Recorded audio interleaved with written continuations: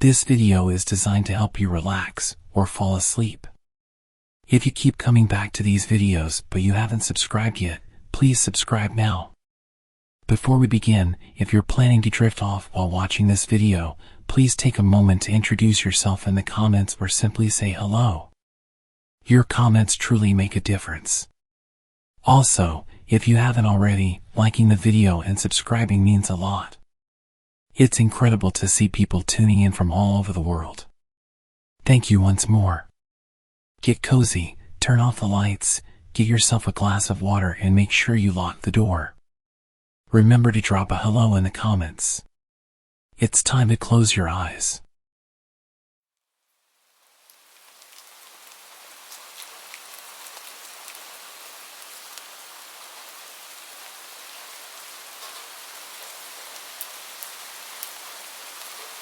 To preface this, I love to drive.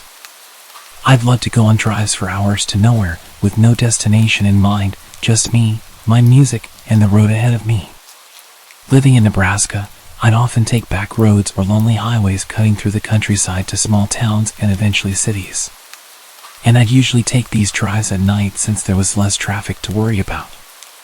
I've done it since I've had my license 5 years ago, and I've never once had any sort of issue, nor have I ever run into any trouble. That was, until a few nights ago. For reference, I'm a relatively small 22-year-old female, and as I've stated before, I often take these drives completely and utterly alone. They're a good way to clear my head when I'm stressed, upset, or overwhelmed, or for me to get a plan together to sort personal issues out. I've also done these long and lonely drives to get away from the toxicity of my household when I used to live with my parents as a means of coping with their alcoholism. Though now that I've moved out and I'm in a much better place mentally, I don't really have the urge to get in my car and just drive anymore. However, on the night this event took place, I was feeling pretty overwhelmed, stressed, and anxious with a cluster of personal issues I'd rather not get into. I felt restless and irritable around my boyfriend. I couldn't focus on anything else and decided I would take a drive to clear my head. My boyfriend was understanding and told me to be careful and to not be gone for too long since it was getting pretty late. I agreed, gave him a kiss goodbye, and left. I drove around our city for about 30 minutes, but I was still feeling on edge about everything transpiring in my personal life, so I decided to drive further north down those familiar, dark, winding one-lane highways. I kept the car at a steady 65 miles per hour, taking the turns at a slower pace in case a deer jumped out around the bend.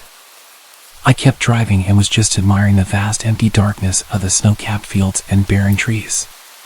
It was honestly a bit creepy being all alone with no cars in sight, in seemingly the middle of nowhere.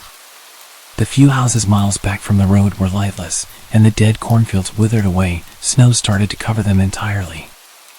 It was like something out of a horror movie, and I half expected to see a ghost pop up in my rearview mirror or see someone clamber out from the patches of trees dotting the horizon. The only light came from my headlights, and even then I still strained to see through the inky darkness of the night. By now it was just after 11, and I told myself that once I made the familiar roundabout that would either take you to a small town or back up towards the city, I would head back to the city and home. That roundabout was still maybe 15 to 25 minutes away, but other than my imagination picturing the worst, I wasn't really all that concerned. I mean, I was by myself. I didn't have any other motorists to worry about, right? Wrong. As I'm rounding another bend, I notice a vehicle with its hazards flashing maybe a quarter of a mile or something away from me. It was some sort of sedan, dark colored, and was angled to where only part of it was on the shoulder while the rest was jutted onto the road, like they had to pull over in a hurry but didn't quite manage to do that. The driver's side door was flung wide open, and as I slowed my vehicle down and angled it towards the opposite side of the road to pass, I could make out what looked like maybe blood on the inside of the open door. I didn't see anyone on the road or in the car, and I was the only motorist in sight. In this part of the country, cell phone reception is pretty bad most of the time. But more often than not, you couldn't get reception no matter how hard you prayed, which was definitely the case when I took a glance at my phone to see if I had any service. So, a lone female on the road, at night, pulling up near a vacant vehicle that looks like someone had been attacked on the inside, with no cell service. Now, I'm no dummy. I've watched countless episodes of investigation, discovery, and criminal minds, and read far too many true crime books to know that this had bad and danger written all over it. But there was still a small part of me that worried something terrible had happened to whoever was in that vehicle, and I thought I needed to help. These roads don't get a lot of traffic at night, and temperatures were well below freezing. If someone were hurt or in trouble, there was no one and nothing else to help them. Still, I erred on the side of caution. I was still driving my car, though a bit more slowly, and as I approached the vehicle I rolled down my passenger window a bit, shut off the music, and called out, "Hey! Anyone there? Are you okay?" I didn't hear a response. I worried they were passed out somewhere, but I wasn't about to get out and look for them.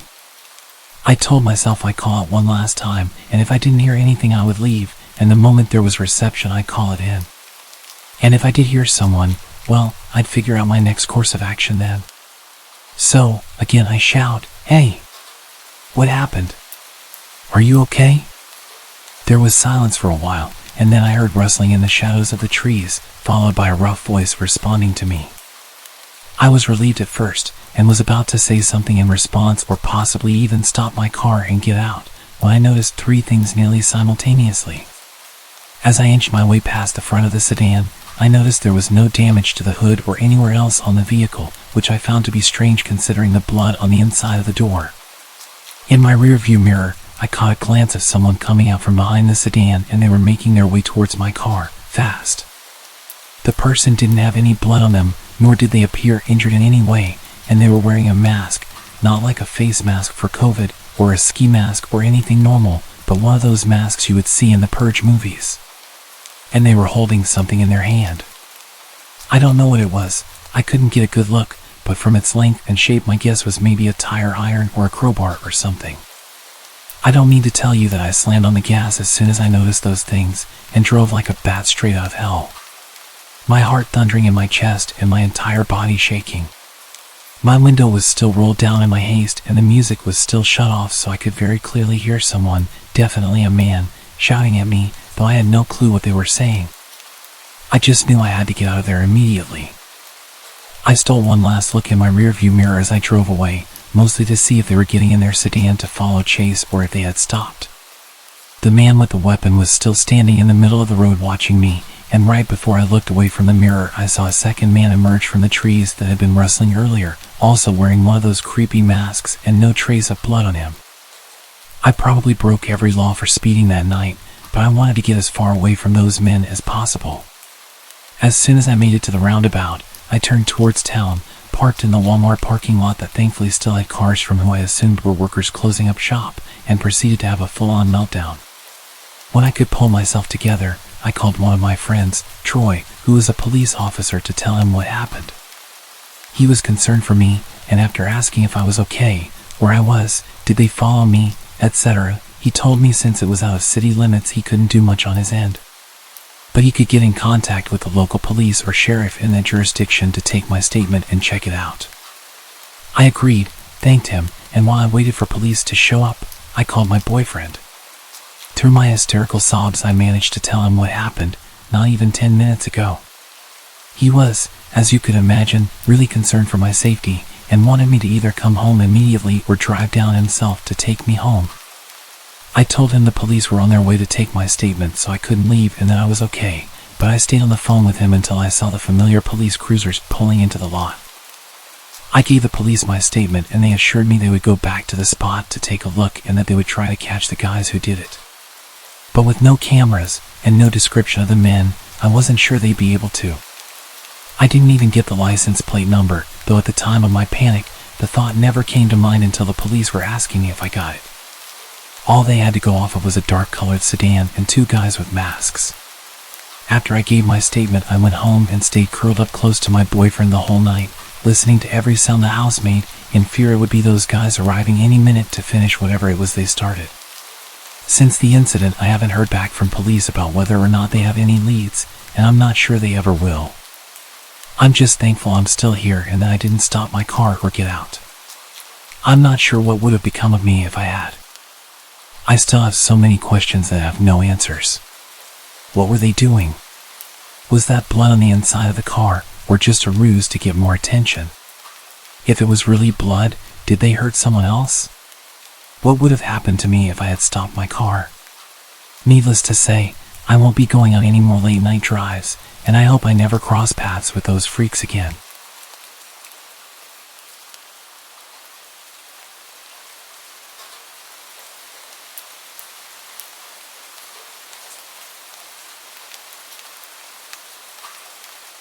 It all started with a normal day at work. I worked at a small grocery store at the time, and my duties consisted of gathering shopping carts in the parking lot and bagging groceries, the usual minimum wage stuff. It was raining that morning, and of course, I was assigned to carts. About 2 hours into my shift, I saw a man rushing to get his groceries into the car. I ran over to him and started helping him with his bags. Mind if I help you get out of the rain? Yes. Thank you so much.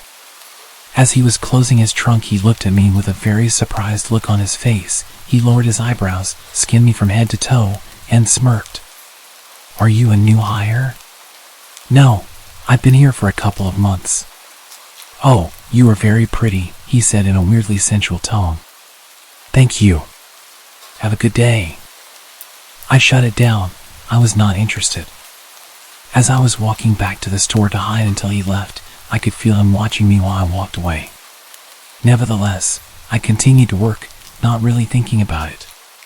After my lunch, I was at the register bagging groceries, and I noticed that same man from earlier walk in.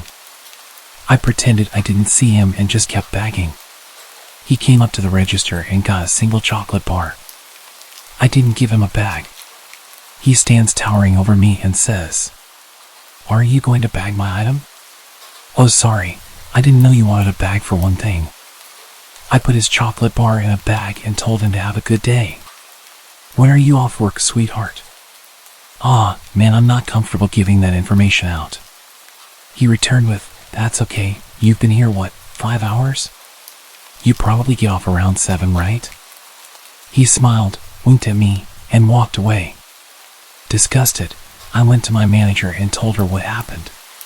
She told me not to work the lot anymore and to ask someone to walk me to my car.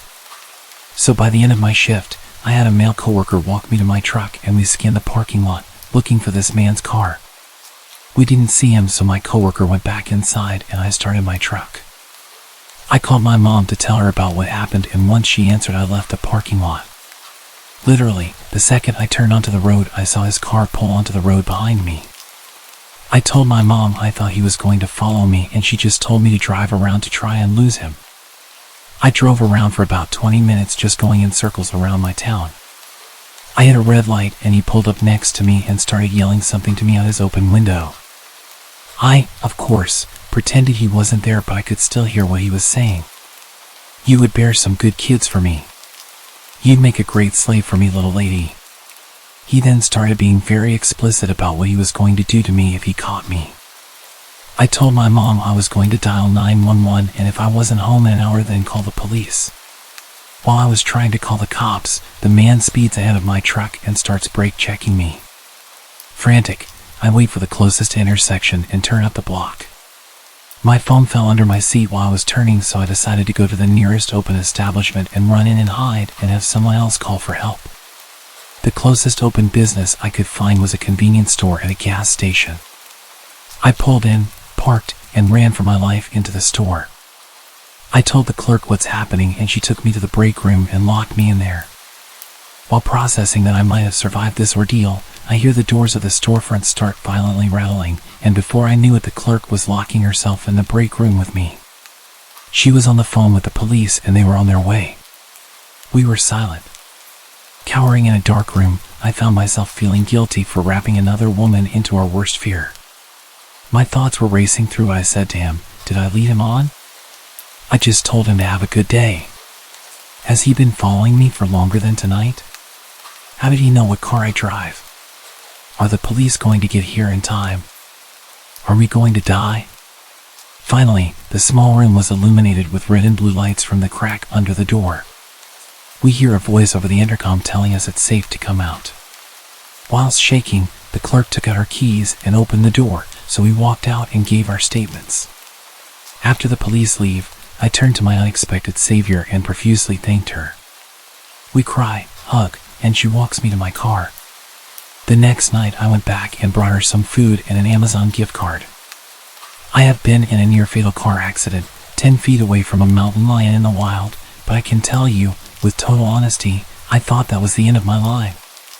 Thank you for reading. Stay aware, be cautious, stay safe.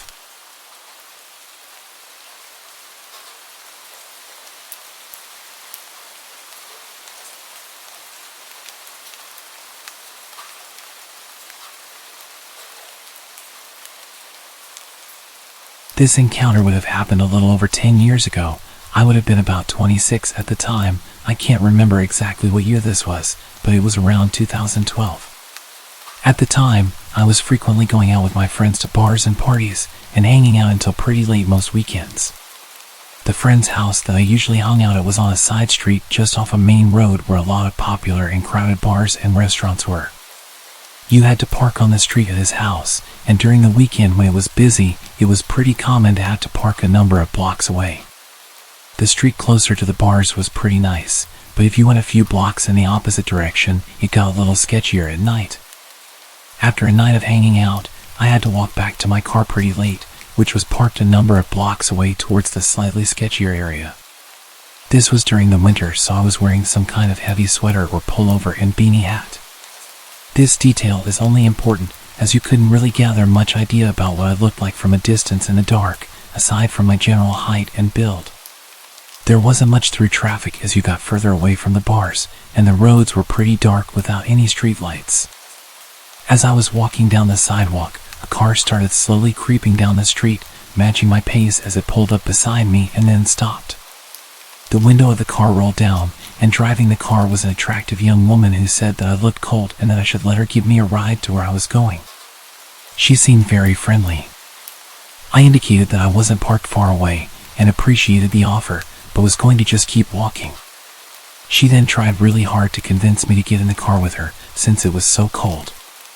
No small talk to establish any information about me to make sure I wasn't a weirdo, just asking me to get in the car pretty aggressively.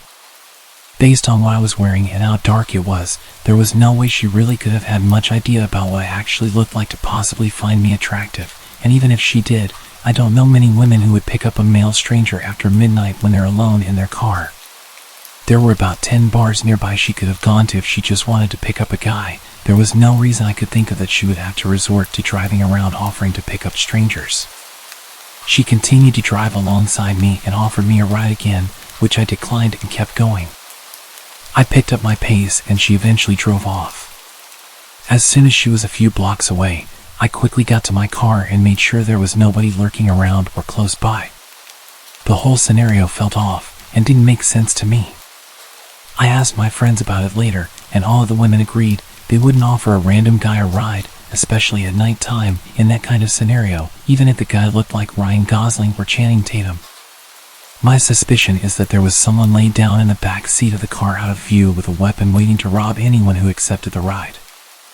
I couldn't really figure out any reason she would be offering rides like that to complete strangers in the middle of the night, as it would be very unsafe for her to just pick up random strangers. I just assumed there had to be something nefarious going on in that car, and I do wonder what would have happened if anyone just hopped in the car with her.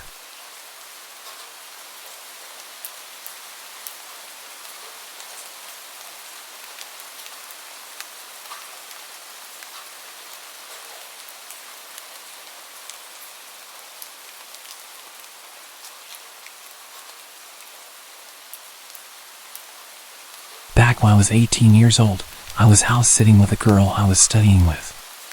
The family we were house-sitting for went to the same church as her, but I didn't really know them well myself. It was more to keep her company in a huge house. This was 1997 when the average teen like me didn't have a cell phone. During that week, there was a short break in the school calendar, which is why this family was away, and why the streets in the area were quieter than usual. My apartment as well as the house we sat for was not far from the university. My apartment was actually a 3-minute walk from it, and the house a further 5 minutes by car. So being a student neighborhood, it was particularly quiet this week. The first weird thing that happened during the week I was at this house was that I dreamed I was driving through a dark forest on a hilly dirt road with no lights anywhere except for those from my car's headlights. As I started to go down a hill, the headlights suddenly cut out and everything went dark. The car slowed down to a stop and died. I woke up.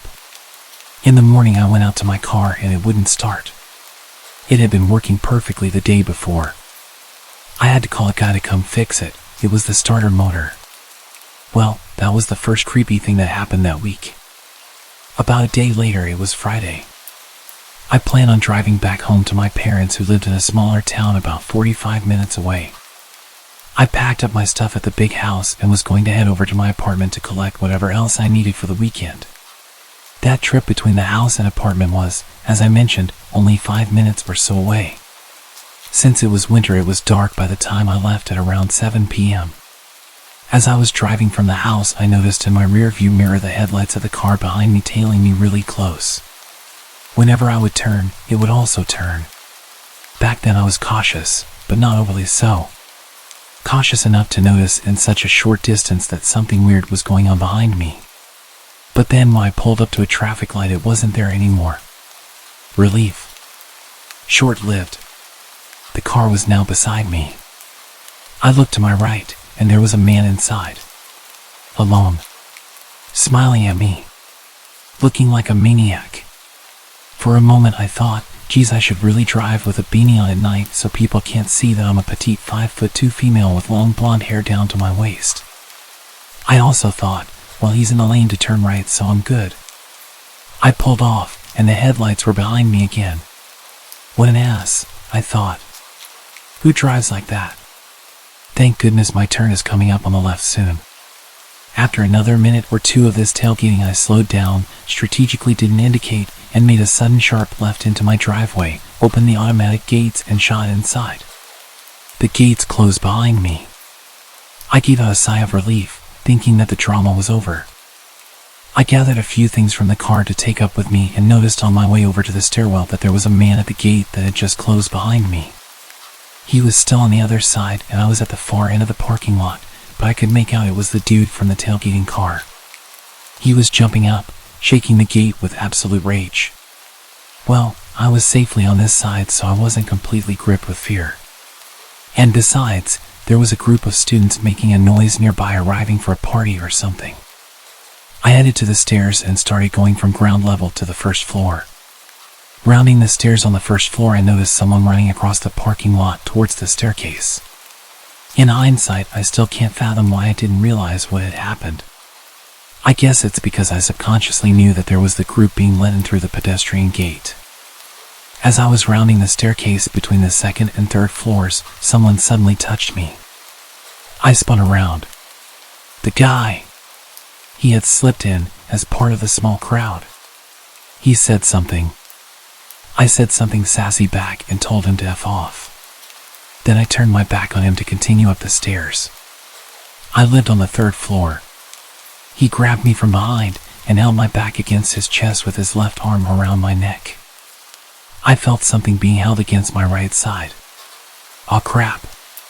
A knife. He led me down. I remember thinking that the light was broken on the bottom level.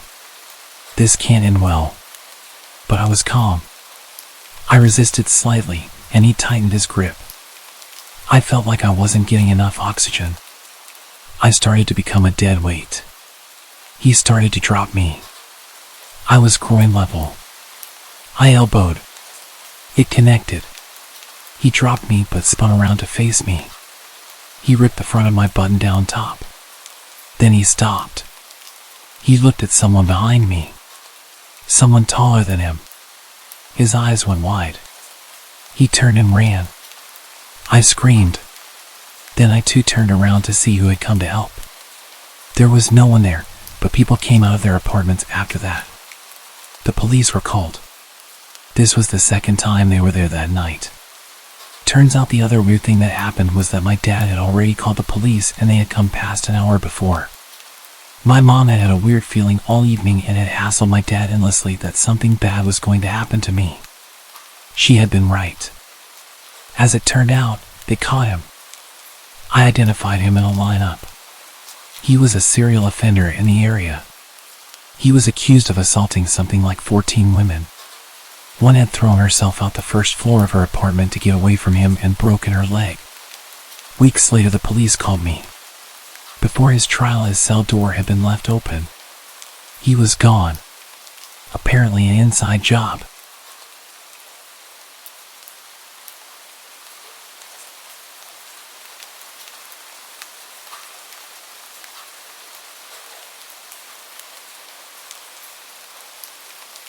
I've had a few creepy things happen to me in my life, but this one still makes me think about how things could have gone wrong very quickly. I'm a 20-year-old female, and this story takes place back when I used to live in southern Indiana, in a seriously remote area. It was a weekend night, and my best friend and I were heading home after a graveyard shift at a local waffle joint. She decided to pick up her dog from her house so we could spend the night at my place. That's important later. We started heading into the rural countryside where I lived, and to get to my house, you had to travel down a long, narrow dirt road. About a mile in, we spotted a truck's headlights. As we got closer, we realized it was a nice truck, probably from around 2018. I can't say I know much about cars, so cut me some slack. The truck was parked sideways, blocking the entire path. Confused, I got out of the car and asked if the driver was okay. He looked hopeful when he saw me at first and said, "I'm just waiting for a friend to come get me. My truck's stuck." He smiled at me, but I noticed his pupils were nearly completely dilated. He glanced back at my car, saw that I had someone with me, and noticed the dog sticking its head out the window. His smile quickly faded, and he remarked, "Pit bulls are mean and nasty." With that, he turned around and got back in his truck. I returned to my friend and said, "Put this in reverse and use whatever hood race skills you have to get us out of here." We reversed my poor 95 Caddy, which really shouldn't have been driving on a dirt road, and made our way back to the main road, feeling relieved. We took a different route home.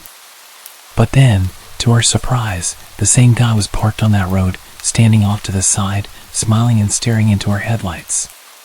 We were on the verge of panicking and floored the gas pedal the rest of the way home. I don't know how he got there before us or what his intentions were, but I'm thankful I wasn't alone, being a pretty naive college girl at the time. Even though the presence of the pit bull probably saved us from that man, the dog actually ended up randomly snapping at my friend a few months later, causing her serious injuries. It had been a good dog its entire life, and I know she was a good owner, so I guess it's just an instinct thing with pit bulls. They can snap at any moment.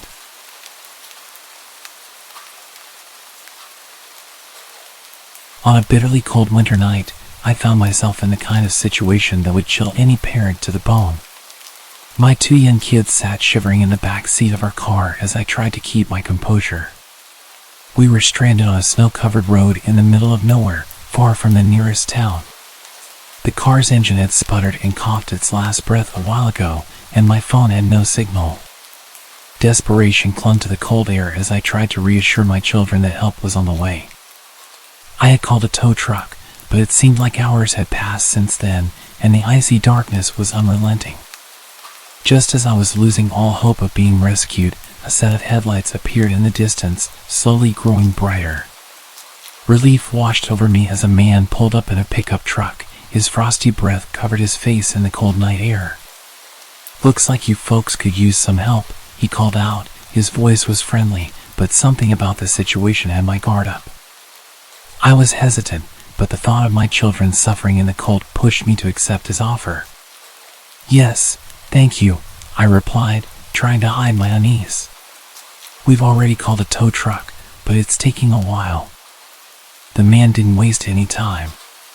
He opened the hood of my car and started tinkering with the engine. His hands moved deftly, almost too quickly, and I couldn't shake the feeling that something was off. As the minutes turned into what felt like an eternity, the man turned his attention to my children. "You know, it's pretty darn cold out here," he said, looking towards them with a warm smile. "Why don't you let them sit in my truck? It's nice and toasty in there." I hesitated, glancing at my children. They were practically blue from the cold, their teeth chattering uncontrollably. "No thank you, we're okay," I stammered, trying to muster some courage. But the man was persistent, insisting that it was the best thing for them.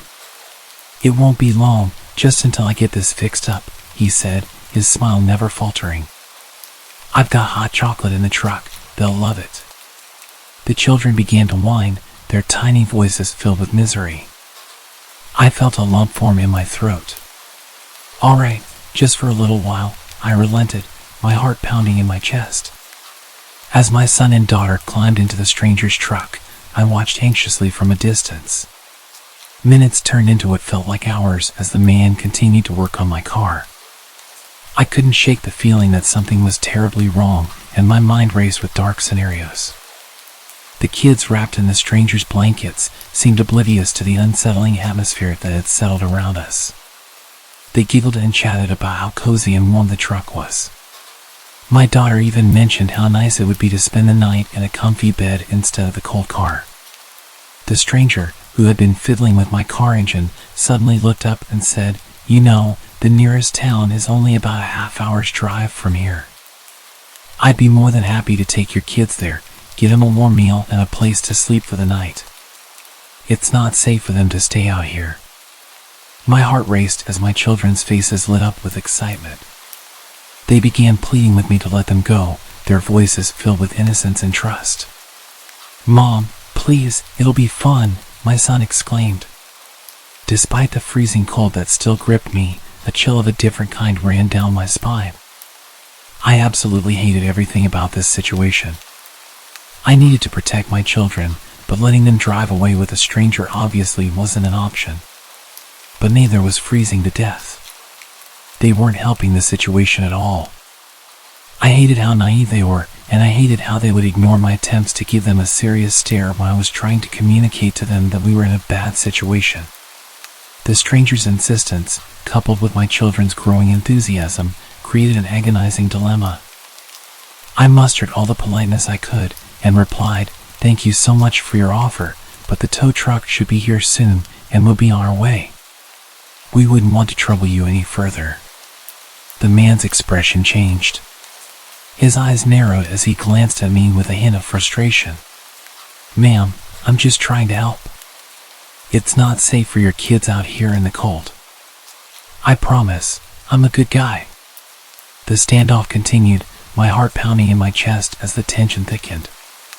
The stranger's insistence clashed with my maternal instincts, and I felt a growing urgency to protect my children from whatever threat might be lurking behind his seemingly kind offer. As the minutes passed, the kids continued to shiver despite the warmth of the stranger's truck. I couldn't ignore their discomfort any longer. Trying to sound as composed as possible, I said to them, "It's time to get back into our car. The tow truck should be here soon." The children reluctantly agreed, and we climbed out of the stranger's truck, thanking him for his help. As we made our way back to our car, the man's eyes followed us. He seemed disappointed but didn't insist any further. I hurriedly bundled the kids back into the car, and we locked the doors. Just as we settled in, the distant sound of a tow truck's engine reached our ears. The tow truck arrived, its lights cutting through the darkness like a beacon of hope. The driver, a burly man with a kind face, jumped out and got to work on my car. As he worked, he glanced at me and the stranger. "You're lucky I got here as fast as I did," he said, his tone was serious. "You know, this road isn't safe at night. It's best to stay in your car." The stranger's demeanor changed instantly. His friendly smile vanished, replaced by a look of cold determination. Without a word, he climbed into his truck and sped away into the snowy night, leaving me with a chilling sense of dread. With my kids safely beside me and our car on the road to recovery, the sense of dread that had hung over me earlier began to fade. The late-night drive home, though still chilly, felt considerably less ominous than the creepy encounter we had just experienced. And as we finally drove away from that desolate stretch of road, I couldn't help but wonder what might have happened if we had accepted the stranger's offer to take the kids away in his truck. The thought made me feel sick, and I knew we had narrowly escaped a potentially perilous situation. The worst part about all of it was my children's lack of situational awareness. They were so eager to be taken away by a stranger. I made a very conscious effort to teach them more about dangerous situations and that when mommy looks at them with a big serious expression and tells them something, that they need to listen and do as they're told.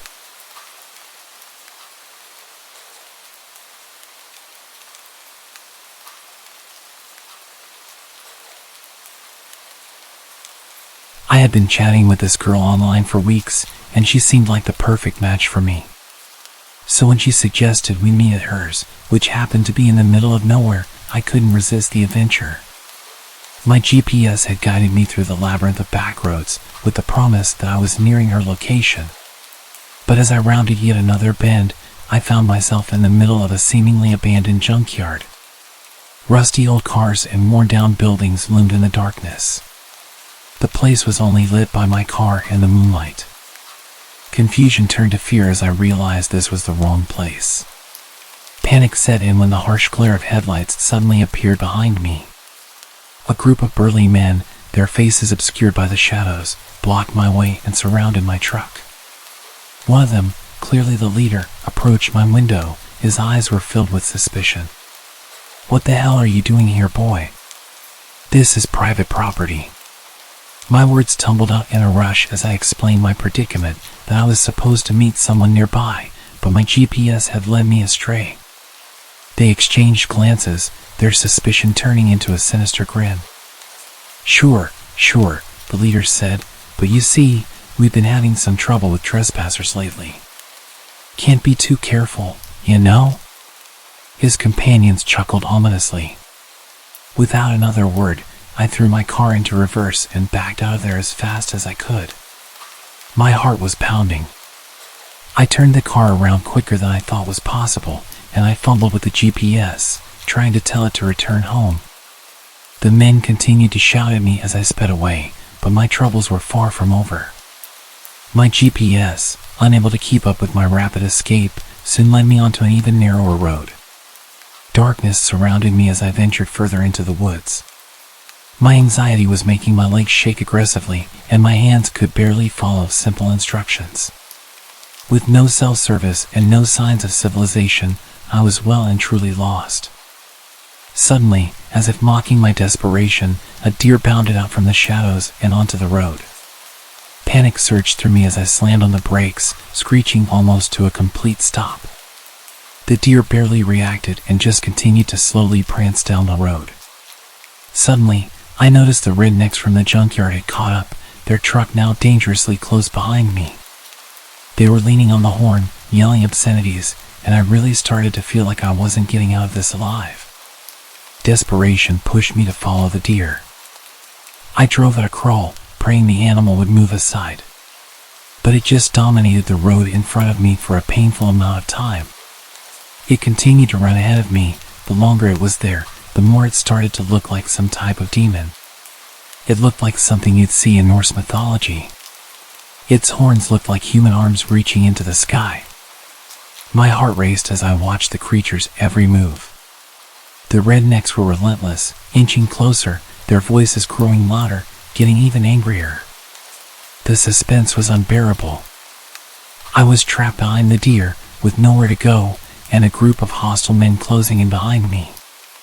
The narrow road seemed to stretch on forever, and with every passing second I couldn't help imagine all of the different ways that I was going to be killed.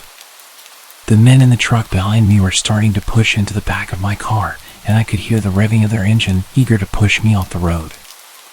I really started to panic and started honking at the deer. I even contemplated abandoning my car and fleeing into the darkness, but I knew that would be futile. They would catch me within moments. As we continued our awful drive on that terrible road, the deer suddenly leaped to the side, disappearing into the dense underbrush. I seized the opportunity and accelerated. When I looked back in my mirror, I saw the deer jump out again right in front of their truck. They slammed on the brakes and were frantically shouting at it to get out of the way. I'm sure they had no issue with killing a deer, but ramming it with their truck at that slow speed would likely just make it angry and it wouldn't be worth the damage. I didn't hesitate for a second as I went full speed down the rest of the road, hitting every bump with no regard for the condition of my car. I drove for what felt like hours, my heart still pounding, until I finally stumbled upon a small town. There, I found my bearings and eventually made it to the nearest motel. It was only when I locked the door behind me that I felt safe enough to breathe. As I lay in bed, trying to process what had happened, I couldn't help wondering about that deer. Was it merely a coincidence, a strange twist of fate? Or did it know what it was doing, sensing my fear, deciding to lead me away from danger and preventing them from chasing me? I'd almost completely forgotten about my date, and when I checked the app to tell her what had happened, she'd unmatched. I have mixed thoughts about the whole thing. Was she a catfish the whole time, luring me into danger? Did she think that I had ghosted her, so she unmatched out of embarrassment? I kind of believed that she set me up either as a prank or as part of the junkyard group. What their plan was, I'm not sure. But I've given up with dating apps.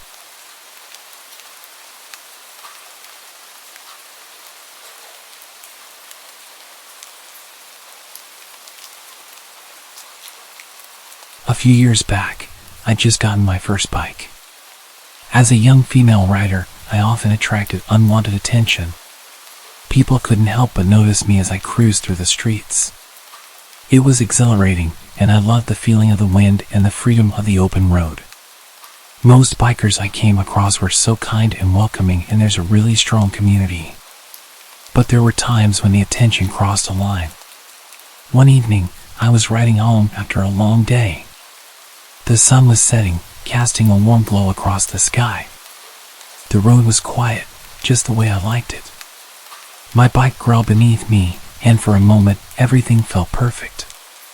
But then, as I pulled into a gas station to top up my tank, I noticed him, a young guy on another bike, maybe in his 20s. He parked beside me, and our eyes met. I offered a polite nod, thinking he'd move on. Instead, he removed his helmet and started chatting. He had a friendly smile and an easygoing demeanor, and although his confidence was admirable, something about his persistence set me on edge. We talked for a few minutes about our bikes and the thrill of riding. He seemed genuinely interested in getting to know me, but I couldn't shake the feeling that he was being a bit too forward. I nodded and kept my responses short, hoping he'd eventually get bored and ride off into the sunset. However, that wasn't his plan. After filling up our tanks, he hopped back on his bike and revved his engine, indicating that he was going to follow me. Anxiety began to creep in as I realized this stranger wanted to ride with me. This wasn't completely unheard of. I'd gone side by side a few times with some other bikers until we both go our own ways. But I was heading home, and I didn't want to be followed. As the miles rolled by, he continued to ride beside me, occasionally trying to impress me with a wheelie or a burst of speed. It wasn't overtly creepy, just persistent. I decided it was time to lose him. I knew my bike and its capabilities well, so I hit the throttle, speeding away from him. The wind rushed past me as I pushed my bike to its limits. He caught up again, and I realized that I wasn't going to lose him. I decided to pull over, and he pulled up next to me. He was so proud of himself. He took off his helmet and had a massive grin on his face as if we'd been playing a fun game. I told him I was heading home now and that I'd see him around. He continued smiling at me and told me he'd make sure I get back safe. I really wasn't in the mood. I kind of snapped and told him directly that I was good and didn't need an escort. Just as I started to leave, I gave him a wave. One last attempt to make it clear that I was saying goodbye, leave me alone. He'd rested his helmet down, so it took him some time to get ready. I managed to get some serious distance this time. Glancing back, I saw him in the distance, desperately trying to catch up. The adrenaline was pumping through my veins as I weaved through the winding roads. But the persistent rider wasn't giving up. He was closing in fast. I could hear the roar of his engine growing louder, and I knew I had to make a decision. Ahead, the road took a sharp turn. I had to slow down to navigate it safely. That's when he saw his chance to overtake me. He revved his engine, racing forwards. But he misjudged the turn, and before I knew it, he slammed into the wall with a deafening crash. My heart pounded in my chest as I watched in shock.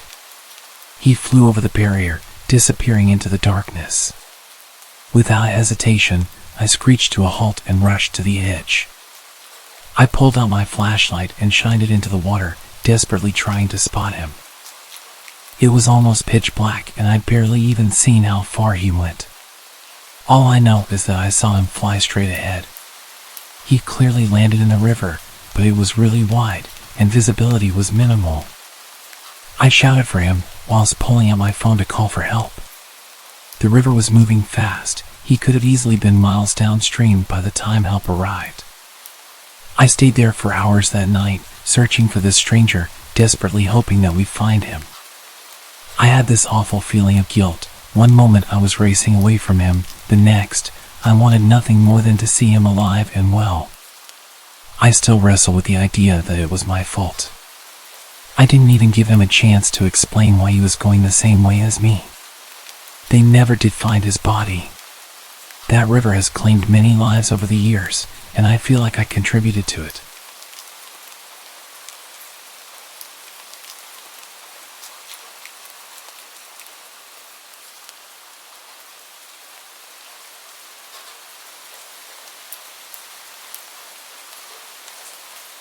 This happened last year when I was 17, and it's something I will never forget. I was home alone one weekend while my parents were at a work convention out of state. I was upstairs in my room playing Rocket League with two of my friends, talking to them on my headset when I heard a thump from downstairs.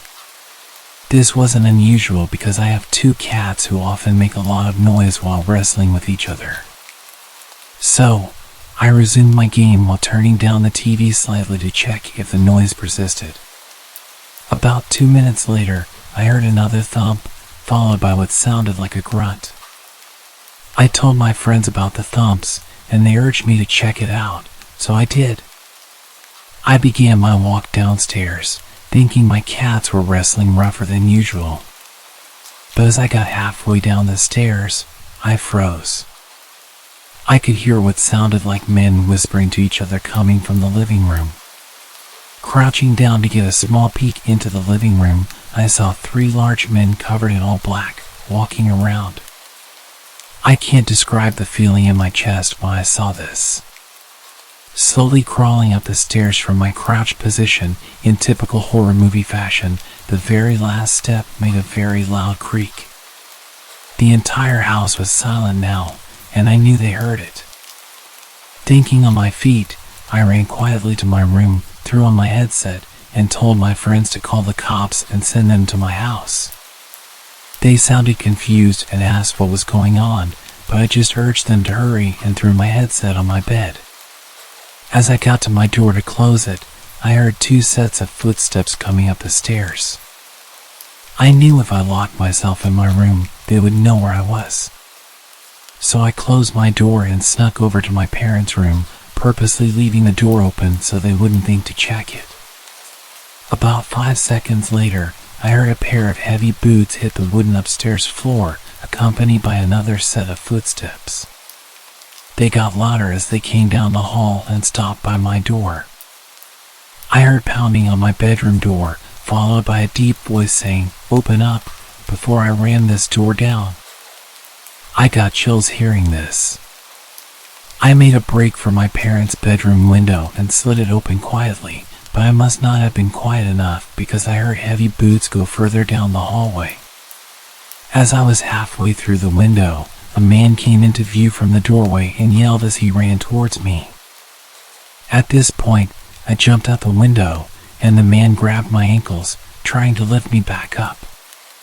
Luckily, I wiggled my feet enough to slip out of my shoes and onto the small roof above my back door. The man followed me out the window as the other man came to the window. I panicked and jumped off the roof, landing awkwardly on my left ankle. The commotion upstairs caused the third man, still downstairs, to spot me through the porch window and run outside to chase me down. I made it to the backyard gate, limping on one foot, before the man grabbed me and pulled me back into the yard. I tried to yell, but the man covered my mouth as the other 2 men climbed down from the window. All 3 of the men grabbed me and tried pulling me back into the house. As they got me in the house, I heard the relieving sound of police sirens pulling up. The men looked at each other and said, "Shit," before pushing me to the ground and fleeing out the back door. Limping on my one leg to the front door, I yanked it open and yelled that the men were in the backyard. 3 officers ran into the backyard while 1 officer helped me over to one of the police cars. They only caught one of the men, while the other 2 escaped over the fence. They threw the man into the other car as the officers came to question me. Shortly after, my 2 friends, whom I was playing with, pulled into the driveway on their bikes and rushed over to me to see if I was all right. I told them I was okay and thanked them for calling the police, potentially saving my life. The man that was caught was charged with burglary and attempted kidnapping. It turns out the men broke in through the basement window. I was thankful to escape with my life and only a sprained ankle that night. My lesson to all is to always follow your gut and never ignore any sound you hear while home alone.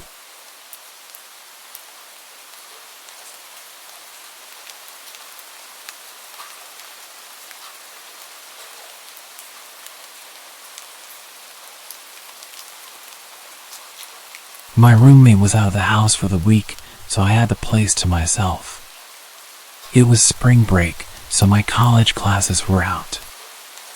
I had no plans and really nothing I needed to do. On Monday, I was basically trapped inside due to a huge storm blowing through our city. This was common around this time of year, but it still always seemed worse every time. The trees looked like they were going to blow away, and the house would shake and creak non-stop. Knowing I wouldn't be able to sleep, I decided to just stay up. I turned on the Xbox and started up one of my video games and played for well over an hour, probably until 11 o'clock when the doorbell rang. I paused the game and got up, but then I remembered the fact there was a storm happening. Who would be outside right now? I went over to the front door and looked through the peephole, but nothing. I opened the door. The wind and rain hit me right away, but when I looked around, I didn't see anyone. I closed the door and thought maybe the wind had somehow rung the doorbell. I don't know, it sounds dumb now, but what was I supposed to think? I went back to my game, but only a couple minutes later, I heard a huge crash in the backyard. It sounded like stuff tumbling over and breaking. I immediately knew it was our patio furniture and ran over to the back door. Everything was scattered around the yard, blowing around in the wind. I quickly put on my shoes and went outside, pushing each piece of furniture up against the back of the house. The wind was so heavy it would even hurt sometimes when the water would hit my face. I was rushing, going as fast as I could until I saw someone. They were standing at the edge of the backyard, watching me. I looked back at them for a moment, but then grabbed the last piece of furniture and ran inside to escape the rain. I looked at the back door as I dried off, but the person was gone. Between that and the doorbell ringing, I was a little bit nervous. I sat in the living room this time, just scrolling on my phone because I was tired of being interrupted. After a while, I struggled to keep my eyes open. I got a blanket and laid down on the couch. I didn't feel like going upstairs, and the storm was much louder up there. It took a while, but eventually, I drifted off to sleep. A few hours later, still well into the night, I woke up from a sudden burst of heavy wind outside shaking the house. I pulled the blanket to the side and sat up, moving my feet to the floor as I prepared to go check if the furniture outside was still there. But just when my feet touched the floor, they were soaked. It woke me up immediately. I looked down and saw a puddle on the ground right next to the couch. Then I saw another and another, leading in a line across the floor. Inside the puddles were faint muddy shoe prints. I stood up and ran to the corner of the room, heart beating rapidly in my chest. After a minute of hearing nothing but the wind outside, I slowly followed the shoe prints. They led all throughout the house, upstairs and downstairs, but I could clearly tell that they entered through the back door, which I had stupidly forgotten to lock in the rush of getting out of the rain. I locked it and pulled my phone out to call 911, but then the thought crept into my mind, what if they're still inside? I stayed quiet and moved into the corner of the house where I felt the most hidden and called. I waited in silence for them to arrive. When they did, they took a look around, seeing everything I saw, but nothing more. They told me it seems like a personal attack because nothing was missing, and they were clearly focused on my house in particular. However, they walked right up to me while I was sleeping and seemingly did nothing but watch me, which is super creepy but doesn't make much sense. If they wanted to do something to me, they would have at that moment. After some thought, this had led me to believe that whoever it was had actually come from my roommates. They saw me, then looked around the whole house, and then left, doing absolutely nothing. So if this was a personal attack and my roommate was there, I think things may have gone a lot worse than they had.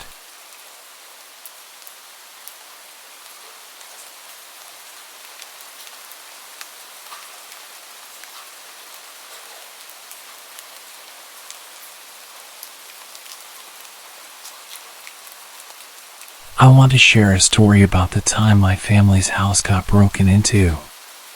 It was a really creepy experience.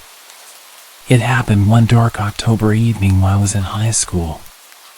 Back then, whenever I got home from school, I would go up to my room and lie on my bed and read some comics. On the day of the break-in, it was just me in the house. My family had gone shopping, so I shut myself in my room and lost myself in my books. It was great.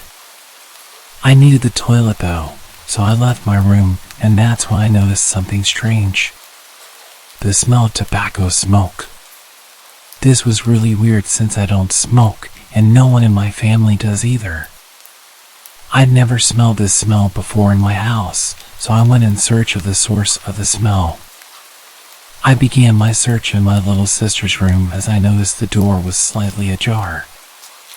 I pushed the door open and switched on the light, and in my little sister's room was a full-grown man. There was a stranger in our house. He was holding his shoes in one hand, and he was rummaging through my sister's drawers with his other hand. I guessed that he had taken off his shoes so that he could move around more quietly. My heart stopped, and my skin went as cold as ice. Somehow I managed to ask, "What are you doing in here?" Despite my fear, he started babbling, creating random excuses, none of which were plausible. It was really crazy. My heart was racing now, and I didn't know what to do, so I just grabbed him by the arm. I didn't want him to escape, and he didn't resist or complain. He kept silent. Luckily, my grandfather lived close by, so I led the intruder with me to his house. When we got there, my grandfather called the police. After some time, the police arrived, and they filled us in on the details. After they interviewed him, it turns out that the man lived in one of the apartments across the street that looked directly into our house. Things got really creepy when he told the police that he'd been in our home several times. He said he liked to break in even when there were people in the house. Despite the police interview, the man broke down and confessed. He said the main purpose of his repeated trespassing was the fact that he was drawn to my sister. He had some sort of obsession with her. He told the police that the day I apprehended him, he was looking for some of her underwear to take back to his apartment. He said that the only reason he picked my sister was due to the simple fact that she was his type. He confessed to entering other people's homes too, anyone who was his type. He said that the only reason he went unnoticed by the occupants was that he was very careful not to disturb anything or steal a thing. No one knew he was coming or going. It seemed that this guy had an understanding of our family's movements, our schedules, that kind of thing. It was clear that he'd been watching our house and our family for a long time. He knew how to get in easily, must have searched for a weak point of entry. He had done this many times without being caught, and my guess was that he began to get careless, which was how I was able to catch him. I only caught him due to the cigarette smell. I can't tell you how horrifying it is to find someone standing in a dark room in your house when you're at that age. I literally have no words for how frightened I was. Of course, we threw away all of my sister's underwear. We decided to get her new clothes. I mean, how could she feel comfortable wearing anything that man had touched? I think my sister has suffered mentally with this, and it's a thing I don't speak to her about. I'm just glad I caught him. Who knows what else he might have tried doing. Maybe stealing the clothes was just the beginning. I don't want to think about it.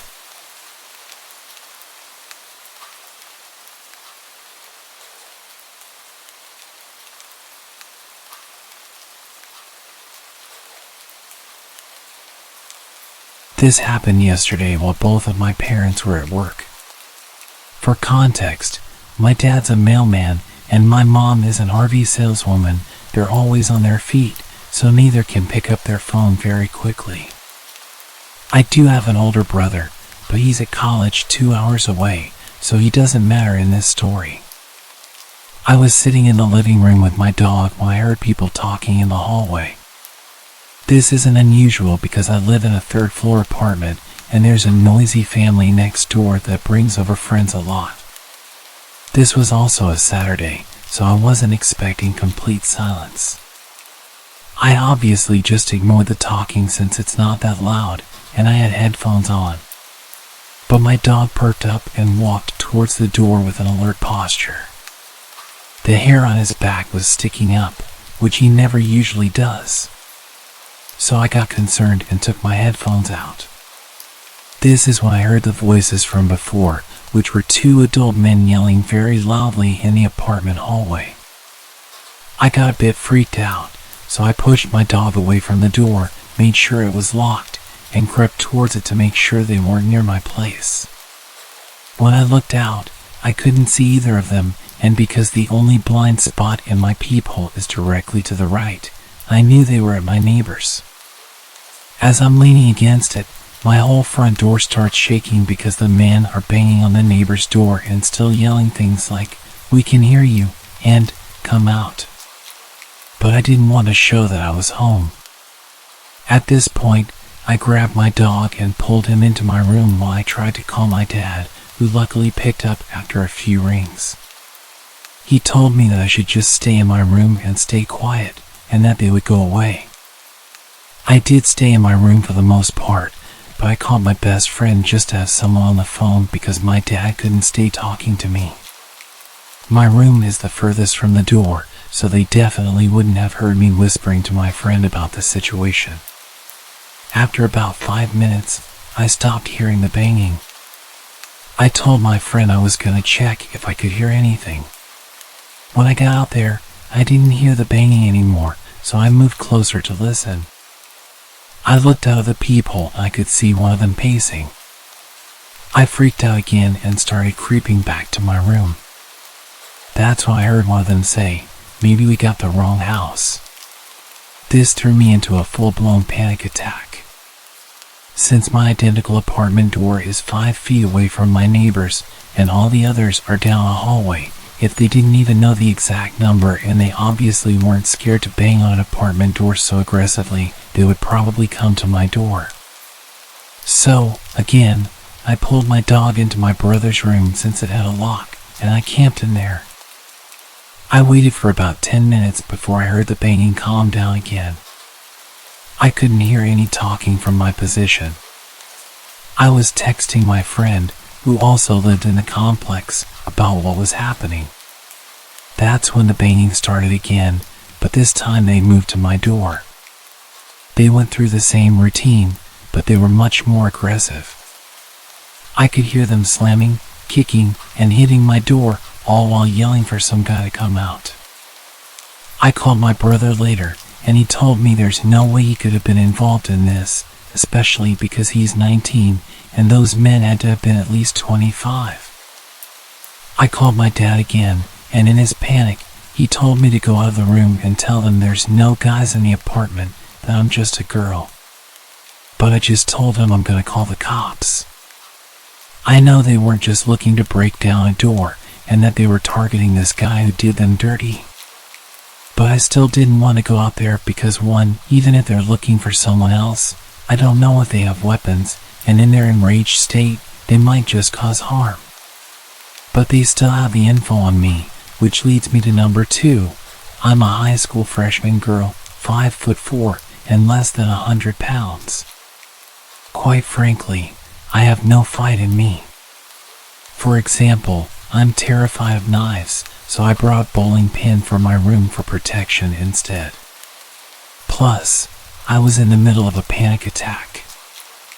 I stood no chance against 2 adult men at my door, so letting them know I'm a teen girl home alone isn't the best idea. I sat next to my locked bedroom door with my dog as I called the cops. I tried to keep him quiet this whole time, but I didn't want to be suspicious during this situation. I made sure not to talk to my friend while I was out of the room to keep quiet and tiptoe everywhere so they didn't know anyone was home besides the dog. I'm pretty sure they didn't know anyone was home, even though they said, "We know you're in there," during their yells. Because earlier, they were unsure if they even had the right place. I was on the phone with the cops for a few minutes before I heard light knocking at my door, making me realize I wasn't so much in shock that I didn't even know the banging had stopped. The operator said it was the cops, so I ended the call and answered the door. The officers told me the guys took off just before they got there, and they asked me a few questions about male family members and if they could have any correlation with this.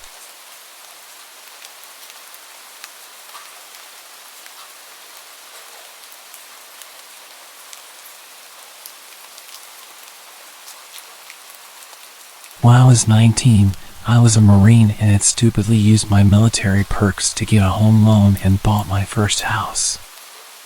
I moved a barracks room worth of stuff into this place that seemed to me like a palace.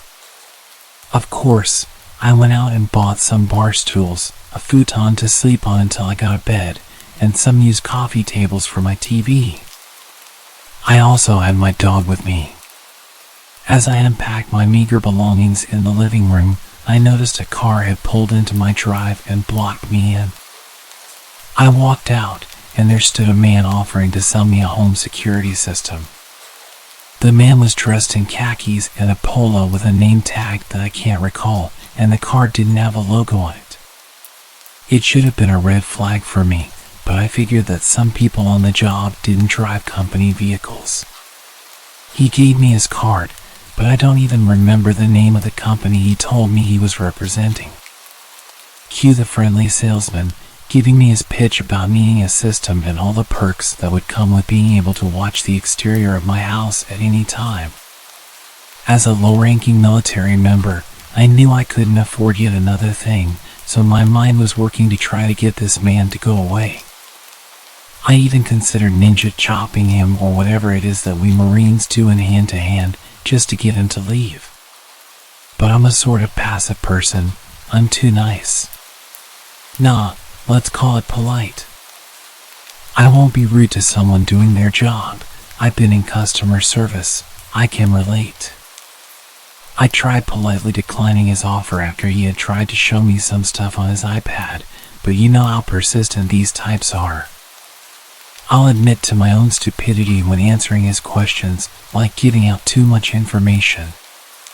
Do you live alone?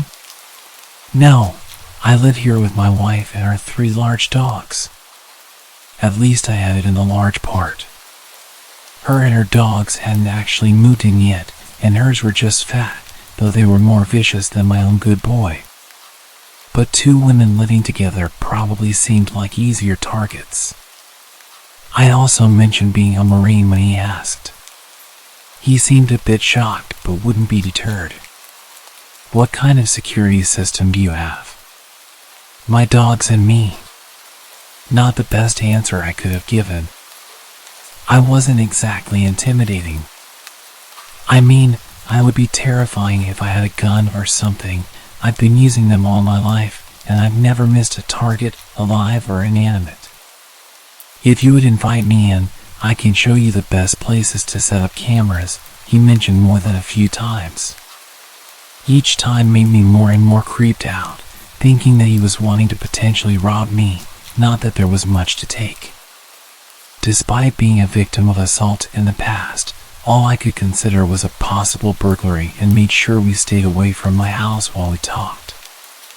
We were outside for about 15 minutes total, me spending most of that time trying to politely get away from him and retreat inside. I was losing my mind with the social niceties and just walked away, leaving him standing alone in my front yard. I walked into my house and locked the door. He got into his car and left. I thought nothing more of it. After some unpacking, I couldn't do much. I had nowhere to put most of it. I ate some junk food and put together the futon. I got it all decked out with my fluffiest blankets, made sure the doors and windows were locked, and went to lay down in the living room. Looking back, I'm not sure why I didn't put it in a bedroom. They all have blinds, and the rooms take a bit of getting to. Perhaps I wanted to be near an exit. For some context, my back door is a double glass pane door. At the time, I didn't have curtains on it, but I did have blinds on the kitchen window. My kitchen, living room, and dining room are all connected, but there's a wall in the living room that I strategically situated my futon against so it couldn't be seen by the back doors or the front door window. Call me paranoid. I had been laying down for a few hours, and at about 11, my dog got off the futon and went to the back doors. My dog is large and looks like a Rottweiler, but he's never hurt anything in his life. He'll greet strangers at the door with a tail wag and hardly barks. He stood back there for a bit and whined a few times. I ignored him, it was probably a squirrel. But then he started growling, a sound that I'll never forget. It sent terror straight through me as I sat alone in the dark. I had only ever felt that fear once, when a mountain lion screamed, and I realized I was powerless against nature.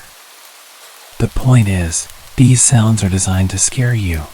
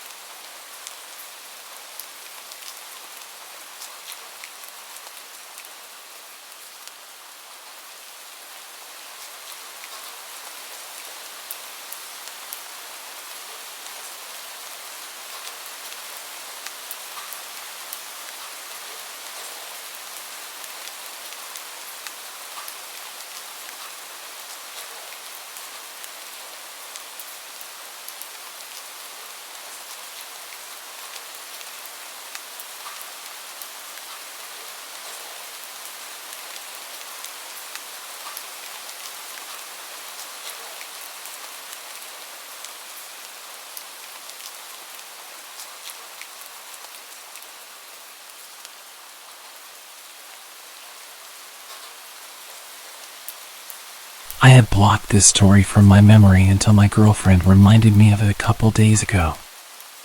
I started dating my girlfriend at the end of my senior year, and I used multiple dating apps before we started dating. I had my Snapchat listed in many of my dating app profiles. This is important. Nothing led to anything with the apps. I talked to people for a bit and eventually the conversation would die out. When I began dating my girlfriend, I had deleted the apps but never deleted my account, meaning people could still see my profile and my Snapchat account. I realized this after a few people would add me, but it didn't bother me much because I'd tell them I had a girlfriend. As you would imagine, the conversation would end at that point. But there was this one guy that added me, let's call him Adam. And he asked me if I was available. Being straight, I was used to guys adding me, so I gave him the usual response. Sorry, I'm straight and I have a girlfriend. I expected him to leave me alone, but it didn't stop him. At first the messages were normal. How was your day? What did you do today? Simple stuff like that. Being the nice guy I am, I responded because I thought this guy just wanted to be friends, and having a gay friend is okay with me. Then the messages progressively got more creepy. He started asking questions about my girlfriend, and not the basic questions. As the days passed, I started to notice that Tyler's vocabulary was very similar to Adam's. I wasn't sure about it, so I didn't make any assumptions that it was him. I shared Tyler's Snapchat with my girlfriend, who added him to investigate. As soon as she added Tyler's snap, Tyler flipped out on her, confirming that it was indeed Adam. Realizing this, I blocked him again. After that, everything went quiet from Adam for about a month. I live in the suburbs of Chicago, and both my girlfriend and I live down the street from each other. We often see each other, and our families are good friends. Anyway, a month went by until I received a letter with no address or name on it, just my name on the front. I opened it, and to my shock and horror, it was basically a love letter from Adam. The letter expressed his love for me and his desire for me to run off with him. The letter took a very sexual turn halfway through, with explicit descriptions of what he wanted to do to me. At that moment, I had two horrifying realizations. One was that he knew my address, and two, he had dropped off the letter himself, meaning he was in my town. I immediately called my girlfriend, who was equally shocked. After consulting with my parents, we called the cops. Unfortunately, since I had blocked and removed Adam's social media information and the letter had no return address, there was nothing we could do about it. Day after day, letters kept appearing in my mailbox until they also started showing up at my girlfriend's place. Her letters were far worse than mine. Adam wrote about how much he hated her and how he wanted to hurt her. He described in detail the ways he would inflict pain on her until she broke up with me. Like me, she reported this to the police, but they could do nothing about it. My girlfriend's family had plans to go to Hawaii for vacation, and I was house-sitting for them. The first couple of days went fine until one of the last nights of the week. As usual, I was at their house, watching TV on the couch, when the power went out. It was around 1 a.m., and it was pitch black. The next few seconds were silent, and then I heard a window smash from the office. To help you understand the layout of the house, when you entered the front door, the living room was on your left, straight ahead were both the kitchen and stairs, and to the right were the office and dining room. Upstairs, as soon as you reached the top of the stairs, there was a bathroom straight ahead. My girlfriend's room was on the right, and the other bedrooms were on the left.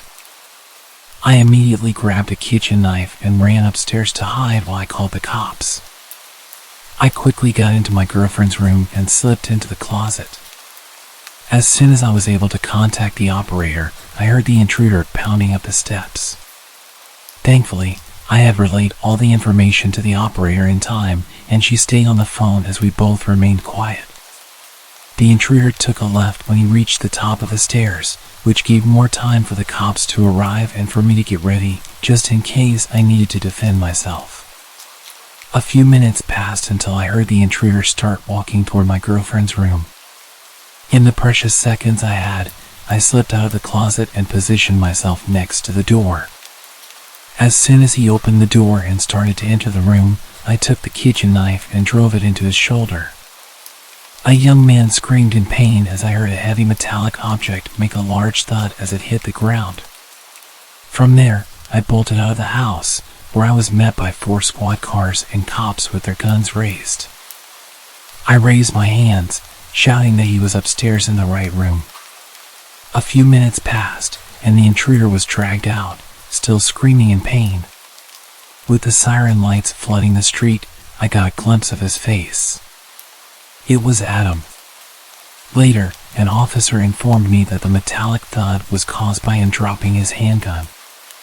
Adam was from Texas and had traveled up to my state to be with me.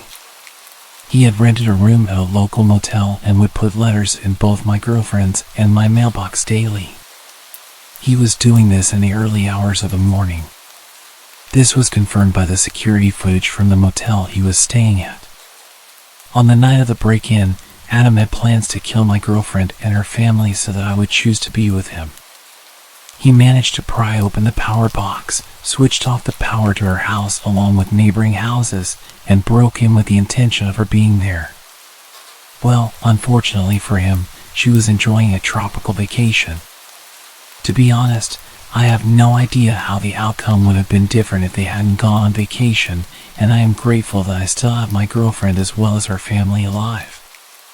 So, to any stalkers out there, please stay away from my girlfriend.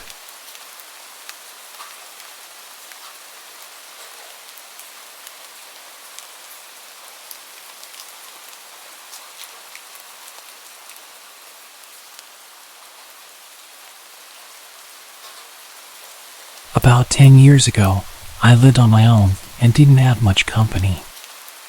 I was quite depressed at the time after losing my girlfriend to a drunk driver. I was enjoying a beer and watching the sunset on the back porch when I saw a large, scruffy man emerging from the tree line. My heart skipped a beat as he stumbled towards my house in a menacing way. Living alone, I often use my backyard for target practice. And at that moment, I was immensely grateful for it. Instinctively, I rushed to bolt all the doors while frantically dialing the police. What I didn't know was that this intruder had broken in the day before through a basement window and had spent the night squatting there. He had left the basement door unlocked, and at this point, he'd made his way inside the house and was making his way up the stairs towards me. I gripped my rifle, aiming at the approaching man as he descended the hallway. I shouted at him, ordering him to stop and get on the ground, but he just kept walking towards me. I fired the first round, loaded with rock salt, but he showed no reaction. I quickly followed with a rubber bullet to the chest. Yet the drugged-up guy, who was clearly out of his mind, continued advancing. This guy was huge, at least twice my size, and I realized that whatever drugs he had in his body were going to push him through any pain that a rubber bullet would inflict. He was backing me into a corner. I desperately begged him to stop and warned him what would happen, but he just moaned at me like a zombie and shouted, "Shoot! Do it!" Then he lunged towards me. I took my third shot. I can't recall whether it was buckshot or a slug, but it left a gaping hole in his chest. It barely even slowed him down.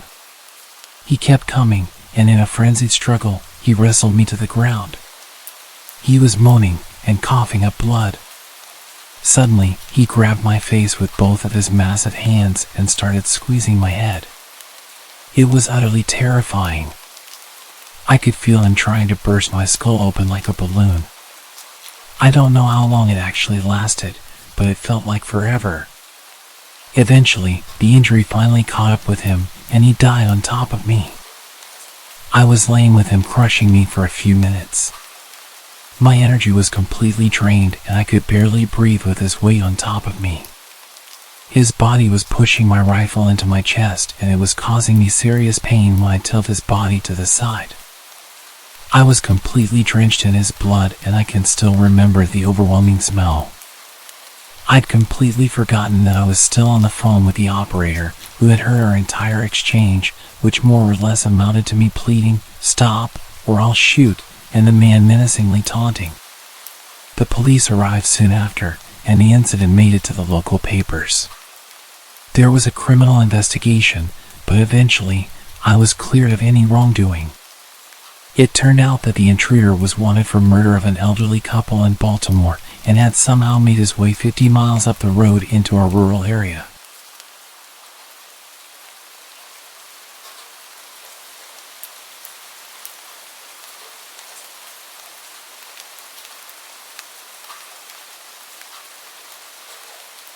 This happened to me over a decade ago, but I will never forget the feeling deep in my chest.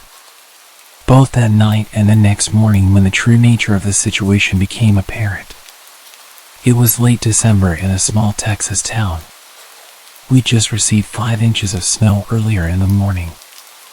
I can't remember what time it was. All I remember is it was dark outside, and I was playing in my room. It's important to note that my room was made up of 2 parts, a mudroom with a door leading out front, then my actual bedroom. The door was an older style wood door with all the old hardware and had a window on the top half. It had a window shade, but that wouldn't stop anyone from looking in if they wanted. My room was the frontmost, with my parents' room being in the back of the house. Suddenly, the knob was not being gently moved. Someone was turning it with force. This door was one that had to be locked from the inside, so the knob could turn and open freely. Luckily, there were 2 deadbolts. Whoever was on the other side just figured out the knob was free to open. As soon as I heard it turn all the way, I sprung up to the wall about 5 feet from the door, my back to the wall. The door fell silent. I found myself glued to the wall, unable to move. Then, the knob turned slowly. I remember watching, waiting for it to turn all the way. When it did, whoever was on the other side started trying to budge the door and pry. At first, it was easy going, but then they started pounding into the door with their foot. They got only 2 kicks in when I unfroze and screamed for my life. I sprinted to the back of the house to get my parents. They asked what was wrong, and I said someone tried to break in. They ran over and checked, not bothering to look outside, which I pleaded them to. They just said my imagination was running wild and it was an animal or the old age of the house. They took one final look in my mudroom, not bothering to investigate any further. I was told to go to bed. It took me hours. I don't even remember falling asleep. All I remember is staring at the door from my bed, never taking my eyes off the doorknob. Suddenly, I was woken up by my parents, who were obviously distressed and seemed to be scared. My mom grabbed me by both shoulders and got right in front of me. She asked very sternly why I thought someone tried to break in. When I told them this time, they seemed to listen. I was worried how serious they were as they asked me about everything. When I was done, they said they had to show me something. They took me to the front door and out to the front yard, pointing to my door near the driveway. You could clearly see the boot prints in the snow, walking along the street through our yard and straight to my window, then my mudroom door, where I had been playing the night before. The police showed up and took a report, but nothing ever came of it. I was never able to sleep well in that house.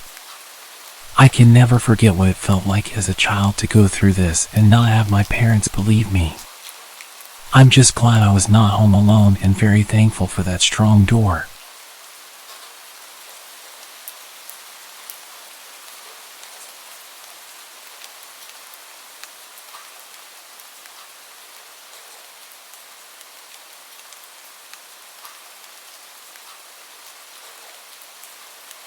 Hello. I'm a 20-year-old French girl. To set the context, I live in a suburb in a small residence with 6 houses. My gate is often broken, and most of the time it's wide open, giving easy access to our small courtyard. My house has 1 floor with 4 bedrooms, including mine. Downstairs, there's a guest bedroom which we use as a treatment room due to my health issues. It's where we keep all the equipment and medicines. I also have a dog who means the world to me. He feels everything and even senses my epileptic seizures before they happen. He can even tell when the nurses are arriving by the sound of their tires in our yard. He never barks unless there's a problem. A nurse visits me 4 to 5 times a day for treatments, including infusions. This is an important part of my story. One morning, as usual, my nurse, Sandra, arrived at 8 a.m. She administered my treatment, and we chatted like we always did. After about 40 minutes, she left, saying she might be a little late next time, but I shouldn't be worried. That day, my parents were at work, and I had a medical appointment in the morning. I was home alone, except for the nurse's visits every 4 hours. When I returned from my appointment, I sat on the sofa with my dog while waiting for the next nurse. When I heard tire noises, I thought it was Sandra arriving a bit early. My dog started growling, which was unusual. I looked at the time, 11:50 a.m. I assumed Sandra might have switched with the previous patient, as she sometimes did. I heard a knock and I went to the door. I saw a young woman I had never met before. She introduced herself as Camille, a third year at nursing school, and explained that Sandra had sent her to prepare my treatment. I wasn't suspicious. I was used to students coming over. But I was a bit surprised because Sandra usually informed me in the morning or sent a message. Also, she never left a student alone on the first visit. I led Camille to the treatment room and showed her the way. While she washed her hands, my dog's behavior became strange. He growled as she approached me and circled me, so I decided to leave him in the living room and close the door to keep him calm. I didn't pay much attention to what Camille was doing. I was on my phone at that moment. Then, I noticed she was preparing a syringe rather than using the pre-made saline syringe as usual. I glanced up and saw that my treatment ampoules were untouched, but I had heard the distinct sound of ampoules breaking. Something felt off. As she approached me with the syringe, I received a message from Sandra saying she'd be there in 5 minutes and asked me to start setting up the equipment. I made up an excuse, telling Camille that I needed to use the restroom and left her in the treatment room. My dog kept barking and growling. When I reached the toilet downstairs, I sent Sandra a message telling her about the woman, and she had no idea what I was talking about. I was terrified and started crying in the bathroom. Camille came to check on me and asked if everything was okay. I assured her it was, and that's when I heard the front door slam shut. 2 minutes later, it reopened, and I heard Sandra's voice. I left the bathroom, still crying, and Sandra asked me what had happened. I explained the situation and showed her the treatment room. We called the police, who arrived, examined the evidence, and took samples from the syringe and other items prepared by Camille. The test results were shocking. The syringe contained a paralyzing substance, enough to paralyze a 120 kilograms man, and the IV contained a highly concentrated medicine that could have stopped anyone's heart. To this day, we don't know who Camille really was. Thankfully, I never heard from her again. She had stolen all my opioids but left my tablet and computer untouched. Looking back, I realized my dog had sensed Camille's ill intentions. I should have been more vigilant, especially since she was a stranger and on her own. My treatments are far from simple. I often wonder what could have happened if I hadn't checked my phone that day.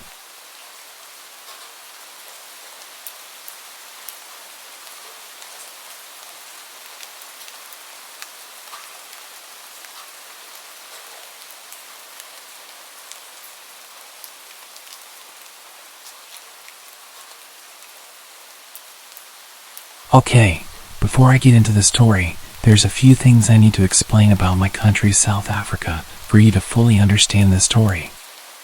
In South Africa, it's normal to have high brick walls with electric gates, electric fences, and alarms. The crime here is hectic. It's also pretty normal to have big gardens. My family and I are big animal lovers, so at the time we had 6 dogs. 2 Shar-Peis, 2 German short-haired pointers, and 2 dachshunds. With that being said, our dogs roam freely around the garden as it's obviously enclosed. We usually leave the veranda door open during the day for them to do their thing. Another thing about South Africa, it's normal to have a live-in maid and a gardener. Like, the average family usually employs them. It's not only for wealthy people, which seems to be a thing in other countries. For the story, our maid is Ellie and our gardener is Vince. So this happened in 2007 while I was 9 years old. My older brother was 10 and we had just gotten our first cell phones that day. My dad surprised us after work.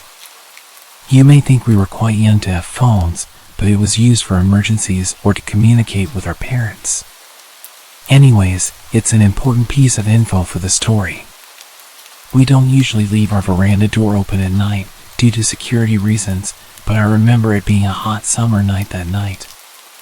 So of course, this night of all nights, the veranda door was wide open and the dogs were doing their thing in the garden. My brother and I were in my parents' room setting up our new cell phones, all excited. Ellie's daughter, who was 18, was like an older sister to us, and she was helping my brother and I. My dad was somewhere in the house and my mom was in the bath. I specifically remember the maid's daughter making a comment about how the dogs would not shut up and how annoying it was. That's when I noticed it as well. Sure, they bark, but it was usually the dachshunds that yapped when the bigger dogs just chilled. Plus, it would only happen for a few minutes, then they'd get over it. Something was different that night, as even the bigger dogs were barking non-stop. My dad appeared in our room and mentioned to us that he'd also noticed the dogs' incessant barking, and he was going to check if everything was okay. No alarm bells went off in my head, and I don't believe my dad thought anything was amiss either, because my brother asked to investigate with him, and my dad agreed. I was obviously too engrossed in my new Sony Ericsson. My dad said he had a terrible feeling because of this, and because of how out of character the dogs were acting. He called after them. They'd usually come running, but tonight they all seemed to just look at him. They then turned back around and continued going crazy at this dark corner down the steps.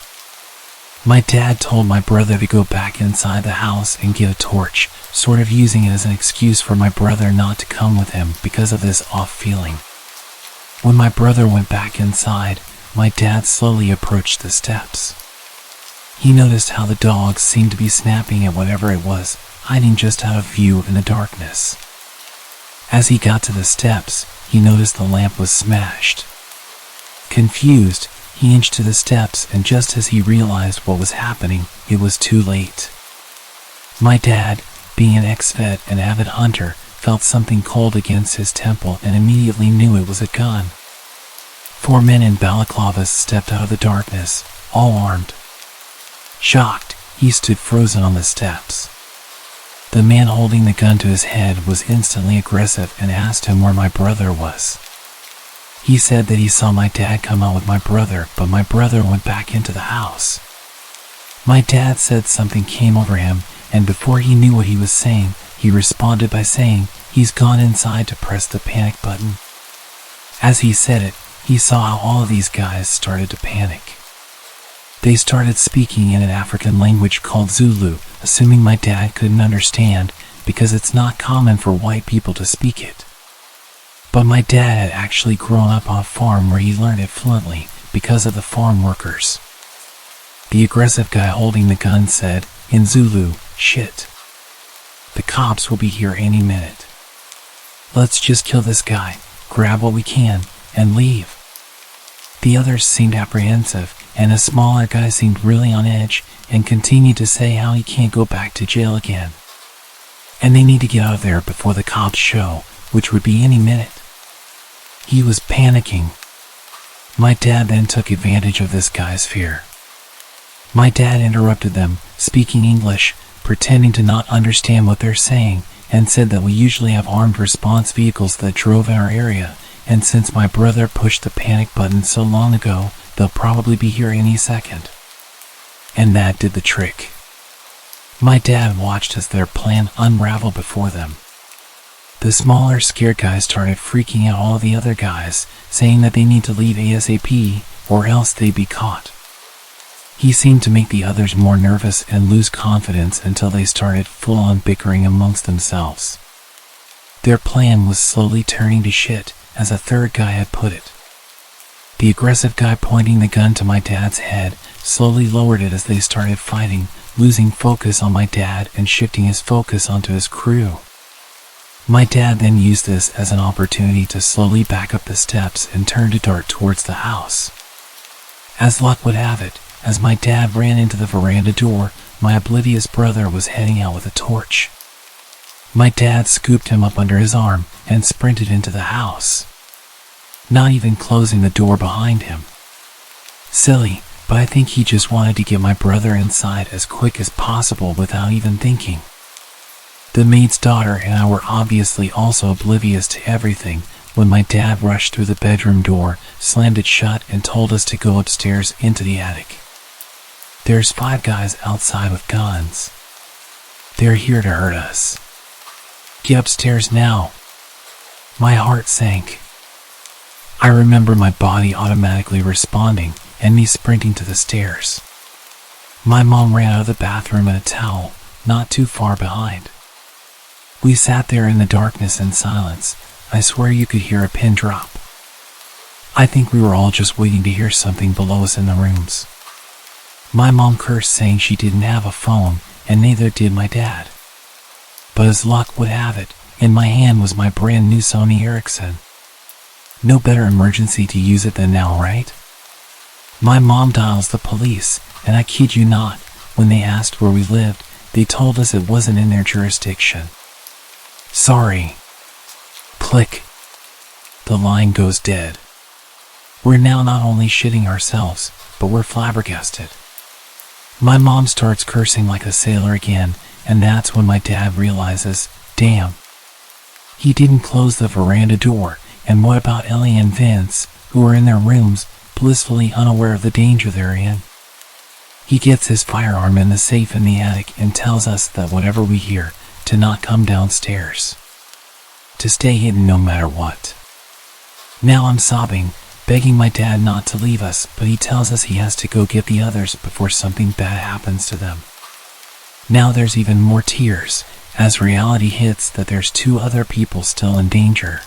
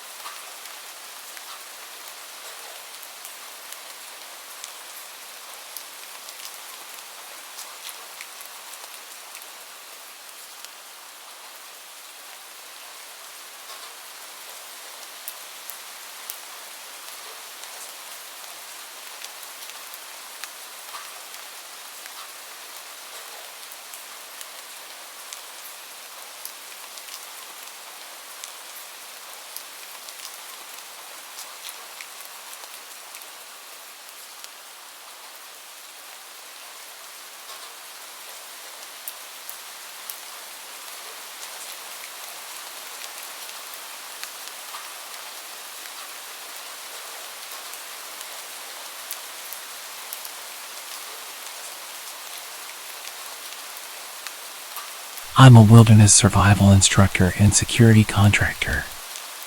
A couple of days ago, a good friend of mine, who is also one of my students, informed me that his dad just acquired 150 acres of land in a secluded and mountainous part of my state.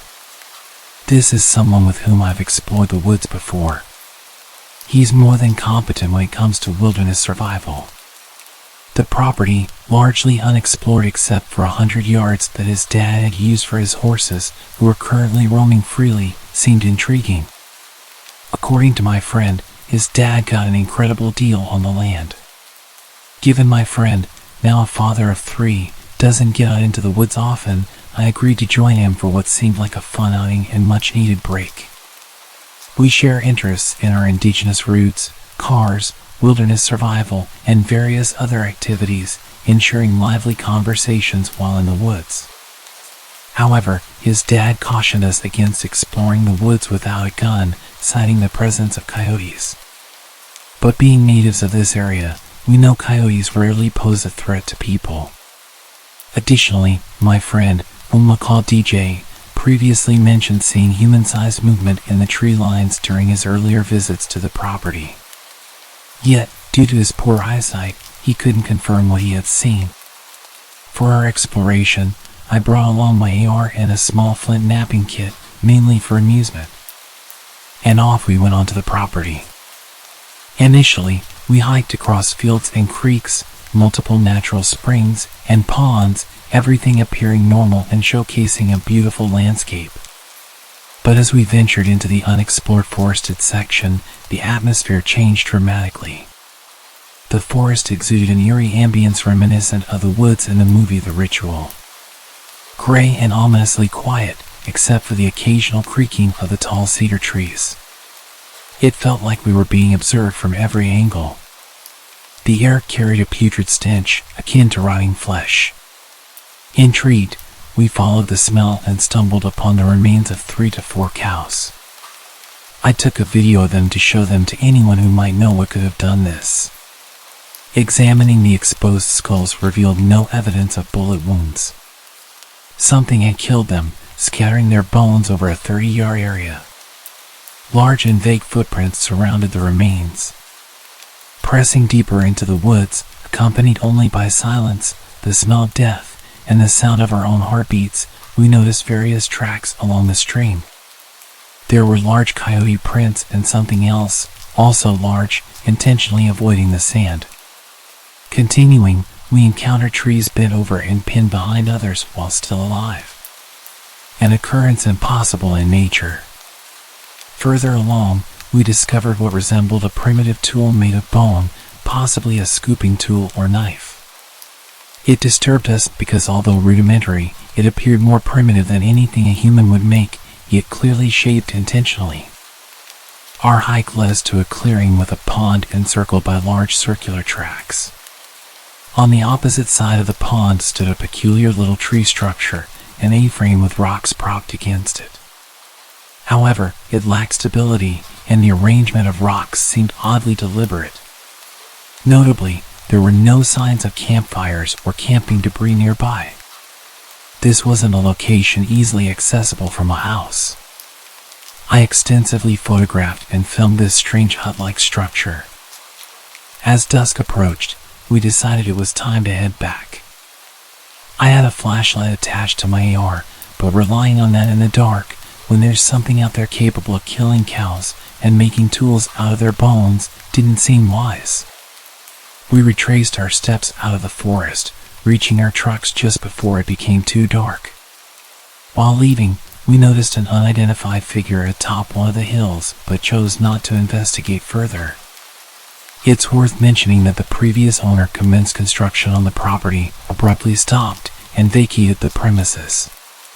We're planning on going back there again this weekend, but this time with a few more people and all of our camping gear.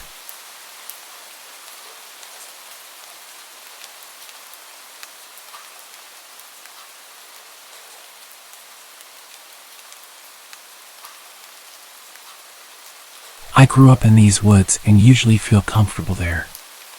However, I stumbled into a few unsettling situations that would stick in my mind forever. This was one such occasion. I was 18 at the time. One evening, my two friends, Mike and Paul, and I decided to go camping. Well, camping might not be the right word since we didn't plan to spend the night, just chill and have some fun around the campfire for a while. The plan was simple: head out, build a campfire, drink a few bottles of wine, eat something, and head back home for a good night's sleep. We met at my house while it was still sunny outside, got ready, and headed out. Our destination was an old abandoned quarry in the middle of the woods, about 40 minutes from my house. Even though the quarry had a tragic and frankly creepy history, it was a popular place for such occasions. When we got there, the sky was already reddish as the sun slowly sank behind the hills. We quickly gathered all the firewood we could find so we wouldn't have to look for it later. As darkness fell and everything around us turned into impenetrable blackness, we managed to get the fire going. We were in a great mood and were getting ready for our first toast. That's when we realized we made a horrible mistake. We forgot the corkscrew. We attempted to open the wine without it, but quickly gave up. The bottles were quite expensive, and we didn't want to damage them. At this point, it was clear that one of us would have to jog back to retrieve the corkscrew. After some discussion, I volunteered with two conditions. Firstly, they would give me a hatchet in case something went wrong along the way. Secondly, and no pranks when I got back. Mike and Paul agreed without hesitation. They handed me a hatchet and a flashlight and sent me on my way. As I jogged through the forest, I heard a noise resembling a boar. Suddenly, I remembered a warning I received from an older hunter a few days ago. He said that at this time of year, boars were getting dangerous, especially at night. I was a bit nervous, but luckily managed to survive unharmed. I arrived safely back home, much to the surprise of my mom, who didn't expect me so early. I explained the situation. She just laughed. I grabbed the corkscrew and headed back. Not wanting to encounter a boar, I chose another slightly longer path, this time through an open field. After a while, I reached our spot. It was a small clearing surrounded on one side by massive rocks, maybe 70 meters tall, and on the other side by a thick forest. Our campfire was in the middle of the clearing. When I approached it, I realized that there wasn't anybody around, although our backpacks were still on the ground and the fire was burning brightly. Great! We specifically agreed that there would be no pranks when I got back. Those guys think they're funny, I thought to myself. I resignedly sat down near the fire facing the woods. That's the only place where they could have hidden, I thought. I was really tired, and all I could think about was the taste of that exquisite Pinot that we brought with us. I wasn't in the mood for their games, and I was getting quite mad. That's when I heard the snapping of twigs and rustling of leaves from the edge of the forest, maybe 30 meters from where I was sitting. The sound was rhythmic and undoubtedly the sound of somebody walking. I aimed my flashlight in that direction and spotted a tall person wearing a dark hoodie. As I shined my flashlight on him, he stopped walking, turned towards me, and just kept staring motionlessly. Even though he was facing me directly, I couldn't see his face. I shouted, "Paul, you fat jerk. I know you're trying to scare me. We agreed on something, so stop messing around and come out."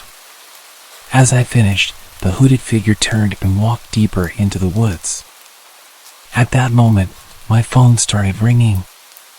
I hurriedly took it out of my pocket. It was Mike. I took the call and started barking at him, "Really funny, you guys. I thought we agreed on something. What are you talking about?" "I'm talking about you trying to mess with me. I clearly saw you, so you can come out." Mike seemed frozen for a minute. For what felt like an eternity, all I could hear was his heavy breathing and Paul mumbling something in the background. When he finally snapped back to reality, he said, "Dude, we're at your house." We heard some footsteps. At first, we thought it was you messing with us. But then we got scared and decided to look for you. I forgot my phone at your house, so we couldn't even call you. Just get out of there, and we'll come back for our stuff together. Nonsense. That's just another of your stupid pranks, and I'm not buying it. Hold on a second. There was some incoherent mumbling for a while. Hey, what's going on? My mom's voice suddenly came from the phone. My head spun, and my heart skipped a beat as I realized they weren't kidding. Suddenly, a wave of fear ran through my body. However, I managed to convince my mom that everything was fine and that she shouldn't worry. She gave the phone back to Mike. Just leave everything and come back. We're heading over right now. We'll meet you halfway there. I'm not going anywhere alone again. You better get here quick. I'm waiting for you. I hung up. I didn't want to make any more noise than I already did. I quickly turned off my flashlight and backed off from the light of the fire. I moved all the way to the huge wall of rocks, figuring that if I had my back covered, it would eliminate one possible approach for the unwanted visitor. I stood there in complete darkness, trying not to make a sound while tightly clutching my hatchet, which would be my best friend for the next half an hour. I had to convince myself not to curl into a ball in fear. Even my own body started to betray me as my hearing worsened due to my wildly beating heart. I tried to calm myself, but in the worst-case scenario, every bit of adrenaline would help. After what seemed like an eternity, I spotted 2 weak light beams coming from the forest. I heard Paul shout my name. I'd never been so relieved. I finally ran out of my hiding spot to greet my friends. For quite some time, we just stood there, laughing from relief. We even got a bit cocky and considered staying. After all, there was just one, supposedly, creep lurking between the trees, and there were 3 of us. Funny. Minutes earlier, I was terrified, and suddenly I was full of tough bravado, thinking, what could possibly happen? In the end, good judgment prevailed, and we decided to leave. We packed our things, extinguished the fire, and left. We took our wine bottles to enjoy somewhere else. Somewhere well-lit and safe.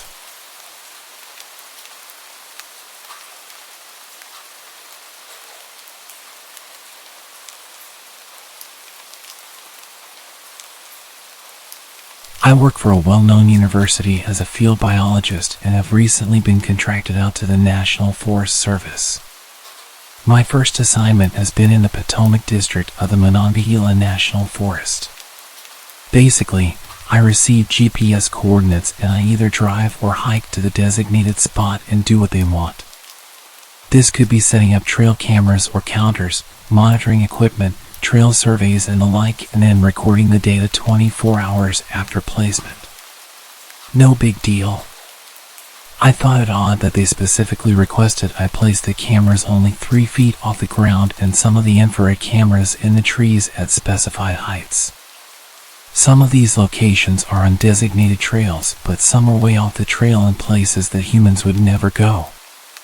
Sometimes, there isn't a hotel or lodging close enough. These are the remote mountains in West Virginia, and the Forest Service has outfitted me in some pretty dank camping gear on the occasions I might have to camp.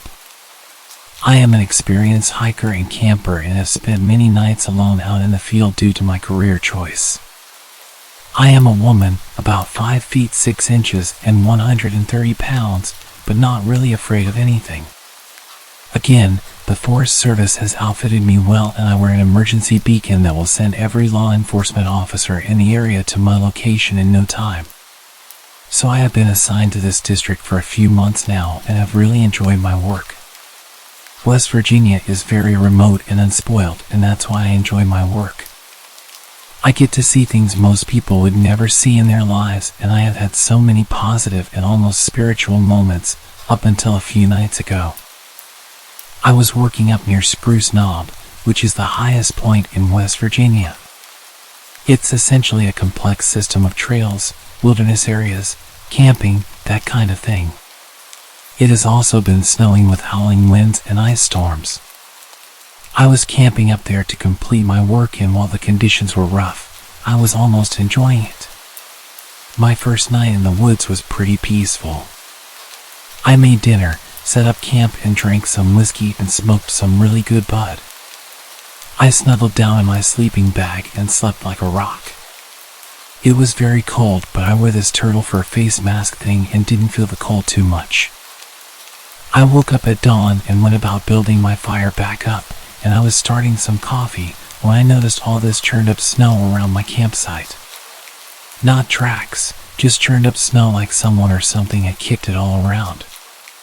Weird, but whatever. I had a 15-mile hike to set some cameras and didn't have time to really wonder about it. I set off on my hike, did what I had to do, and started back to camp. I never wear headphones or anything like that, because hearing is one of the most important senses in the wilderness.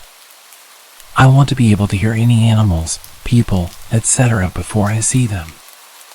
It was already past dark when I made it back to camp, and I was too tired to do anything except strip down to my base layer, get in my sleeping bag, and pass out. Around 2 a.m., I woke up because I could hear people talking. People. I was about 30 miles up a gravel road that was locked with Forest Service gates and about 10 miles from where my truck was parked, and I could hear voices. I completely lost it. I have a firearm, and I quietly retrieved it from my pack and got back in my sleeping bag and cocked it and waited. I was on high alert, all my senses going wild. Eventually the voices faded and I couldn't hear them anymore, but I never went back to sleep. At daylight, I emerged from my tent to more churned up snow and my 2 trail cameras hanging from a tree about 5 feet from my tent. These were cameras that I had placed 15 miles out from my campsite. I packed my stuff as fast as I could and practically ran back to my truck. Along the way, I saw a lot of footprints all around my site, and when I reached my truck, I discovered it had been broken into and my computer and other equipment had been stolen. I am currently in a luxury log cabin at some resort, too scared to retrieve my other equipment and too embarrassed to tell my superiors how scared I am. The Forest Service brought me a new truck while my other one is getting the window replaced, and I did make a report about the theft, but there is absolutely no way that I'm ever going back to that site. I don't know if this means I will be fired or sent to work a desk, but out of all the years I have been doing this in national forests around the country, this is the most terrified I have ever been. I am not scared of the animals, and I have many stories to share about my encounters with them. I am scared of the people.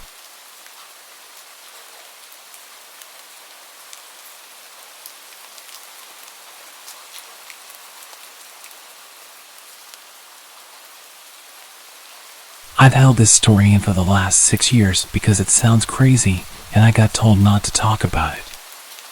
I went camping 6 years ago with a now ex-boyfriend. The campsite we picked was beautiful. We were able to drive them through some rough trails. The spot we picked was next to some hiking trails that weren't very far from some natural hot springs and a huge waterfall. We were in the middle of nowhere, absolutely no one was around. We set up camp next to the car, went hiking, soaked in the hot springs, came back, and had dinner. It was all very normal. Until we woke up the next day. I need to give some context as to how we slept that night so you can understand my confusion. Before we went to sleep, I put our food cooler in a stereo that we brought in the car and locked it.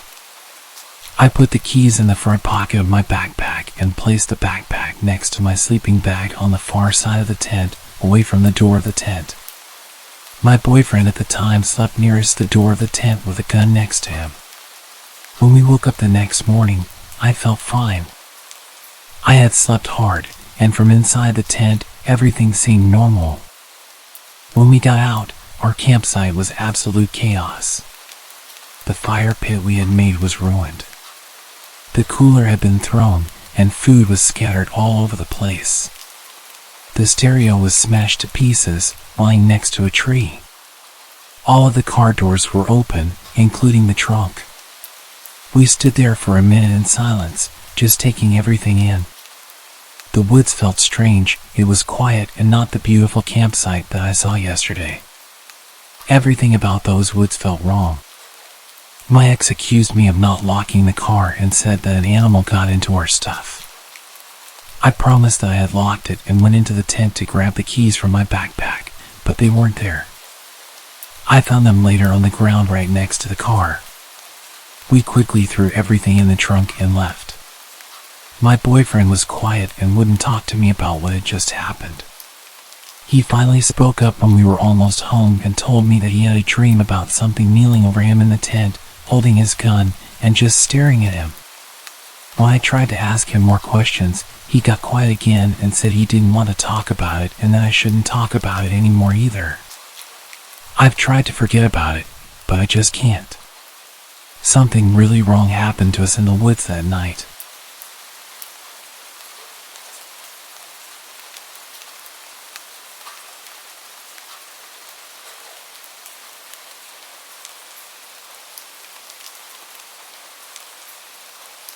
This happened about 10 years ago, in August 2013.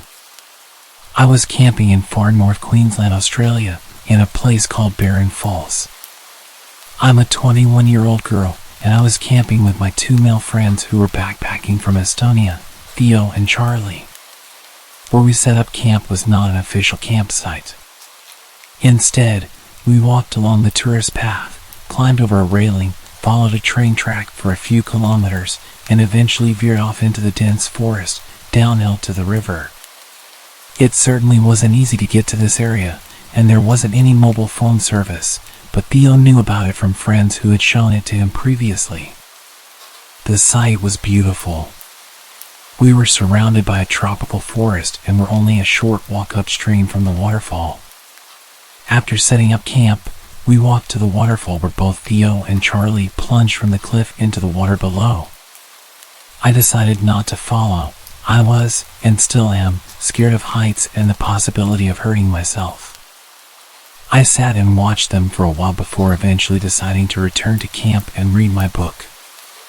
I was totally relaxed, enjoying the serenity, taking in the beauty around me. What had been an exciting, adventurous day was then interrupted by a deep, sinister laughter coming from the forest surrounding our campsite. Instantly alerted, I felt chills run through my body as I scanned the forest trying to detect where the laughter had come from. There was nothing. I tried to forget about it, convincing myself that my mind was playing tricks on me. Theo and Charlie returned and told me that they had forgotten fire lighters for the campfire. They said that they need to travel to the nearest store to buy some and that I should wait at camp. I told them that I didn't feel comfortable staying at camp, but didn't mention the laughter I'd heard before. I didn't want them to think I was stupid, and for context, at the time I had quite a large crush on Charlie. Stupidly, I wanted him to think I was cool. They told me it would be fine, that they would be back before dark. Reluctantly, I agreed and they made their way to the store. It was about 4 p.m. and I continued reading my book. I began to think about it, and I realized that the walk back to the car was about 20 to 30 minutes, so they would be gone for well over an hour. At this time of year, dusk would be at 5:30 p.m. or so, and I would therefore likely be alone in this remote area in the dark.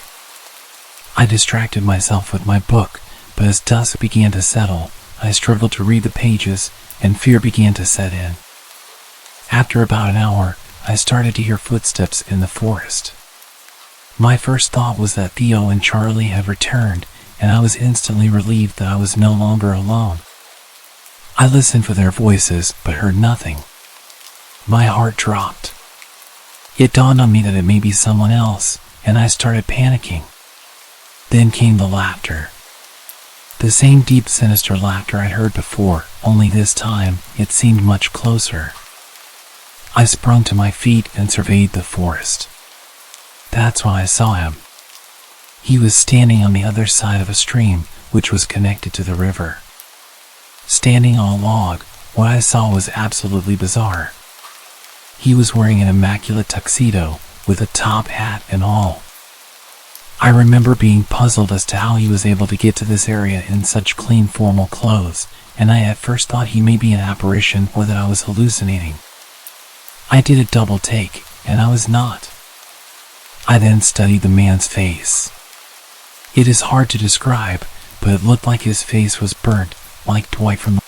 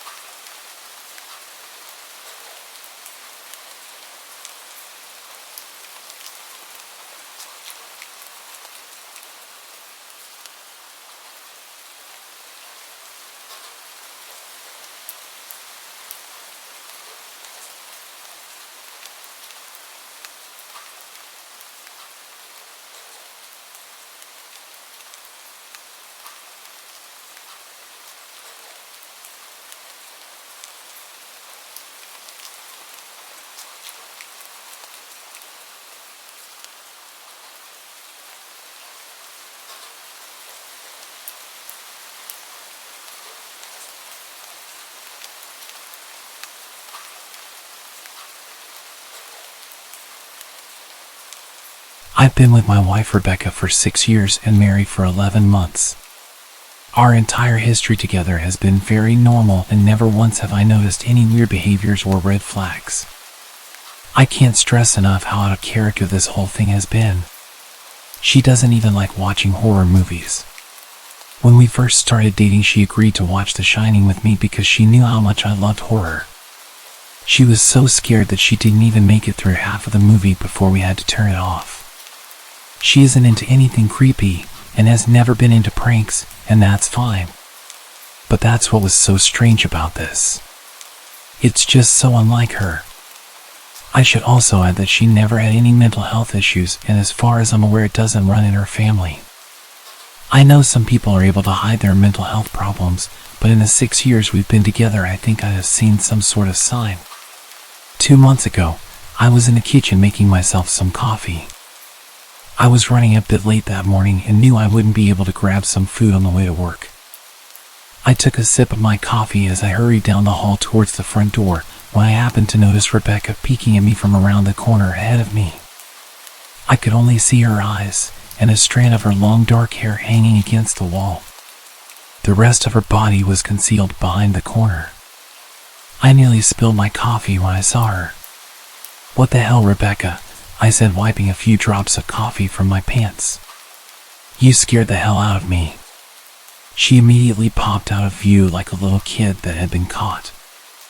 I heard her scurry off towards the living room, and by the time I got to the front door she was out of sight. It was really weird, and just totally out of character for her, like I said. But I also found it kind of funny that she was being more playful and a little less serious. I shouted that I loved her and called her crazy. As I shut the door behind me, I heard her laughing. Her behavior was a bit odd, but it certainly wasn't something to call a priest over. I forgot about it by lunch, and by the time I got home she was her usual self. I didn't bring it up, and life went on. The next incident happened 3 days later. It was around 2 a.m. and I had woken up to get a drink. I was standing at the kitchen island, glass of orange juice in my hand, when I felt a strong feeling that I was being watched. For whatever reason, I looked down at the floor and saw my wife's smiling face staring back. She was peeking at me from the other side of the island, staring up at me with wide unblinking eyes, and grinning like the Cheshire Cat. I screamed, I'll admit it. Not out of irritation, but fear. For some reason at that moment I was scared. At the sound of my scream, she scurried backwards out of my view, her hands and feet smacking the tile floor as she hurried out of the kitchen on all fours. I didn't run after her, or even shout. I just stood there frozen in shock, wondering what the hell had possessed her to do that. It took me a little longer than I'd like to admit to go back upstairs, but I eventually did. When I got to our bedroom, Rebecca was lying on her side asleep. Or at least pretending to. I stood there for a while, watching her breathing, to be sure she really was asleep. I had the feeling she might jump out at me the moment I got into bed. I climbed in, and she didn't even move. Her breathing was soft, and I was starting to wonder if I'd dreamt the whole thing. The next morning, I waited for her to come down for coffee, and after handing her a mug and kissing her cheek, I decided to ask her about it. What was that about last night? I was keeping my tone light so I didn't offend or embarrass her. She frowned over her cup of coffee, shaking her head like she had no clue what I was referring to. You were peeking at me again. From over there, I said, pointing to the spot on the floor by the kitchen island. She followed my gaze, and when she looked back at me, she burst out laughing. She laughed so hard that I couldn't help joining in. You creep me out sometimes, you know that? She laughed at what I had said and wrapped her arms around my neck. You creep me out all the time, so I guess we're even. We said our goodbyes and left for work. As I drove, I kept thinking about how creepy it had been seeing her grinning at me from behind the island like that. The sounds her hands made on the floor as she crawled away. I told myself she was just trying to be silly. Just trying to join me in my love of all things horror. It's not like I was afraid of her. But it still didn't sit right. I started seeing her peeking at me more and more. Sometimes she'd be peeking out from behind the couch or living room curtains. Once she even managed to get inside her grandmother's old trunk that sits at the foot of our bed. I might not have even known she was there if the trunk's old hinges had not given her away. She had the lid propped up just enough so that only half of her face peeked out. She'd been grinning like an excited toddler. It was unnerving. I didn't even know what to say to her. All I could do was stare. When I finally found my voice, I asked her why on earth was she doing this. She didn't answer, but she had slowly closed the lid, shutting herself inside the trunk. I just walked away, feeling disturbed. I didn't understand why she was doing it, but it clearly made her happy. I just hoped she would tire of the game quickly. Rebecca didn't peek at me for the next 2 weeks. I started to think she was done with her weird prank, and I was relieved. We were watching a show on Netflix one night, and I jokingly said that I hadn't seen her peeking at me lately, and that she must have given up on her game.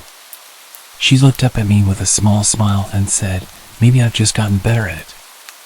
I didn't say anything, but I wondered whether or not she was joking. For the next few days, I couldn't stop thinking about what she'd said. Was she still peeking at me when I wasn't looking and I just hadn't noticed? And if so, what the hell was she getting out of this? I started to feel paranoid, constantly checking whether she was watching from around the corner or behind a door. I was jumpy whenever I was home and she wasn't in full view of me. I felt stupid and a little crazy. But after a few weeks without another incident, I began to relax.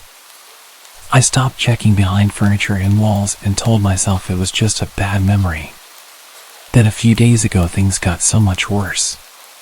Rebecca left to go to a friend's, and I lounged on the couch and played a couple games on my laptop. Around 9 p.m. I hopped in the shower, and as I was washing the soap from my hair, I felt that awful feeling that I was being watched. I slowly opened my eyes and almost had a heart attack.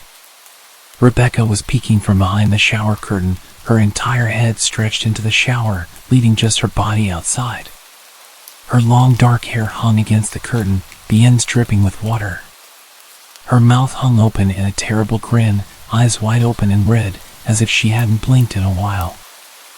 I screamed and jumped back against the wall. She didn't move, nor did her smile waver. Her makeup ran down her cheeks in 2 black streaks. She looked giddy and completely deranged. I was terrified.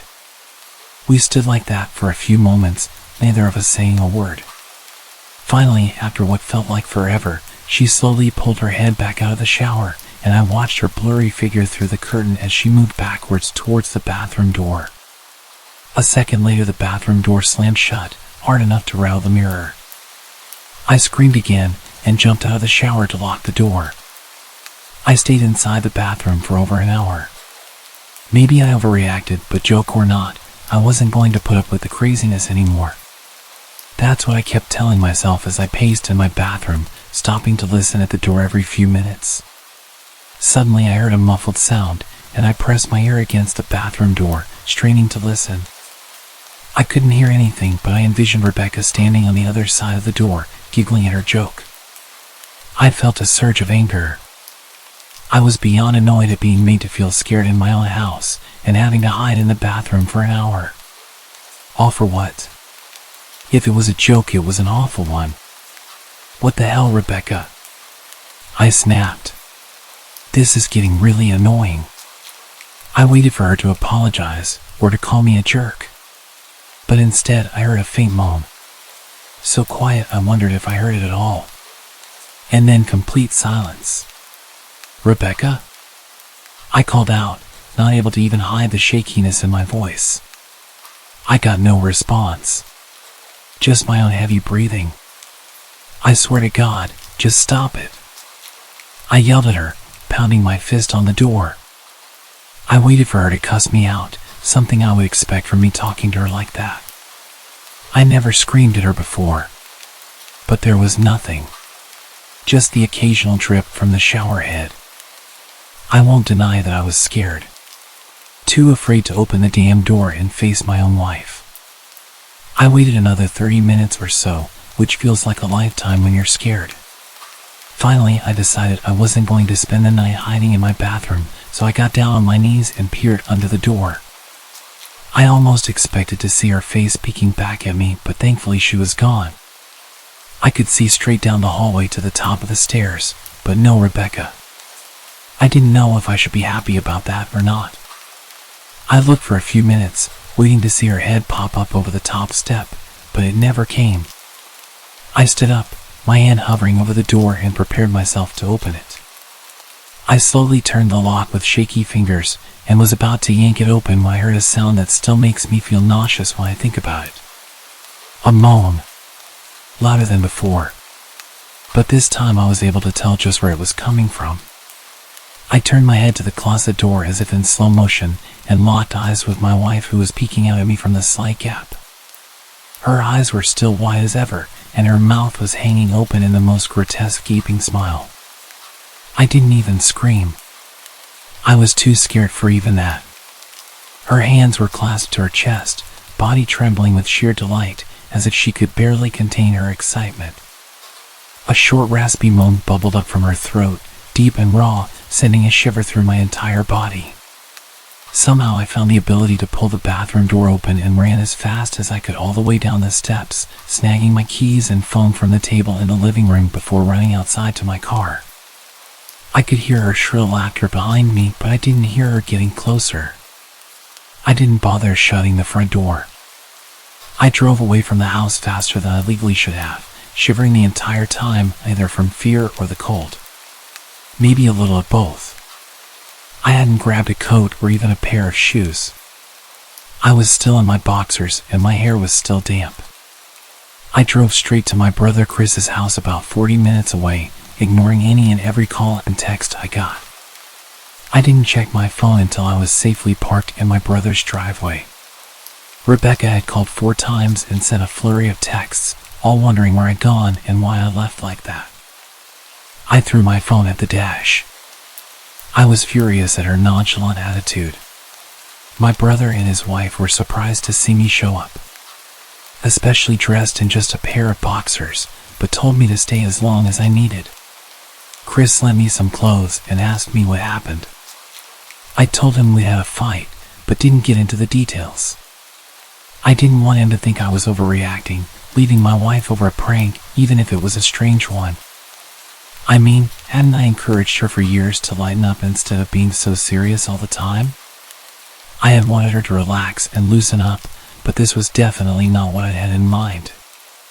I tried to sleep on their sofa, but my brain wouldn't let me sleep. Every time I closed my eyes, I saw Rebecca's face staring at me from inside the closet. Knowing she'd been in there with me the entire time made my skin crawl. She'd never left the bathroom at all.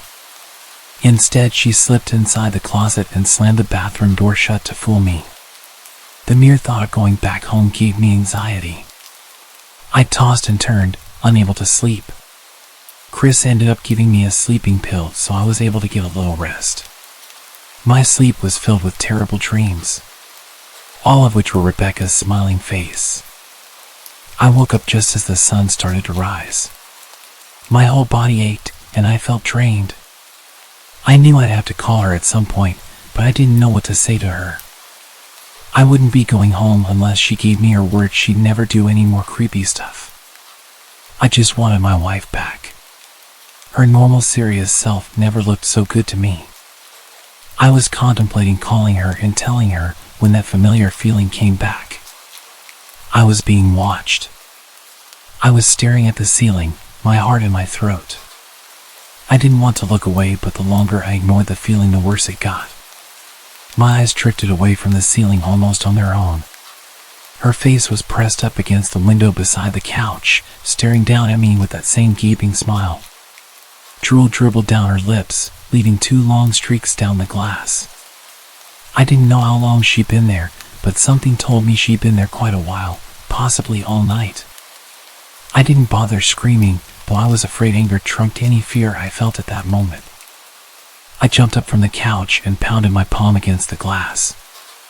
"Rebecca, are you crazy? What the hell is wrong with you?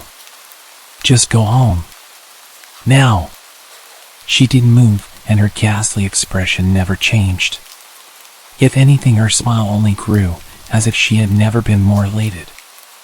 I could hear Chris and his wife moving around upstairs.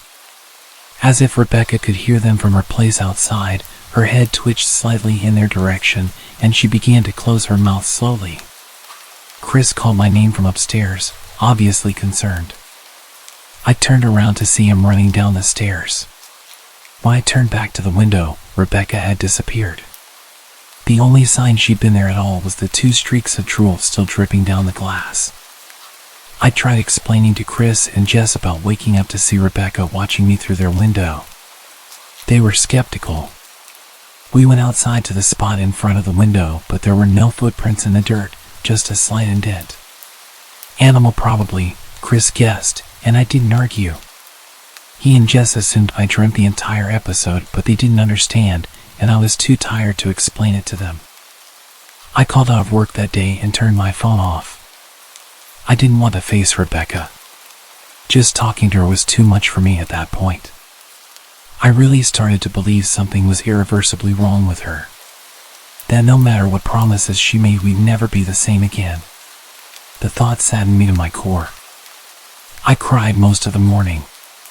By noon, I figured I was ready to confront her. Give her one last chance to explain herself. I could at least give her that after 6 years, I told myself. I turned my phone on and saw the dozens of texts she'd sent, all from a seemingly concerned wife. "Can we talk? I love you. Please call me. I'm really worried. Can you answer?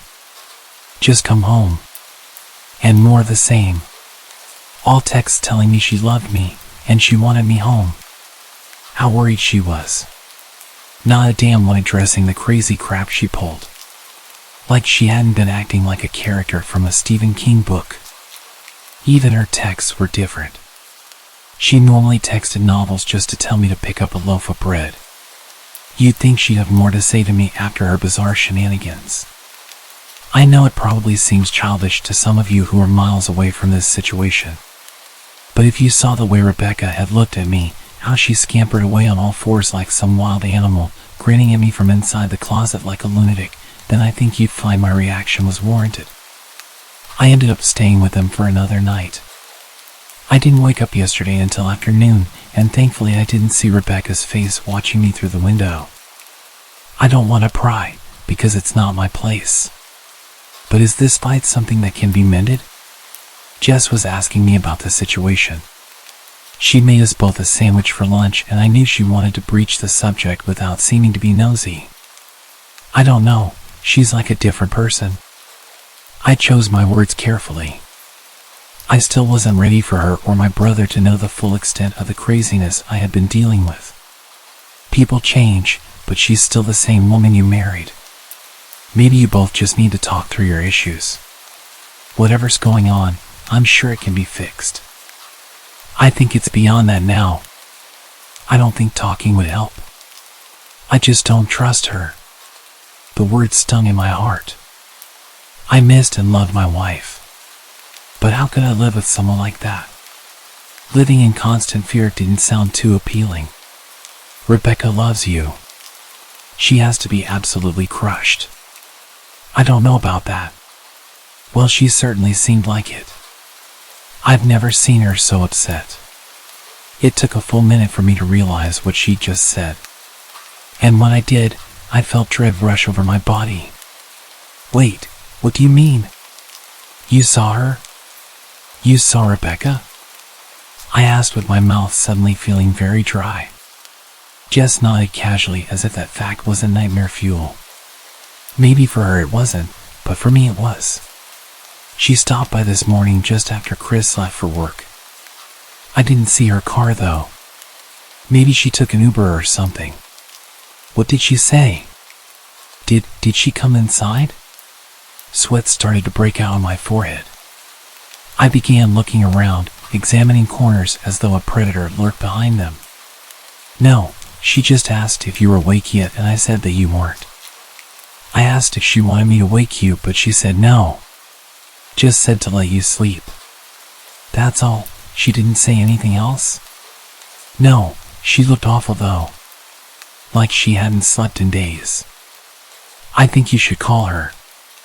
I got from the table and thanked Jess for lunch. I felt a little bit better at the knowledge that at least she hadn't come inside. Still, I needed to double check that the doors were locked. I sat for a while trying to figure out what to do next. I didn't want to go home, but I felt that I owed it to Rebecca to help her if I could.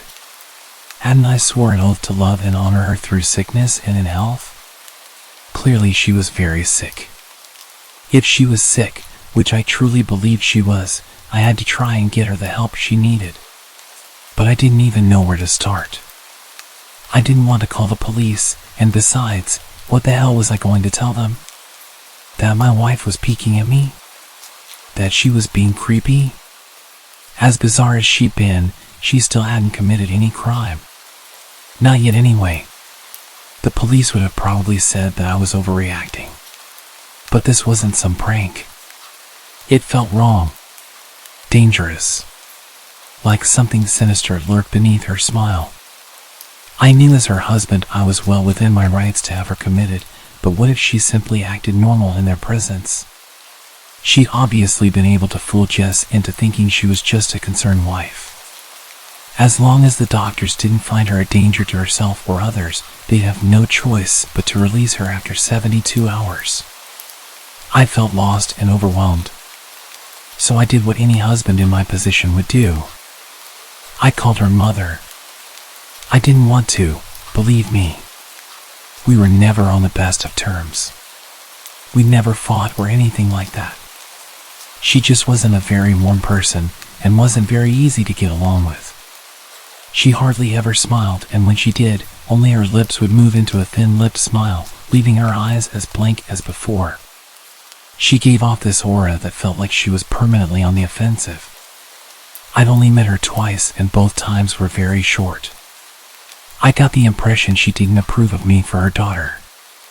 Rebecca always ushered us out quickly, as she didn't want me to feel uncomfortable, which I was grateful for. Being in her mother's company felt almost unbearable. Like walking on glass. I was glad when we moved 3 states away so we didn't have to see her often. I was happy to avoid the woman, but I needed her help.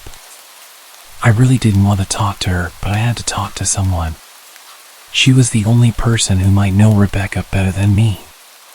I took a deep breath and picked up the phone. Yes, she answered, already sounding irritated. Marianne, it's me, Ben. Do you have a minute to talk? I could hear her cluck her tongue in irritation. I'm in the middle of writing some checks, but if you insist, I suppose I can spare a moment. What is it that you want to discuss? It's about Rebecca. She's been acting strange. and I was wondering if you had any idea whether there was something. She interrupted me abruptly. It's a bit difficult to follow your rambling, Benjamin. What is that you want from me? I could almost see her standing there in her thin sweater and slacks, tapping her fingernails impatiently on the table. I wanted to know if you ever noticed any odd behavior, or possibly any mental health issues. There was a long, uncomfortable pause, maybe because she was just thinking, or something else. Finally, after a few seconds, she spoke. I'm not sure if this is one of your jokes, Benjamin, but if so, I don't find it very funny. Now I do have business to attend to, as I've said, so if you don't mind, I cut her off before she could get rid of me. Marianne, it's not a joke. I'm sincerely concerned about Rebecca's mental health. Her behavior has been very erratic lately. I'm very worried about her, and I figured as her mother you would be as well. The frustration was evident in my voice. If you're truly concerned, then I suggest you get the health professionals involved. I don't know what you expect of me. She snapped. I could tell she was seconds away from hanging up, and for some reason I was desperate not to let her. I had the feeling that she knew a lot more than she was letting on. Please. If not for me, do it for Rebecca. I heard a faint shaky intake of breath, as if she were trying to hold her steely persona together, but failing. Marianne? Benjamin, I don't know what to tell you. My only advice would be to seek professional help. Do not call here again. I tried to call out to her, but she hung up. I tried to wrap my head around the call and her refusal to help me. Even if she didn't like me, why wouldn't she want to help her own daughter? I couldn't understand that. I tried to replay the conversation, desperate to find something I missed. I almost gave up until I remembered her last words to me. Seek professional help. She'd said those words with a bit of urgency. I could have just been grasping at straws, but no, I was sure her voice had changed ever so slightly when she'd said that. As if those words were very important. What had she meant? I assumed she'd been referring to medical professionals, but maybe she was referring to someone else. Someone that for some reason she didn't feel comfortable saying directly. Or maybe I was just desperate. I waited for Chris to get home, and after a very long and exhausting conversation, I convinced them that Rebecca truly needed psychiatric help. I didn't tell them everything. I wasn't prepared to go into it yet, but I told them about our last encounter. How she'd hidden in the bathroom, peeking at me from the closet. They were obviously shocked, but thankfully they believed me. They too just wanted to help her. Still, they didn't think it was all that serious. Weird, maybe, but not dangerous. They just kept saying that Rebecca had to be playing some kind of weird joke. Maybe for YouTube? Jess offered, if only half-heartedly. Chris didn't think we should involve the police just yet. He offered instead to go with me, and I readily accepted. He reasoned that calmly talking to her, trying to coax her into going willingly, was the best recourse. I agreed to do it his way. At least I wouldn't be going into that house alone. We drove over this morning, just after breakfast. There was no way I was going at night. When we pulled into the driveway, my stomach began doing somersaults. Her car wasn't there, but I still didn't let my guard down. The front door was ajar, and for a split second I thought we'd see her eyes staring through the gap. I was shaking and starting to sweat. Chris, however, was fine. He waited for me to open the door, his hands in his pockets like he was going on a stroll through the park. I envied his ignorance. I pushed the door open and was immediately hit with the stench of rot. Chris smelled it too, and he walked in the house behind me with his nose scrunched up. My eyes were looking around for any signs of Rebecca. The house was deadly quiet and dark, despite being late in the morning. All the curtains were closed up tight, refusing to allow any sunlight inside. If I hadn't left just 2 days ago, I'd have thought the house to be abandoned. We moved through each room, carefully checking any place that she might hide, occasionally calling her name. Why the hell are you looking under the couch? Aren't we looking for your wife? He was looking at me like I was a moron.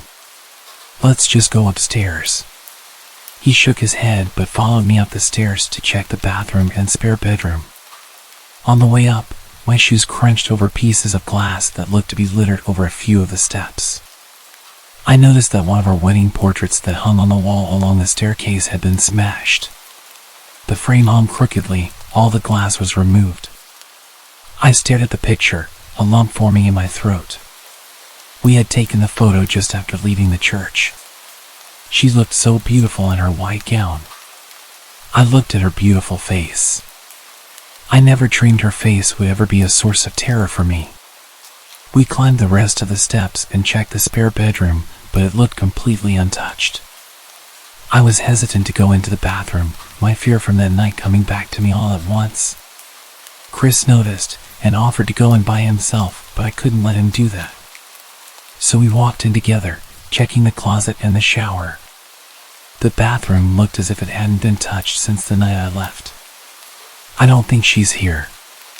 Why don't you pack some clothes and we'll try coming back tomorrow or something? I nodded and went into our bedroom and shoved some clothes into a duffel bag. When I checked inside our closet, I found the source of the smell. I immediately started gagging. Chris took one look and lost all color in his face. He had to go stand by the stairs to get away from the sight and smell. I gazed down in shock at what lay inside my bedroom closet. Soaking into the rug were at least a dozen eyeballs, all carefully laid out in pairs. Some were as large as a coin, while others were as tiny as a marble. I stared down at the eyes she collected from small animals, and I wondered how she'd gotten them. I shuddered at the thought. Man, I thought I had it bad with my wife's shoe addiction. Yours is in here collecting eyeballs, Chris said while gagging. Ben, I think we should go, he called from the hall. I'm getting nauseous. I grabbed my duffel and shut the closet door. I stepped out into the hall and took a deep breath of air. I could taste the rotten smell on my tongue and I couldn't help but gag. Who the hell lines up eyeballs in their closet like that? I tried to tell you she needed help. She doesn't need help, Ben. She needs an exorcist. You coming or what? I can't stand the smell anymore. His words died in his throat, and his eyes grew wide with fear. I didn't ask him why. I could feel it. Someone was watching me and I didn't think it was the eyes in the closet. I turned around, my eyes slowly scanning the bedroom. Christ, I whispered as I finally saw what we'd missed. Under the bed, curled on her side, watching us with the excitement of a kid on Christmas morning, was my wife. She held her hands together just under her chin, and they were shaking eagerly. Now that she knew she'd been found, I could hear the quiet noises she was making. A sort of hiccuping sound in her throat, as if the excitement was just too much for her. It was unnerving to say the least. Wide eyes, and that same huge smile. Everything in me told me to run, but I forced it away. This was my wife. No matter how twisted, she was still the woman I married. I had to help her. Rebecca, I said softly. She didn't respond, but her head bobbed back and forth in two quick little movements as if she were nodding. Baby, I just want to help, okay? Can you let me do that? I had taken a single step forward, approaching her like some kind of dangerous animal. I love you, Rebecca, I said softly, taking another step closer. She let a tiny moan escape her wide-open mouth, and I had to resist the urge to run. Her shoulders were starting to quiver, and her eyes grew as large as saucers. I crouched down so I could see her better, and immediately saw the blood. Her hands were covered in it. They trembled more the closer I got, as if she was barely able to contain herself. Rebecca, are you hurt? You're bleeding. She bobbed her head again, her bloody fingers moving up and down as if playing an invisible piano. They occasionally grazed her chin, leaving smears of blood on her skin. I wanted to recoil in disgust. The smell that was coming off of her was revolting. I could feel the vomit trying to climb up my throat. Her lips were dry and stretched thin, blood seeping between the cracks. I knew she wouldn't come on her own, but I didn't want to leave her in the state she was in. I scooted closer and reached out to her. The excited hiccuping sounds got louder and her hands shook, fingers flexing. It was then that I could see the blood oozing from in between her fingers. "Oh my God, you're bleeding." Instinctively I reached out to take her hand, but before I could even touch her, her hand sprang out towards me. A sharp pain shot through my arm, and I fell back on my ass. My arm burned, and I could see the blood dripping down onto the carpet. I looked back at her in shock and saw her grinning madly, her fingers clutching a large shard of glass. "You all right in there?" Chris asked from behind me. I turned my head slightly and nodded to him, cradling my arm to my chest. When I turned back to face Rebecca, I saw that her focus had shifted. She wasn't looking at me anymore, and she wasn't smiling anymore either. She was staring past me, her eyes glaring at Chris the way a hungry lion might stare at an antelope. Her mouth was still hanging open, but it was twisted into a snarl. I got to my feet and began walking backwards down the hall, afraid to take my eyes off her. "Are you bleeding?" The moment the words left his mouth, Rebecca started fast scooting out from under the bed, the glass shard still in her fist. "Chris, run, go!" He must have been too afraid to move, because a second later I felt my back bump into him. He was still standing at the top of the stairs, staring at the horror that was my wife. Rebecca had crawled completely out from under the bed and stood in the bedroom doorway, her face twisted in rage. Her whole body was visibly tense. Blood ran down her fingers and onto the floor. "Jesus, Rebecca." My brother tried talking to her, but I reached back and pushed him towards the steps. "Move your ass," I said as quietly but firmly as I could. Rebecca bobbed her head in sharp motions and began to grin, stretching her mouth open wider and wider so that her chin seemed to touch her chest. I heard Chris mutter a prayer, and then he was running down the stairs. I stood at the top of the steps, stuck between self-preservation and the love for a woman who clearly needed serious help. "I only want to help," I said whilst holding back tears. Her eyes focused on me once again as she slowly lifted the glass, holding it out in front of her. And then she started sprinting towards me, grinning with utter excitement. Thankfully, my body took over and I flew down the stairs, skipping 2 or 3 steps until the bottom. I made it to the front door before I felt her leap onto my back, wrapping her arms around my neck, her open mouth next to my ears so that I could hear those terrible hiccuping sounds. I shook her off me, knocking her to the floor. I felt a searing pain in my back as she fell, but I tore open the front door and bolted to my car. Chris was standing in the front yard, talking on the phone with the police. I didn't say a word, I just ran to my car and jumped in. Chris took the hint and followed me, still on the line with the cops. I watched the rearview mirror, sure I'd see her there, running after us. But I never did. I went straight to the emergency room and got 11 stitches in my arm and 3 on my back. The police asked a lot of questions and went back to the house to do a search, but of course, she wasn't there. They advised me to stay with a friend or relative for a while and to file a restraining order as soon as I could, but none of those things would matter. I dropped Chris off at home and went to a motel an hour away. I wanted to put as much distance between me and Rebecca as I could. This is where I've been for the last 4 hours. I thought maybe the police would find her, maybe they'd get her the help she desperately needs. But now I don't think so. Because 40 minutes ago I got a text from an unknown number. Just 3 words.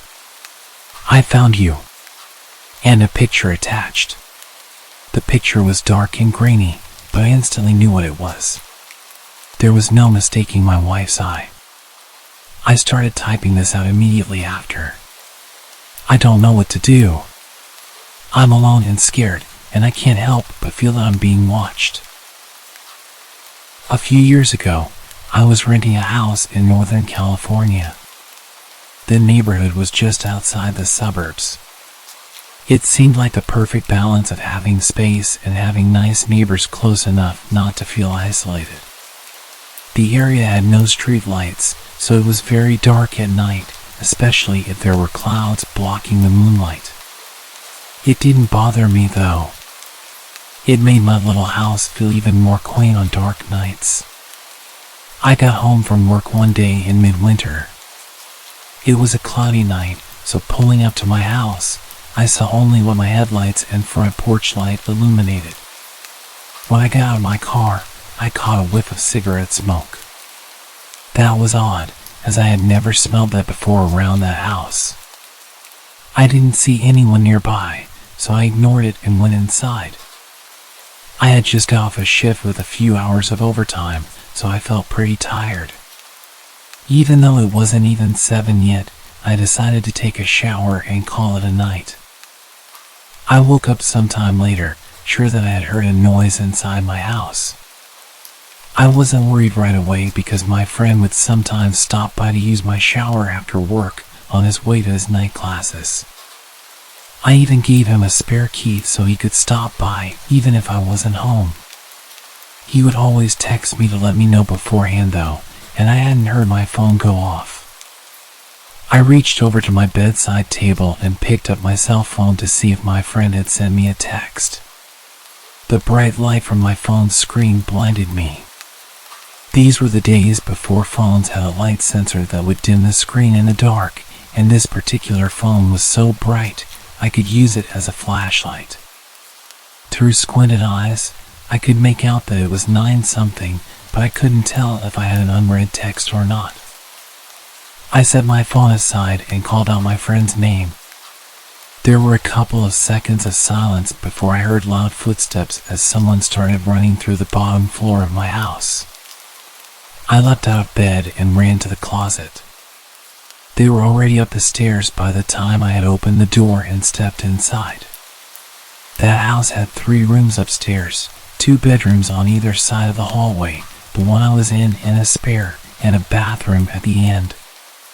The bedroom doors were both closed, but the bathroom door was cracked open. I heard whoever was in my house thunder down the hallway past my door and into the bathroom. Thank God he did. That gave me enough time to open the attic access in the ceiling of my closet and hoist myself up. I had just started to lift myself up when the person ran back out of the bathroom. My feet were barely inside of the attic when my bedroom door burst open. I heard footsteps run into my room and stop. When they didn't see me in that room, they ran back to the hallway and into the other room, which just had boxes stacked in a corner, some weights, and a table where I painted my miniature models. I guess they decided that if someone were hiding, it would be in the bedroom because they charged back into my room and turned on the light. A moment later, the closet door was ripped open. I was crouched in my attic just a foot or so away from the access, so I could try to stop them if they started to climb up. From my vantage point, all I could see was from about their knee down. They were wearing dirty blue jeans with frayed cuffs and work boots. After a few seconds of looking in the closet, they stepped away and I heard a loud crash come from my room, followed by a scream of frustration and anger. That scream was the most unnerving part of the incident for me. It reminded me far too much of my stepfather, who would scream in a similar way when he lost his temper. He would eventually be placed in a mental hospital for several mental disorders that resulted in erratic and violent tendencies. The man in my house ran back down the stairs. I heard crashes and clatters as things were thrown around and furniture was knocked over. I stayed crouched in the attic. I had left my cell phone when I ran for the closet, and I wasn't certain I could climb down without him hearing. After some time, the noises stopped. I started counting slowly. When I reached 1,000, I decided it was safe enough to climb down and call the police. The first thing I noticed when I exited the closet was the intruder had flipped my bed over. I assumed in an attempt to find me. That was the loud noise I had heard after he stepped away from the closet.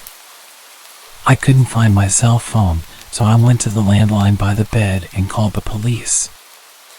I waited in my room until I heard them call out from downstairs. The first floor was a mess, but I had expected that. Chairs had been knocked over, the sofa had been flipped. All the books, pictures, and knickknacks I had on my shelves were strewn across the floor. The cupboards in the kitchen had been opened and all the boxed and canned foods had been thrown to the ground. As far as I could tell though, the only thing missing was a single knife out of the wooden block in my kitchen. The police checked the house from top to bottom. They found that the side door had been forced open by something like a crowbar. They also found a few cigarette butts along my fence line along with some foil and an empty pen, which the police said people often use to smoke meth, so they think he had been watching my house for a while. I realized that he must have been out there smoking a cigarette when I got home. They collected up the evidence and told me I should stay with family or friends that night and get that door fixed as soon as possible. I opted to just not sleep. I moved a shelf over to block the broken door and spent the next couple hours cleaning things up. I would often go to the window with a flashlight and shine it along the fence line where the police found the cigarette butts and foil, but I didn't see anything. The next day I called to have the door fixed and get motion lights installed at the back and sides of my house. I ran a phone cable up into the attic and added a landline. I never wanted to be stuck up there without a phone again. Nothing else happened at that house though. I lived there another 3 years without incident. One more precaution I took was practicing getting out of my bed, going to my closet and climbing into the attic as quickly and quietly as possible.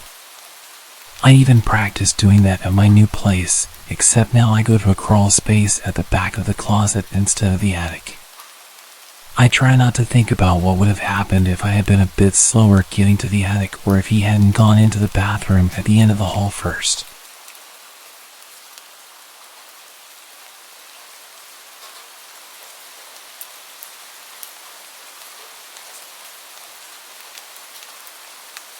My roommate was out of the house for the week, so I had the place to myself.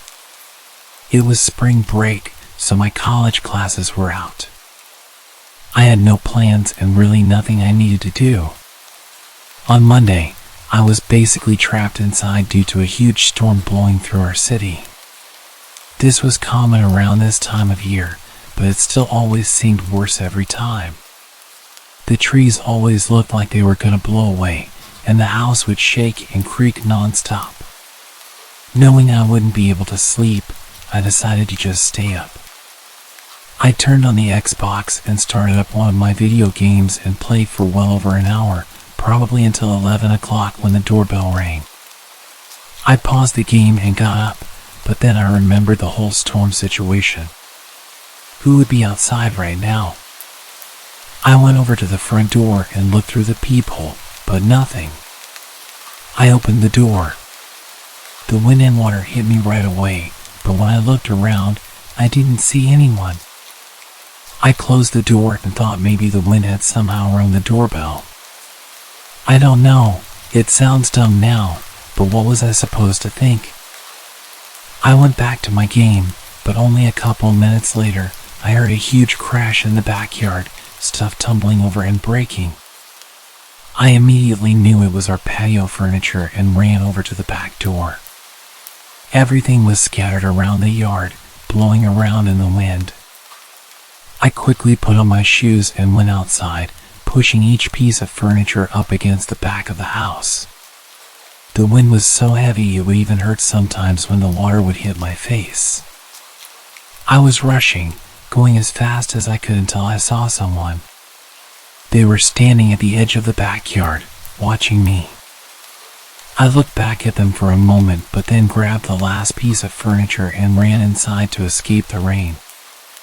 I looked at the back door as I tried off, but the person was gone. Between that and the doorbell ringing, I was a little bit nervous. I sat in the living room this time, just scrolling on my phone because I was tired of being interrupted. After a while, I struggled to keep my eyes open. I got a blanket and laid down on the couch. I didn't feel like going upstairs, and the storm was much louder up there. It took a while, but eventually, I drifted off and fell asleep. A few hours later, still well into the night, I woke up from a sudden burst of heavy wind outside, shaking the house. I pulled the blanket to the side and sat up, moving my feet to the floor as I prepared to go check if the furniture outside was still there. But just when my feet touched the floor, they were soaked. It woke me up immediately. I looked down and saw a puddle on the ground right next to the couch. Then I saw another, leading in a line across the floor. Inside the puddles were faint muddy shoe prints. I stood up and ran to the corner of the room, heart beating rapidly in my chest. After a minute of hearing nothing but the wind outside, I slowly followed the shoe prints. They led all throughout the house, upstairs and down, but I could clearly tell that they entered through the back door, which I had stupidly forgotten to lock in the rush of getting out of the rain. I locked it and pulled my phone out to call 911, but then the thought crept into my mind, what if they're still inside? I stayed quiet and moved into the corner of the house where I felt the most hidden. I waited in silence for them to arrive. When they did, they took a look around, seeing everything I saw, but nothing more. They told me it seems like a personal attack because nothing was missing, and they were clearly focused on my house in particular. However, they walked right up to me while I was sleeping and seemingly did nothing but watch me, which is super creepy but doesn't make much sense. If they wanted to do something to me, they would have done it at that moment. After some thought, this had led me to believe that whoever it was had actually come from my roommates. They saw me, then looked around the whole house, and then left, doing absolutely nothing. So if this was a personal attack and my roommate was there, I think things may have gone a lot worse than they had.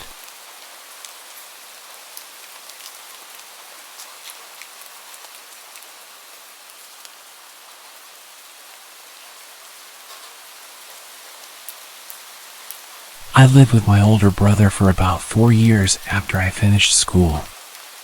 We shared rent on an apartment together since neither of us could afford anything on our own. But during the 4th year, my brother started making better money and he planned to move out once the lease came to an end. I wasn't making a lot, so I knew I couldn't afford to pay for the apartment alone. I looked around online for a roommate for a few months but decided to move out as well and find a cheaper place. I searched until the last month of our lease at the apartment. My brother had basically moved everything out already, and there was a lot of pressure on me to find somewhere quick. But with my extremely low budget, it was hard. Eventually, I stumbled across a listing posted by a homeowner renting out a room in their house. The man's name was Evan. I sent him a text to let him know I was interested, then kept searching. He responded within a few minutes. We scheduled a time to call later in the day, and when we did, he explained all the details. He said he lived alone in the house and was renting out his spare bedroom, but I'd be able to use all the other rooms in the house. It sounded great to me, so I agreed to it. A couple of weeks later, I packed everything in a U-Haul and drove down to the house. Between this time, we'd been texting and calling, and he sent me a bunch of pictures, but I hadn't had the chance to view it in person yet. I got there around noon, parking in the driveway. The house was definitely small, but it looked nice from the outside. Evan was standing in the garage, waving me over. He gave me a quick tour, then helped me unload all of my stuff into my room. Evan seemed like a regular man in his mid-30s, which was almost 10 years older than myself, but I didn't really mind. He didn't hold conversations very well, and was somewhat shy. Anyway, we finished moving everything inside, and I dropped the U-Haul off. I Ubered back to the house, and by then, it was almost 8 p.m., and I was really tired. Evan was on the couch, watching TV, so I told him I was going to bed early, and I went to my room. All in all, it seemed like a decent place, and I was happy with it. I unpacked some more, then set up my bed, and by 9 o'clock, I was finally ready to sleep. I walked over to my door to lock it and turn off the lights. But as I reached my hand out, I saw the knob on the door was empty. As in, there was no lock on it. Confused, I opened the door. The lock was on the outside of the door. I stepped into the living room and asked Evan why the bedroom door locked from the outside. He looked confused and said he never noticed that, but he would switch it around tomorrow. I shrugged and said okay, then went back to my room. I was tired and not too worried about it, but it was definitely an odd find. I got in bed and fell asleep. In the middle of the night, I woke up. I heard someone moving around in the kitchen, which I assumed was just Evan getting water or something. I closed my eyes again. A minute later, I heard him walking back down the hallway, but as he was passing my room, he stopped. I opened my eyes and looked at the door. He was standing out there quietly for maybe 15 seconds before I heard a click. He locked my door. My stomach dropped, and I felt my face go cold as Evan walked down to his room. As soon as I heard his bedroom door shut, I got up quietly and went over to the door. I tried the handle, and it wouldn't budge. I stood in shock for a few seconds, coming to the reality that this man I just met has now locked me in a room.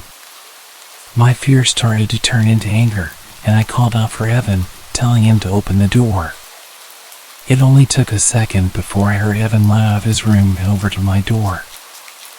I heard him place his hand on the door, but he paused for a few seconds before he unlocked it. I swung the door open right away. What the hell was that? I confronted him. Evan was stumbling over his words, saying he just wanted to make sure he was safe because he didn't know me well enough. I understood that concern, but locking someone in a room was not a smart way to go about it. I told him that I was going to pack up and leave in the morning. I stayed up all night on the couch in the living room, waiting for the U-Haul store to open at 9 o'clock. I looked into the hallway, seeing Evan's bedroom door was still closed, hopefully meaning he was still asleep. Then I drove straight there and drove the U-Haul back to the house. When I went inside, Evan's bedroom door was open. Evan? I called out. I walked over to his room and peeked my head inside. His room was empty. I moved my eyes around the room in disbelief, seeing as things were only getting weirder. I backed out and got straight to moving my stuff. I powered through 2 hours of moving boxes and taking apart my bed. I only had 2 boxes left, and I ran inside and picked up another, then rushed to the front door until Evan appeared in the doorway. "Move," I said. He stared at me emotionless. After a few seconds, he stepped aside. I hurried past him and shoved the box in the U-Haul. The last box was half full of random food I kept from my old pantry at the apartment. I decided to just leave it. Evan was freaking me out, and I wanted to get away from him as soon as possible. I started closing the back of the U-Haul before Evan interrupted. "You forgot this." He held out the last box. "Oh yeah, thanks." I grabbed it from him and climbed back into the truck. I felt him watching me as I stacked the box, and when I turned, he had his hand on the door. He started pulling it down, trying to close me in. I was able to stop him before the door was even halfway down. I shoved him to the ground, but he got up and ran. Not into the house, but off into the trees, away from the property. I didn't know what to think, but I didn't care. I quickly shut the back door and drove away. My brother was nice enough to let me stay with him until I found a new place. I don't know what happened at that house, or what would have happened, but there was definitely something very wrong going on.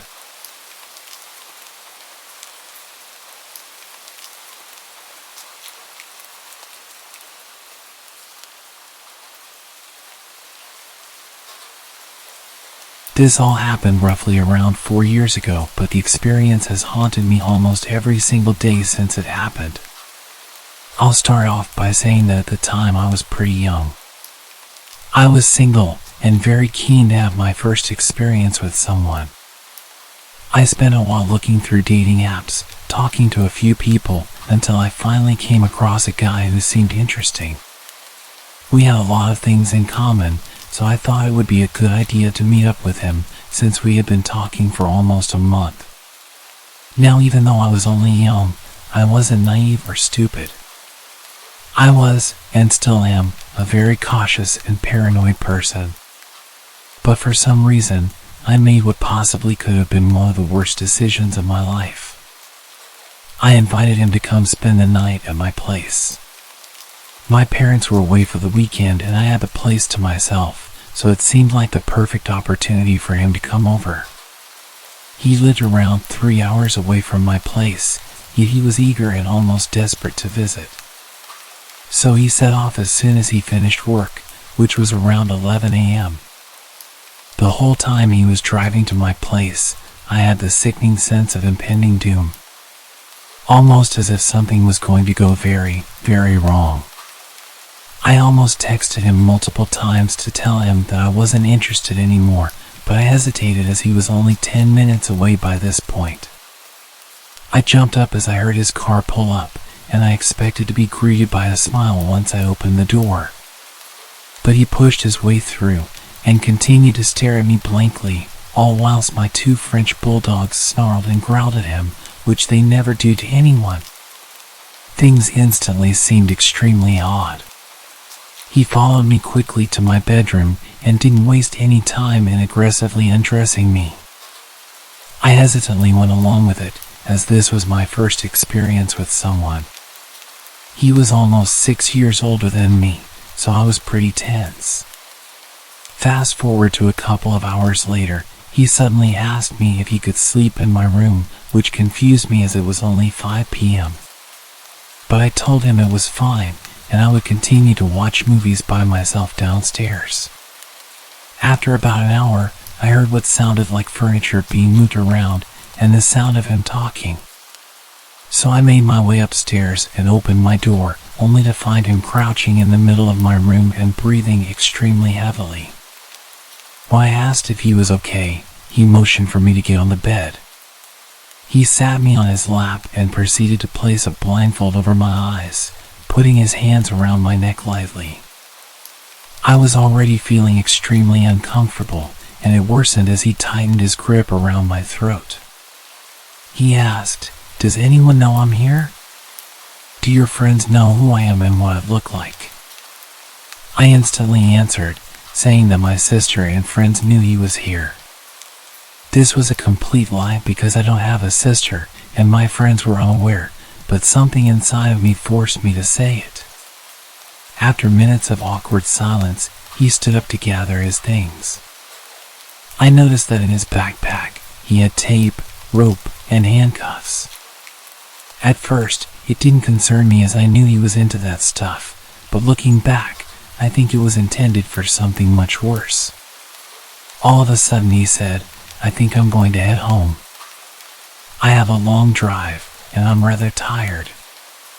I didn't hesitate to let him out of my door because I was already extremely uncomfortable. As he left, he failed to even look at me or say goodbye. He raced off down the street as soon as he got into his car. I ran back to my room to see if he had left anything, because he'd left in a hurry. I found a note on my desk with the words, "Being nice is what saved you." At the time, I had no idea what the note meant. Now that I think about it, I seriously think that he had very ill intentions toward me. I'm still angry at myself for letting a stranger into my home, which was obviously a big mistake. I immediately blocked him on all of my social media. I am just so lucky that I made it out alive. All I know is that he is now somewhere back in America. I don't really know why he was living in the UK at the time that I met him, but all I can say now is that I am glad that he is many miles away from me.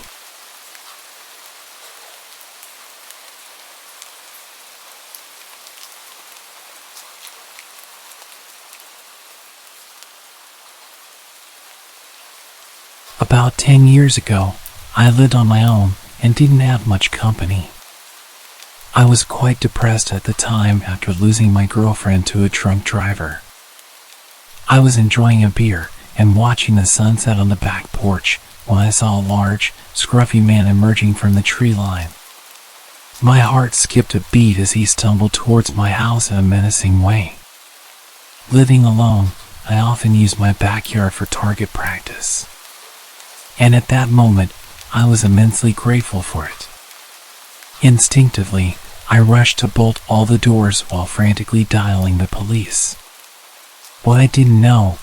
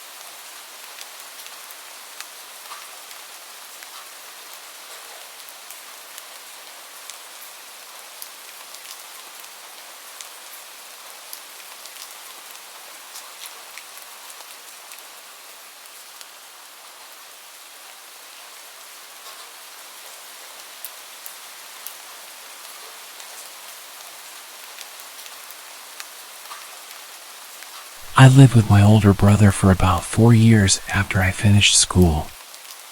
We shared rent on an apartment together since neither of us could afford anything on our own. But during the 4th year, my brother started making better money and he planned to move out once the lease came to an end. I wasn't making a lot, so I knew I couldn't afford to pay for the apartment alone.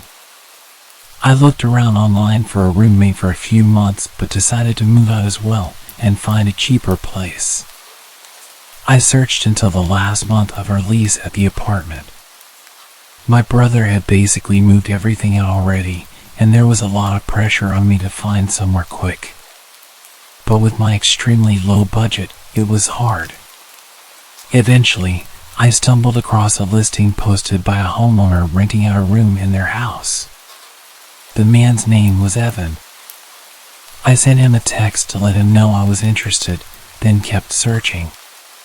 He responded within a few minutes. We scheduled a time to call later in the day, and when we did, he explained all the details. He said he lived alone in the house and was renting out his spare bedroom, but I'd be able to use all the other rooms in the house. It sounded great to me, so I agreed to it. A couple of weeks later, I packed everything in a U-Haul and drove down to the house. Between this time, we'd been texting and calling, and he sent me a bunch of pictures, but I hadn't had the chance to view it in person yet. I got there around noon, parking in the driveway. The house was definitely small, but it looked nice from the outside. Evan was standing in the garage, waving me over. He gave me a quick tour, then helped me unload all of my stuff into my room. Evan seemed like a regular man in his mid-30s, which was almost 10 years older than myself, but I didn't really mind. He didn't hold conversations very well, and was somewhat shy. Anyway, we finished moving everything inside, and I dropped the U-Haul off. I Ubered back to the house, and by then, it was almost 8 p.m., and I was really tired. Evan was on the couch, watching TV, so I told him I was going to bed early, and I went to my room. All in all, it seemed like a decent place, and I was happy with it. I unpacked some more, then set up my bed, and by 9 o'clock, I was finally ready to sleep. I walked over to my door to lock it and turn off the lights. But as I reached my hand out, I saw the knob on the door was empty. As in, there was no lock on it. Confused, I opened the door. The lock was on the outside of the door. I stepped into the living room and asked Evan why the bedroom door locked from the outside. He looked confused and said he never noticed that, but he would switch it around tomorrow. I shrugged and said okay, then went back to my room. I was tired and not too worried about it, but it was definitely an odd find. I got in bed and fell asleep. In the middle of the night, I woke up. I heard someone moving around in the kitchen, which I assumed was just Evan getting water or something. I closed my eyes again. A minute later, I heard him walking back down the hallway, but as he was passing my room, he stopped. I opened my eyes and looked at the door. He was standing out there quietly for maybe 15 seconds before I heard a click. He locked my door. My stomach dropped, and I felt my face go cold as Evan walked down to his room. As soon as I heard his bedroom door shut, I got up quietly and went over to the door. I tried the handle, and it wouldn't budge. I stood in shock for a few seconds, coming to the reality that this man I just met has now locked me in a room. My fear started to turn into anger, and I called out for Evan, telling him to open the door. It only took a second before I heard Evan run out of his room and over to my door. I heard him place his hand on the door, but he paused for a few seconds before he unlocked it. I swung the door open right away. What the hell was that? I confronted him. Evan was stumbling over his words, saying he just wanted to make sure he was safe because he didn't know me well enough. I understood that concern, but locking someone in a room was not a smart way to go about it. I told him that I was going to pack up and leave in the morning. I stayed up all night on the couch in the living room, waiting for the U-Haul store to open at 9 o'clock. I looked into the hallway, seeing Evan's bedroom door was still closed, hopefully meaning he was still asleep. Then I drove straight there and drove the U-Haul back to the house. When I went inside, Evan's bedroom door was open. "Evan?" I called out. I walked over to his room and peeked my head inside. His room was empty. I moved my eyes around the room in disbelief, seeing as things were only getting weirder. I backed out and got straight to moving my stuff. I powered through 2 hours of moving boxes and taking apart my bed. I only had 2 boxes left, and I ran inside and picked up another, then rushed to the front door until Evan appeared in the doorway. "Move," I said. He stared at me emotionless. After a few seconds, he stepped aside. I hurried past him and shoved the box in the U-Haul. The last box was half full of random food I kept from my old pantry at the apartment. I decided to just leave it. Evan was freaking me out, and I wanted to get away from him as soon as possible. I started closing the back of the U-Haul before Evan interrupted. "You forgot this." He held out the last box. "Oh yeah, thanks." I grabbed it from him and climbed back into the truck. I felt him watching me as I stacked the box, and when I turned, he had his hand on the door. He started pulling it down, trying to close me in. I was able to stop him before the door was even halfway down. I shoved him to the ground, but he got up and ran. Not into the house, but off into the trees, away from the property. I didn't know what to think, but I didn't care. I quickly shut the back door and drove away. My brother was nice enough to let me stay with him until I found a new place. I don't know what happened at that house, or what would have happened, but there was definitely something very wrong going on.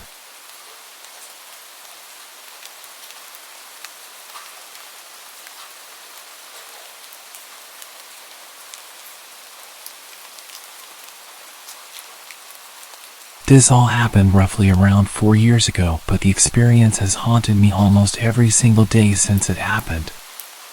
I'll start off by saying that at the time I was pretty young. I was single and very keen to have my first experience with someone. I spent a while looking through dating apps, talking to a few people, until I finally came across a guy who seemed interesting. We had a lot of things in common, so I thought it would be a good idea to meet up with him since we had been talking for almost a month. Now, even though I was only young, I wasn't naive or stupid. I was, and still am, a very cautious and paranoid person. But for some reason, I made what possibly could have been one of the worst decisions of my life. I invited him to come spend the night at my place. My parents were away for the weekend and I had the place to myself, so it seemed like the perfect opportunity for him to come over. He lived around 3 hours away from my place, yet he was eager and almost desperate to visit. So he set off as soon as he finished work, which was around 11 a.m. The whole time he was driving to my place, I had the sickening sense of impending doom. Almost as if something was going to go very, very wrong. I almost texted him multiple times to tell him that I wasn't interested anymore, but I hesitated as he was only 10 minutes away by this point. I jumped up as I heard his car pull up, and I expected to be greeted by a smile once I opened the door. But he pushed his way through, and continued to stare at me blankly, all whilst my 2 French bulldogs snarled and growled at him, which they never do to anyone. Things instantly seemed extremely odd. He followed me quickly to my bedroom and didn't waste any time in aggressively undressing me. I hesitantly went along with it, as this was my first experience with someone. He was almost 6 years older than me, so I was pretty tense. Fast forward to a couple of hours later, he suddenly asked me if he could sleep in my room, which confused me as it was only 5 p.m. But I told him it was fine, and I would continue to watch movies by myself downstairs. After about an hour, I heard what sounded like furniture being moved around and the sound of him talking. So I made my way upstairs and opened my door, only to find him crouching in the middle of my room and breathing extremely heavily. When I asked if he was okay, he motioned for me to get on the bed. He sat me on his lap and proceeded to place a blindfold over my eyes, putting his hands around my neck lightly. I was already feeling extremely uncomfortable, and it worsened as he tightened his grip around my throat. He asked, "Does anyone know I'm here? Do your friends know who I am and what I look like?" I instantly answered, saying that my sister and friends knew he was here. This was a complete lie because I don't have a sister, and my friends were unaware, but something inside of me forced me to say it. After minutes of awkward silence, he stood up to gather his things. I noticed that in his backpack, he had tape, rope, and handcuffs. At first, It didn't concern me as I knew he was into that stuff, but looking back, I think it was intended for something much worse. All of a sudden he said, "I think I'm going to head home. I have a long drive, and I'm rather tired." I didn't hesitate to let him out of my door because I was already extremely uncomfortable. As he left, he failed to even look at me or say goodbye. He raced off down the street as soon as he got into his car. I ran back to my room to see if he had left anything, because he'd left in a hurry. I found a note on my desk with the words, "Being nice is what saved you." At the time, I had no idea what the note meant. Now that I think about it, I seriously think that he had very ill intentions toward me. I'm still angry at myself for letting a stranger into my home, which was obviously a big mistake. I immediately blocked him on all of my social media. I am just so lucky that I made it out alive. All I know is that he is now somewhere back in America. I don't really know why he was living in the UK at the time that I met him, but all I can say now is that I am glad that he is many miles away from me.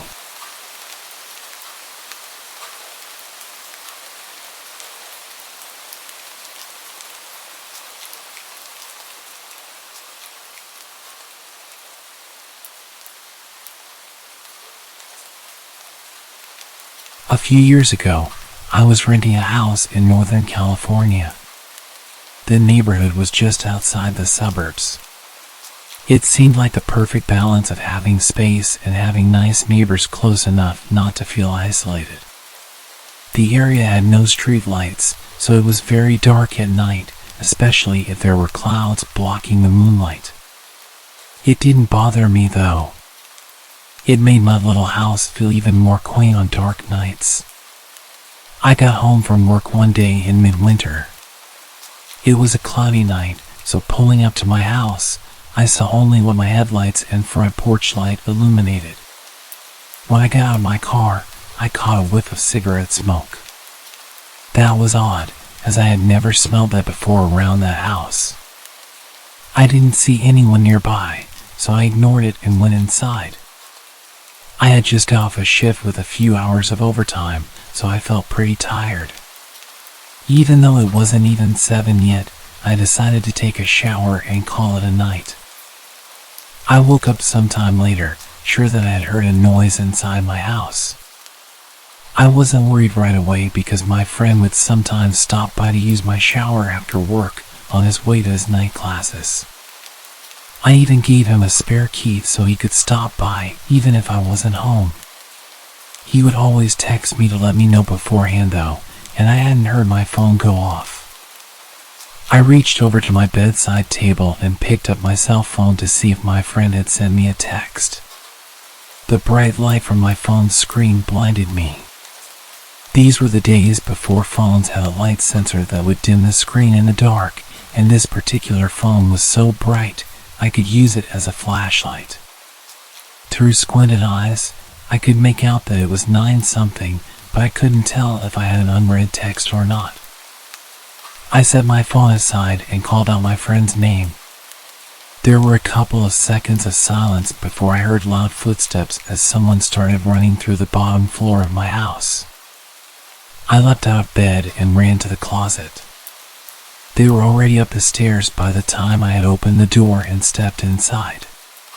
That house had 3 rooms upstairs, 2 bedrooms on either side of the hallway, the one I was in and a spare, and a bathroom at the end. The bedroom doors were both closed, but the bathroom door was cracked open. I heard whoever was in my house thunder down the hallway past my door and into the bathroom. Thank God he did. That gave me enough time to open the attic access in the ceiling of my closet and hoist myself up.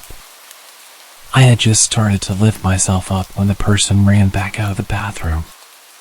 My feet were barely inside of the attic when my bedroom door burst open. I heard footsteps run into my room and stop. When they didn't see me in that room, they ran back to the hallway and into the other room, which just had boxes stacked in a corner, some weights, and a table where I painted my miniature models.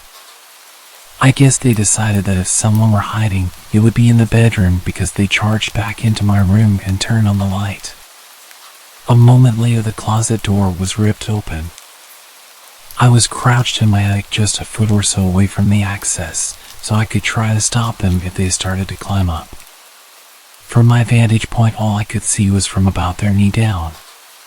They were wearing dirty blue jeans with frayed cuffs and work boots.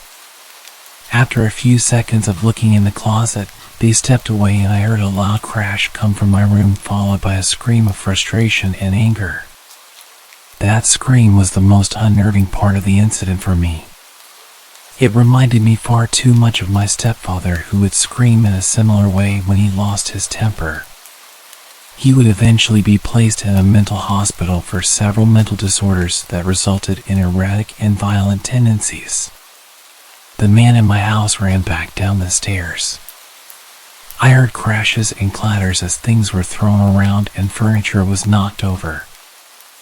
I stayed crouched in the attic. I had left my cell phone when I ran for the closet, and I wasn't certain I could climb down without him hearing. After some time, the noises stopped. I started counting slowly.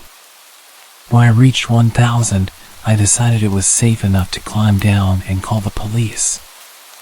The first thing I noticed when I exited the closet was the intruder had flipped my bed over. I assumed in an attempt to find me. That was the loud noise I had heard after he stepped away from the closet. I couldn't find my cell phone, so I went to the landline by the bed and called the police. I waited in my room until I heard them call out from downstairs. The first floor was a mess, but I had expected that. Chairs had been knocked over, the sofa had been flipped. All the books, pictures, and knickknacks I had on my shelves were strewn across the floor. The cupboards in the kitchen had been opened and all the boxed and canned foods had been thrown to the ground. As far as I could tell, though, the only thing missing was a single knife out of the wooden block in my kitchen. The police checked the house from top to bottom. They found that the side door had been forced open by something like a crowbar. They also found a few cigarette butts along my fence line, along with some foil and an empty pen, which the police said people often use to smoke meth, so they think he had been watching my house for a while. I realized that he must have been out there smoking a cigarette when I got home.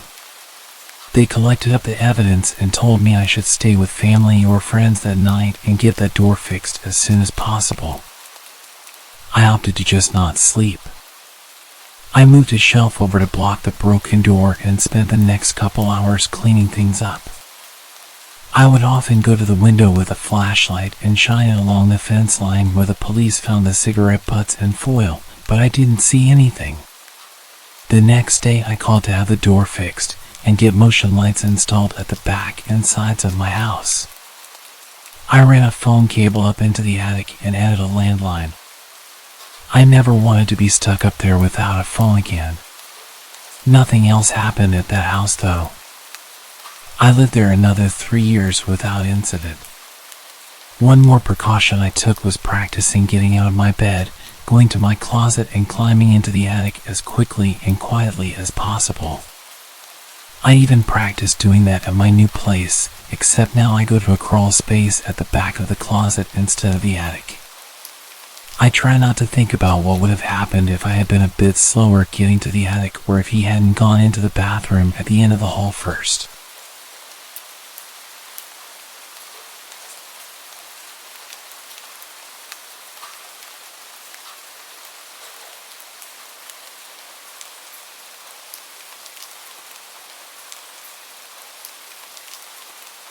About 10 years ago, I lived on my own and didn't have much company. I was quite depressed at the time after losing my girlfriend to a drunk driver. I was enjoying a beer and watching the sunset on the back porch when I saw a large, scruffy man emerging from the tree line. My heart skipped a beat as he stumbled towards my house in a menacing way. Living alone, I often used my backyard for target practice. And at that moment, I was immensely grateful for it. Instinctively, I rushed to bolt all the doors while frantically dialing the police. What I didn't know was that this intruder had broken in the day before through a basement window and had spent the night squatting there. He had left the basement door unlocked, and at this point, he'd made his way inside the house and was making his way up the stairs towards me. I gripped my rifle, aiming at the approaching man as he descended the hallway. I shouted at him, ordering him to stop and get on the ground, but he just kept walking towards me. I fired the first round, loaded with rock salt, but he showed no reaction. I quickly followed with a rubber bullet to the chest. Yet the drugged-up guy, who was clearly out of his mind, continued advancing. This guy was huge, at least twice my size, and I realized that whatever drugs he had in his body were going to push him through any pain that a rubber bullet would inflict.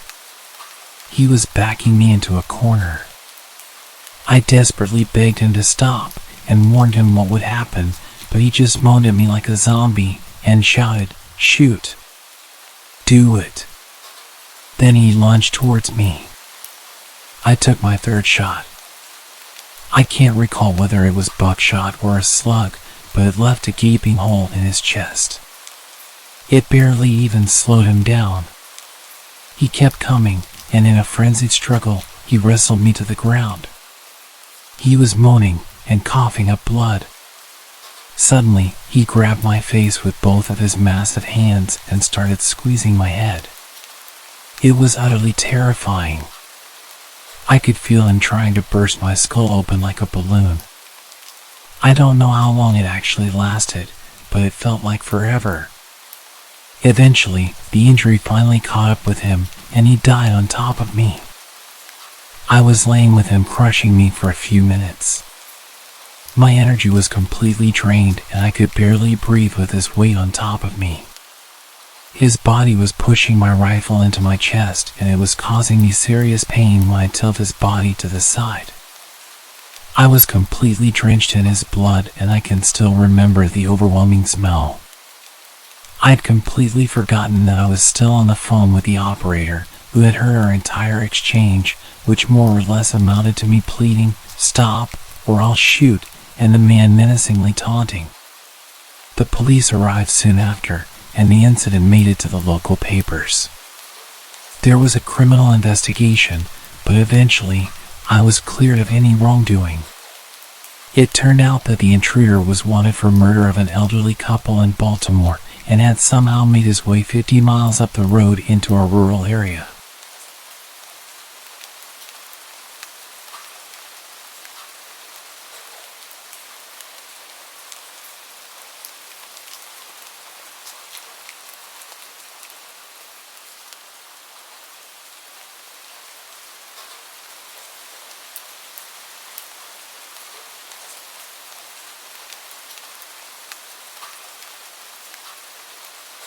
My roommate was out of the house for the week, so I had the place to myself. It was spring break, so my college classes were out. I had no plans and really nothing I needed to do. On Monday, I was basically trapped inside due to a huge storm blowing through our city. This was common around this time of year, but it still always seemed worse every time. The trees always looked like they were going to blow away, and the house would shake and creak non-stop. Knowing I wouldn't be able to sleep, I decided to just stay up. I turned on the Xbox and started up one of my video games and played for well over an hour, probably until 11 o'clock when the doorbell rang. I paused the game and got up, but then I remembered the whole storm situation. Who would be outside right now? I went over to the front door and looked through the peephole, but nothing. I opened the door. The wind and water hit me right away, but when I looked around, I didn't see anyone. I closed the door and thought maybe the wind had somehow rung the doorbell. I don't know, it sounds dumb now, but what was I supposed to think? I went back to my game, but only a couple minutes later, I heard a huge crash in the backyard, stuff tumbling over and breaking. I immediately knew it was our patio furniture and ran over to the back door. Everything was scattered around the yard, blowing around in the wind. I quickly put on my shoes and went outside, pushing each piece of furniture up against the back of the house.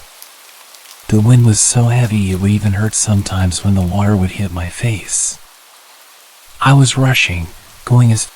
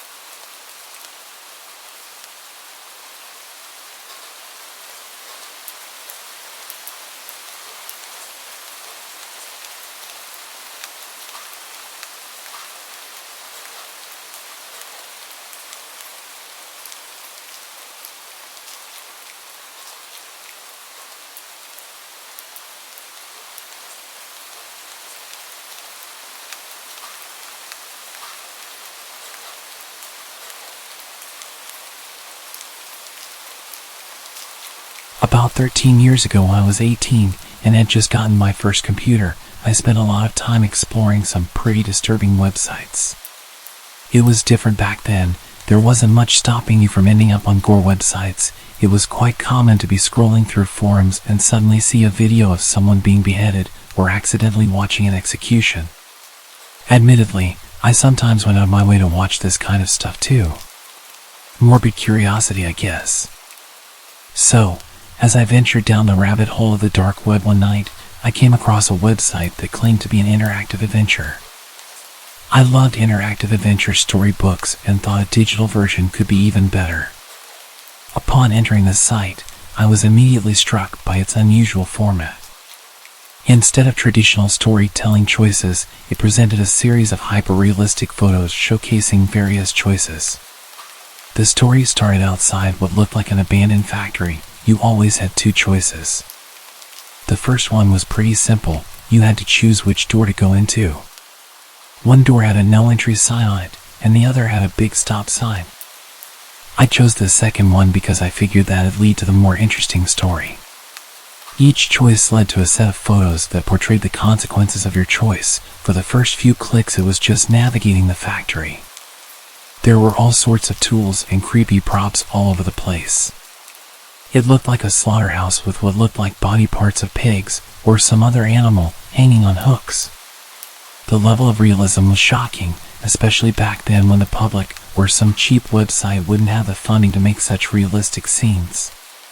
The next image had a picture of the woman with her hands clearly chopped off, with only bleeding stumps remaining on her arms. I couldn't believe this game was free. It was so convincing. The two choices now were just save or end. I was not about to end my little journey here, so I clicked save. Again, the website took a few minutes to load and I sat patiently waiting for the next part of the story. I was so numb to gore and this kind of thing after spending enough time on the internet, so I wasn't particularly shocked at the bloody details, just in love with the creativity of this game. The page refreshed and it was an image of the woman again, but this time her hands were bandaged and she's staring right at the camera, absolute terror in her eyes. I thought it was weird that I didn't get to make a choice, but I assumed when you save the game it kind of does a soft reset so that people who made other choices would all lead to that part anyway.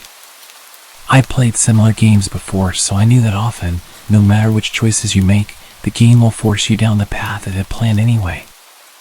Another choice appeared. Man or child. I was a sick little teenager, but I didn't want to see a child getting tortured, even if it was just a game, so I chose the man. A few minutes passed again and then a man appeared in the chair. This time I had the choice between a rope and a baseball bat. I chose the rope, wondering how creative they could get with something so simple. Once again, a short delay between the next image loading, and I maybe started to get a bit bored at this point, but I waited. The next page loaded.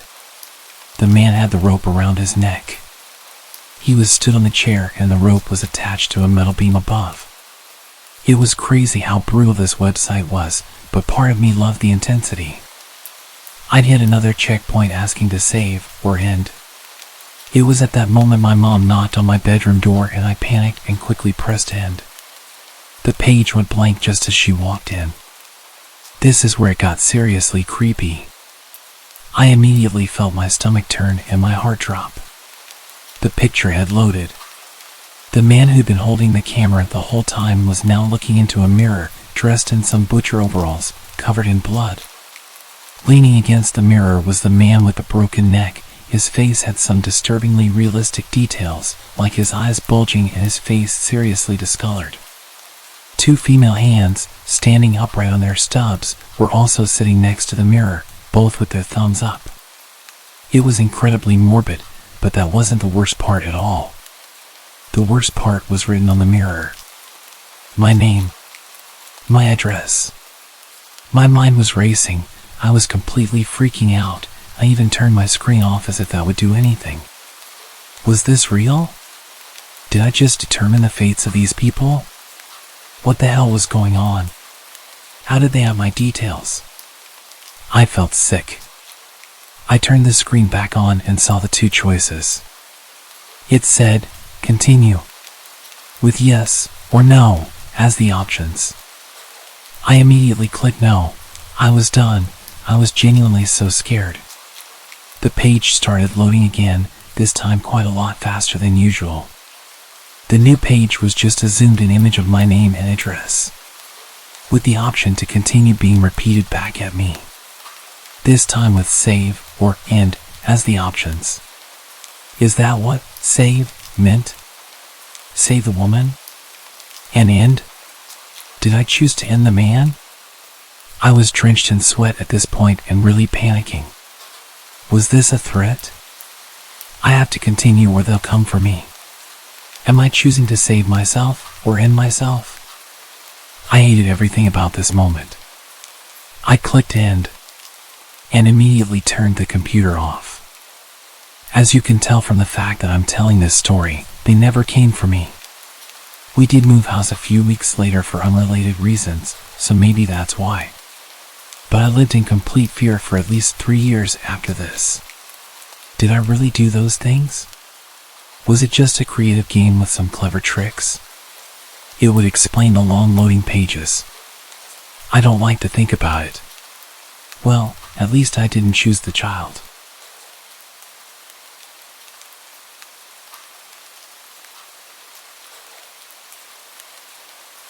Have you ever Googled yourself? A few months ago I was feeling curious and decided to do it out of sheer boredom. With a fairly rare name, I wasn't expecting much in the search results. Yet to my surprise, I stumbled upon a website that had my full name as its domain. Upon clicking the link, I found myself on a message board. The website owner's profile appeared oddly familiar, sharing my age and similar hobbies. Although the message board lacked any posts, I saved it in my favorites due to the intrigue. A month later, I returned to the site. This time it boasted more content featuring diary entries that seemed ordinary at first glance. Notes like the weather was nice today or I'm so bored at work. Yet as time passed, I began noticing an array of coincidences. The owner lived in my city, which struck me as quite a coincidence given the rarity of our shared name. As I delved deeper, I found the diary's contents eerily mirroring my life experiences. One day it mentioned attending the same baseball game I had gone to. At first I dismissed it as a simple chance occurrence given the popularity of the local team. However, the coincidences persisted and became unsettlingly precise. Their pet dog's name matched mine from childhood, and even their favorite restaurant was the same one I frequented during my previous job. One particular day, the message board was filled with birthday wishes for the owner. Oddly enough, it was my birthday as well. Intrigued, I decided to leave a message for the owner, mentioning our shared name and extending a birthday greeting. However, to my surprise, there was no option to type a message. It appeared the message board was merely a static page. Puzzled, I reached out to the owner via email with a simple introduction. Hi there. Believe it or not, we share the same name, birthday, and we're in the same city. Nice to meet you. Just a friendly introduction. A few days later, I got curious again and tried showing the website to some buddies, thinking we'll have a laugh about it. But guess what? The website was gone. Completely vanished. No trace. It wasn't even in my browsing history. That didn't sit well with me. Something felt off. I mean, it's like the whole thing was there one day and then poof, it just vanished into thin air. And then I got an email from my own email address. It just said, "Found you." Attached was a picture and, I swear my heart stopped. It was me. Sitting at my computer. In my room. And here's the worst part. The angle of the shot was taken from the corner of my room where the window is. You have to climb the side of my house to get to this window. I zoomed in, squinting at every detail. The hairs on my neck stood up as I realized the angle of the picture didn't match up with the window. It was clearly taken from the very corner of my room where I usually keep my old chair piled with clothes. Someone had been inside. My mind raced. Who could have taken this? How did they get inside? I went through every possible explanation. A prank maybe? But the more I thought about it, the more that email and that picture made me feel like I was being watched. Stalked. I can admit I was freaked out. The whole thing went from curious to seriously messed up real quick. I can't shake the feeling that I'm being watched. Monitored. The thought of someone sneaking around in my personal space snapping a picture while I was totally unaware. It's unsettling, to say the least. I've permanently locked all of my windows now, and I've got this weird paranoia about my room. Like, am I going crazy or was someone actually in here?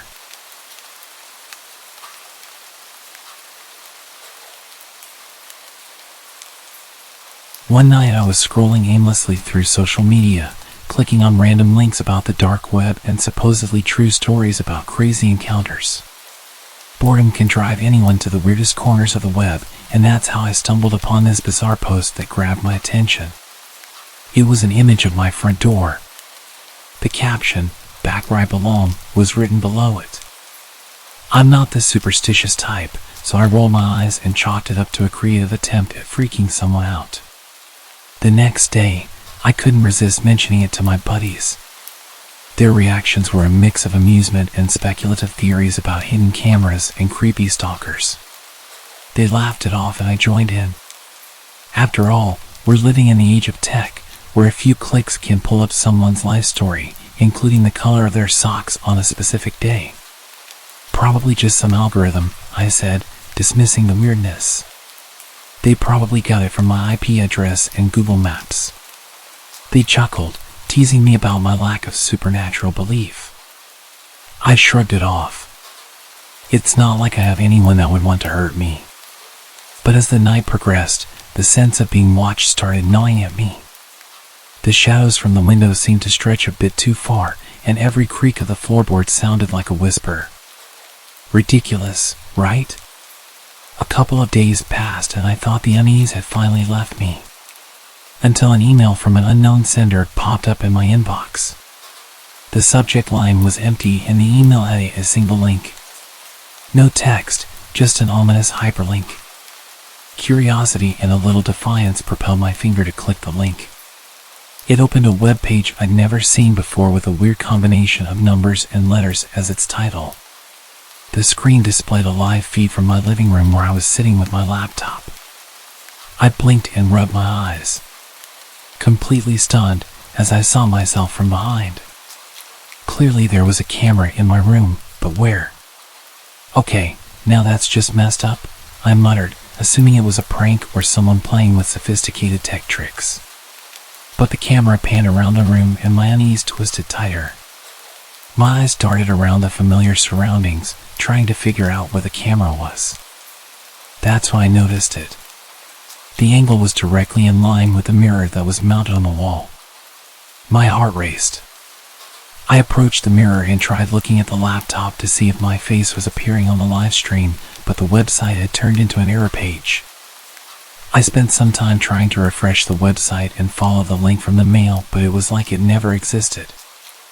I checked the mirror again and there was no obvious signs of there being a camera.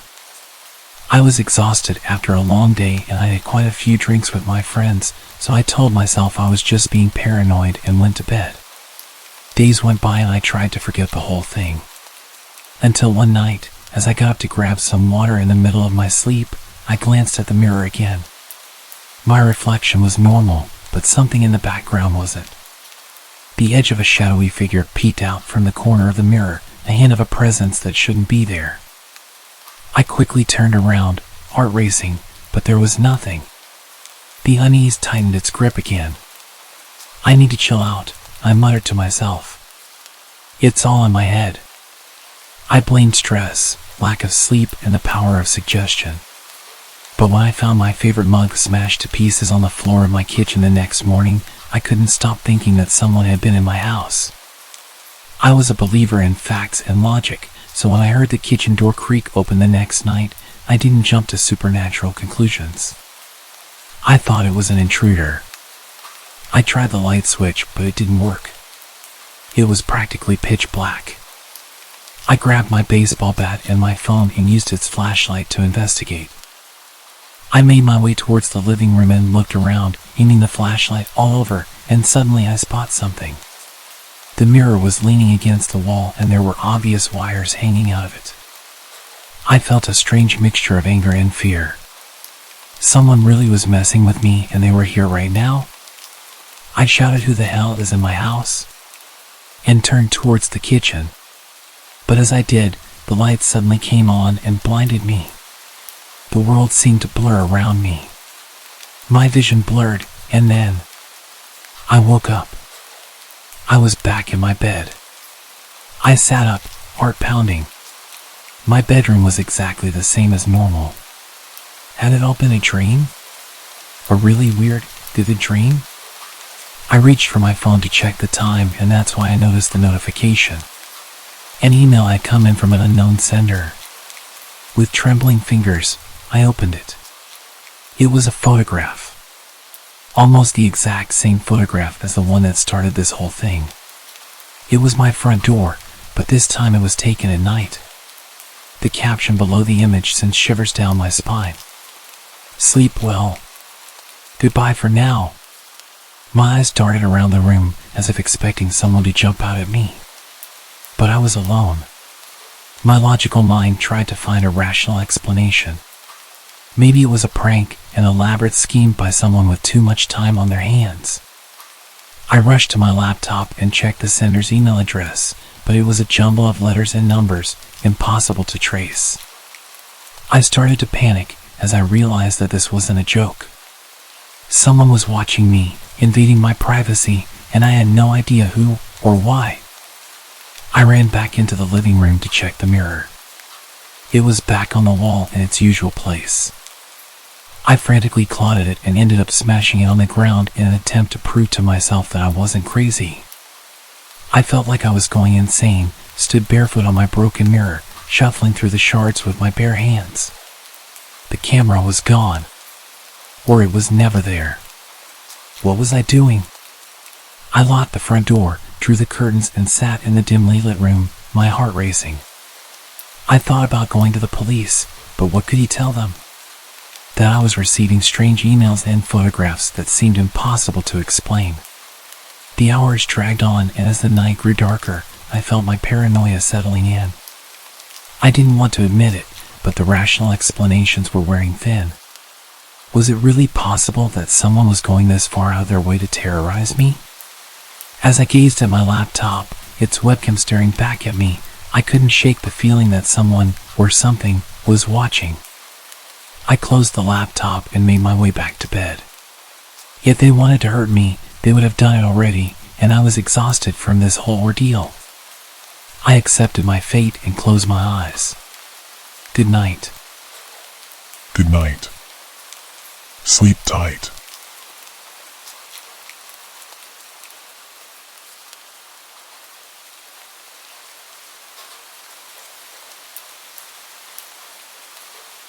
Many years ago, I used to work the night shift at a hotel in Myrtle Beach, South Carolina. During the season, it wasn't too bad, mostly families and tourists. We had on-site security back then. However, in the off-season, the winter months were different. The cheap weekly rates we offer attracted a lot of creepy people. The idea was supposed to be to make money in the off-season by renting to snowbirds, older retired people who came to the beach for about a month through the winter. It did not always work out that way. The cheap rates made it possible for a less than desirable element to become long-term residents. I've discovered more than my fair share of meth labs, broken up physical assaults, and more during the winter months. Working the third shift, I would meet some interesting people. The cold weather would mean some homeless people would come in to get warm and grab some free coffee. I wasn't supposed to let them, but it's not in me to be cruel. I would let them grab a coffee and get warm for a minute, as long as they didn't cause trouble. As you can see, night shift in the winter made for some crazy and sometimes creepy stories. I have a lot, but this one is one that stands out because it didn't end well for me. I had a great night up to this point. I had gone to an indie wrestling show with my best friend before work. In fact, I had agreed to come in an hour early the next night for the young lady that worked the second shift in exchange for her working an hour late for me. Ironically enough, I met Terry Funk that night, a wrestling legend known for his hardcore matches.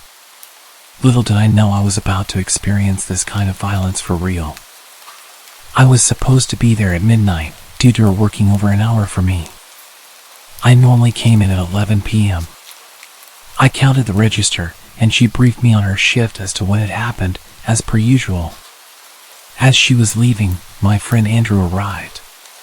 He worked second shift maintenance at this hotel, and the other two hotels our company owned. He would regularly stop by after work, go grab us some food, and we would play World of Warcraft on our laptops after eating for a while since business was slow. He was just getting my money for the food, getting ready to leave. I was excited, telling him about how much fun I had at the wrestling show and showing him my Terry Funk t-shirt that I was so proud of. I was just walking into the back office to put the shirt up when I heard the doorbell indicating a customer had entered. It's true what they say, ask not for whom the bell tolls, it tolls for thee. I had turned around when I heard someone say something loudly, but I still couldn't make out what they had said. I had just reached the doorway when I saw Andrew fall down in front of me. The next thing I know, a guy walks around the corner and punches me in the head with a short steel pipe in his hand. It staggered me, and I fell to the ground. Before I could react, he hits me in the head with the pipe. I suddenly heard another guy that I hadn't even noticed. He was panicking because he thought that one of us had ran to get a cop. They left out the door. I was finally able to get to my feet. I tried to call the police from the phone in the back office, but it was having issues. I slammed it in frustration. I was hurting and scared, really freaking out. I realized that they could come back, so I ran and locked the door. I didn't know where Andrew had gone, and that worried me. I called 911 and started to notice the blood pouring down my head. I told the operator I had been attacked and needed an officer and an ambulance. I then called Travis, the manager of the hotel, to tell him what had happened. He thought I was messing with him at first because when we got bored, we would usually prank each other. I finally convinced him I was not joking. So he told me he was heading over straight away. The cops and the ambulance pulled up, and I opened the door. It was at this time I found out that after they sucker punched him and knocked him down, Andrew was able to amazingly jump over the desk and escape. He ran out just as a cop was driving by, which he ran to flag down for help. I ended up in the hospital emergency room where I had to have 10 staples in my scalp and they gave me morphine for pain. I had no way to get home after being treated, but the doctor and nurses took pity on me and paid for a cab. My plan was to go back to work because this was December and Christmas was coming. I had 3 kids and needed all the hours I could get. When I got back to the hotel, the IT guy Ted was there with his wife Barbara, who also worked at the front desk. She was shocked to see me. She thought I would still be in the hospital. I thought I had only been hit in the head once after being punched. But the video which Ted was pulling for the police showed a different story. After I went to the ground, the guy had hit me not just one time, but 10 times in total. I kept trying to grab the pipe and get up, for some reason. I do not remember that. I guess I was knocked pretty hard. He kept punching me and hitting me with the pipe until his friend told him that Andrew got away and then got the cops. The 2 of them then ran out. I was given a room at the other hotel. And Ted and Barbara gave me a lift there as I was in no condition to drive due to the morphine. They also gave me a paid week off to heal. They switched me over to the other hotel on the night shift for a month, just in case they were after me in particular. We never found out why they chose to attack me. The police thought it might be a failed strong-arm robbery due to Andrew getting away and me not just going down. Not knowing why they attacked me really shook me up. Even though I was at our other hotel when I came back to work the night shift, I was still nervous. I tensed up every time the door chimed. I couldn't afford to quit. As I said, I had 3 kids I was supporting. They never caught the guys as far as I know. A detective stopped by about 2 months later when I was working the second shift. He showed me several mug shots and asked me if any of them looked familiar. I never got a great look at them as it all happened so fast. I had seen the video, which wasn't the best quality. Even so, 2 of them looked very familiar. I pointed them out, and he asked me how sure I was. I told him honestly, like 85%. He then yelled and asked me if I wanted someone to go to jail for attempted murder on 85%. I was stunned into silence. I was the victim. I was attacked for no reason, and he is yelling at me like it's my fault. I was too busy being attacked to get a good look at them. I no longer work at a hotel on the night shift, and I'm glad, because it's just too dangerous in this area. Night shifts at hotels can be risky, and after my terrifying experience, I decided it was time for a change. For a while, the memories of that night haunted me.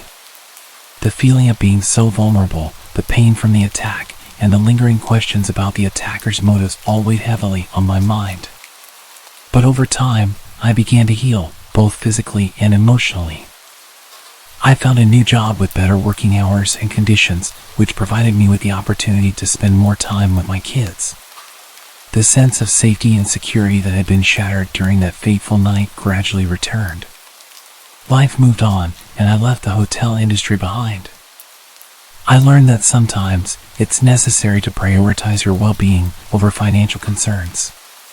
My new job allowed me to support my family while maintaining a more stable work-life balance.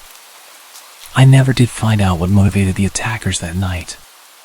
They remained at large, leaving behind a trail of questions and unresolved mysteries. However, I chose not to dwell on the past, but to look forward to a brighter future. Though the scars on my scalp served as a physical reminder of that harrowing night, they also symbolized my resilience and ability to overcome adversity.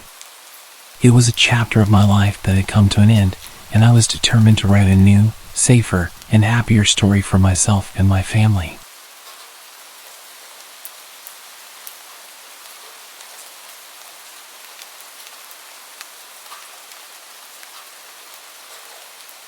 I need to preface this by saying that I don't believe in ghosts or any other kind of paranormal activity. This is not an attempt to convince people of their existence. What I will say is that I have an open mind regarding things that I can't explain using logic or reasoning. I know something happened to me, I just don't know what. And nothing I've heard so far has come anywhere near a satisfactory explanation. But then, that's what had me creeped out about it. If I could just chalk it up to seeing a ghost or witnessing a glitch in the matrix, as I've heard people call it, or any of that, at least I could draw a line under it and move on. But I can't. Because I have no idea what happened that night, and neither does anyone else. I used to work for a security company that contracted overnight work for large office buildings in downtown Houston. Some of the buildings were real nice places, and their security offices had all kinds of amenities that others just didn't have. The only problem was they made for some of the most boring overnight shifts you could possibly imagine. Tough guards can be exhausting and dangerous, but boredom is a different kind of poison altogether. So you understand why I say, out of all the places that I could have expected my scariest night working security, these places didn't get anywhere near the top 10. One of the buildings we worked in had a bunch of different offices on each floor with a layout, each one being shaped like a letter U. Each of the floors was owned by a different company for the most part. Anyway, so most had a different design but the same layout, and part of that layout were those polished metal plates that sat on the corner of each corridor. They were positioned at the 90-degree angles in the U shape. At first, I figured it was just an odd design choice. Then I figured out that they were like mirrors. If someone was walking down the connecting corridor and you couldn't see them, you'd be able to see a little movement in the polished metal so you wouldn't run into anyone or get a fright. Kind of clever, right? Well, listen to this. One night, I'm working the overnight shift with 2 other coworkers. When it comes my turn to perform a physical sweep of the building, we had most of the building mapped out with cameras, but no security guard worth his salt relies on electronics. So every half hour, one of the guards would take a quick walk around each of the floors just to make sure everything was A-okay. Most of the guys would just take elevators up and down, but it was around this time that I decided to take the stairs a few times a night to get some exercise. I was a few pounds heavier than I wanted to be, and walking up even 5 or 6 flights of stairs sucked. So I took as many flights as I could, then took the elevator the rest of the way. It also helped kill time on those hellish shifts. Anyway, this one time, I managed to hustle all the way up to the 9th floor, which was totally a new record for me. But I was completely out of gas. I literally had to lean against the wall to catch my breath, making sure to stay in the stairwell's blind spots so my coworkers wouldn't watch and laugh at me. Once I had myself together again, I walked out into the corridor and towards the first bend in the U-shaped layout that I mentioned earlier. As I got within a few feet of it, I froze. For the first time in the whole time that I'd worked there, I saw a reflection in the polished metal mirror thing. It wasn't crystal clear, but it was absolutely different to how it usually looked. I had the usual reflective image ingrained into my memory because I saw it hundreds of times a night. I could clearly see someone standing in the connecting hallway, wearing what looked to be the same kind of security uniform as me. I called out, thinking it was one of my coworkers. Then the white shirt shape suddenly moved out of sight. Now, right away, I thought this was a prank. I caught them trying to scare me. So, as I'm walking around the corners, I'm kind of calling out, "Hey, I know you're there. I saw you in the reflection." I get around each corner, but I don't see anyone. I assume the guy had ducked into one of the conference rooms or offices as a backup. I checked all of them, and they were all empty. I called down on my radio to make sure someone was really up there with me and they're just hiding in a closet or something because they're a bunch of immature idiots. The second I heard both guys talking on the same radio, I felt myself getting just a little bit freaked out. Either I was having some kind of weird episode after power walking up those 9 flights, where my eyes were playing tricks on me, or something very bad was happening. So, naturally, I'm starting to get a little worried. Not majorly worried, just a little. I decided to take the elevator the rest of the way. I was still concerned about my health, but then as I'm walking back towards it, something happened that makes me feel cold just to think about to this day. It felt like someone walked up behind me, and it felt like it was fast. I heard the footsteps that definitely weren't my own, and I felt that feeling of imminent danger you get when someone rushes you from behind. I turned, had my hand on my sidearm, ready to defend myself. But there was nothing there. Just an empty corridor with me standing in it. I can't even really think of the words for the kind of fear that I was feeling in that moment. The best that I can come up with is it was like a physical force, and that fear hit me and pushed me towards the elevator at a speed walk. I was convinced that someone was up there with me. But at the same time, they either had to be psychic or a ninja to rush up on me like that, or at least make me feel like I was being creeped on. None of it made any sense, and more, I was thinking that there was something wrong with me, not that something weird was going on. Once I was safely in the elevator, I called down to my coworkers and asked them to watch all of the cameras on the 10th floor for any kind of movement. They replied, asking if I was all good or if I needed help, probably because they could hear the state I was in. But I told them to shut up, watch the cameras, and tell me if they could see anything or anyone. I was expecting a no, in which case I had to accept that I was having some kind of medical emergency and maybe even call 911. I heard about people having strokes or heart attacks and how they can feel confused or panicked, so that's all my hypochondriac mind was thinking about. But then, as my radio crackled to life again, I heard the next thing they said, and I swear to Christ that I felt like I was going to throw up. My coworker came back with, "Yeah, there's someone up there with you. We're headed for the elevator right now." I sent it down to the ground floor, and if I'm being honest, I was weirdly relieved. I wasn't about to have a stroke, and I wasn't going crazy. There really was someone up on the 10th floor, and they were about to get messed up for scaring the living daylights out of me. We swept all the rooms together, calling out to this potential intruder the whole time, saying things like, "Come on out, and you're only getting trespassing," and even saying things like, "This is a heck of a way to get yourself shot." We were just bluffing, and it wasn't a huge issue that we didn't find this intruder. They could have easily used the stairwell to escape to another floor. But instead of going and hunting them down, we just headed back down to the security office, watched the cameras, and waited for the real cops to show up.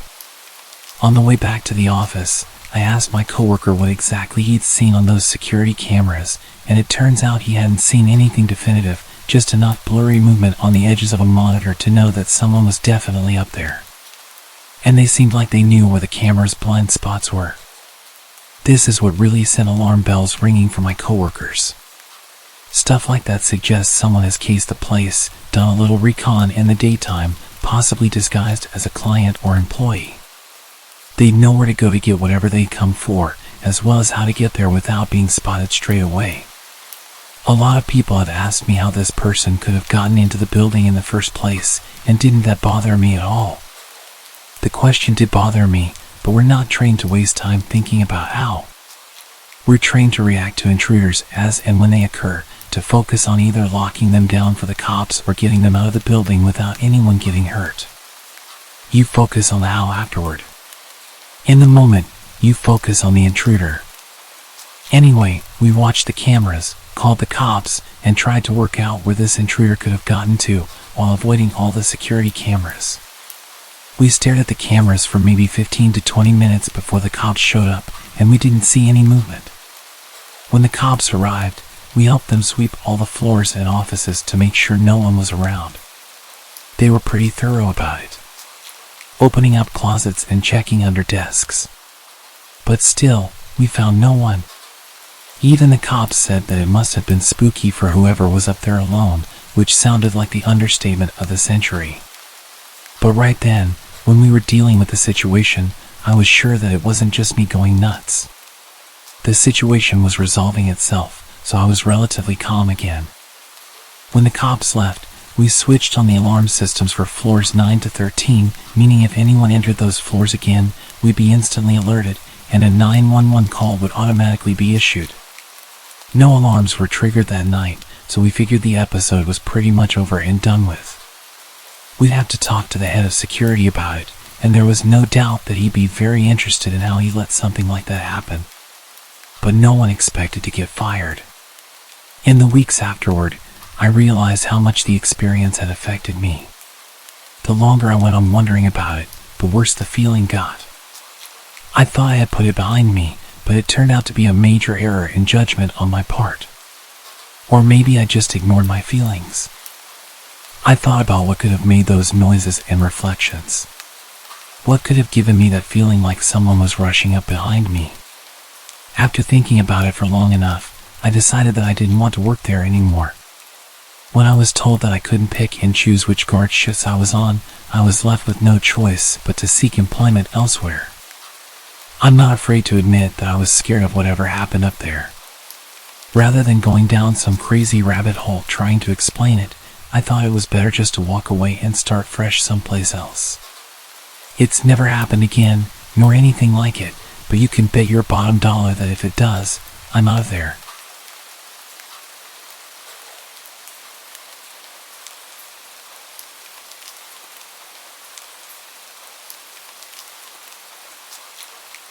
A couple of years ago, I was living in Colombo, in Sri Lanka, at a small hostel on the outskirts of the city.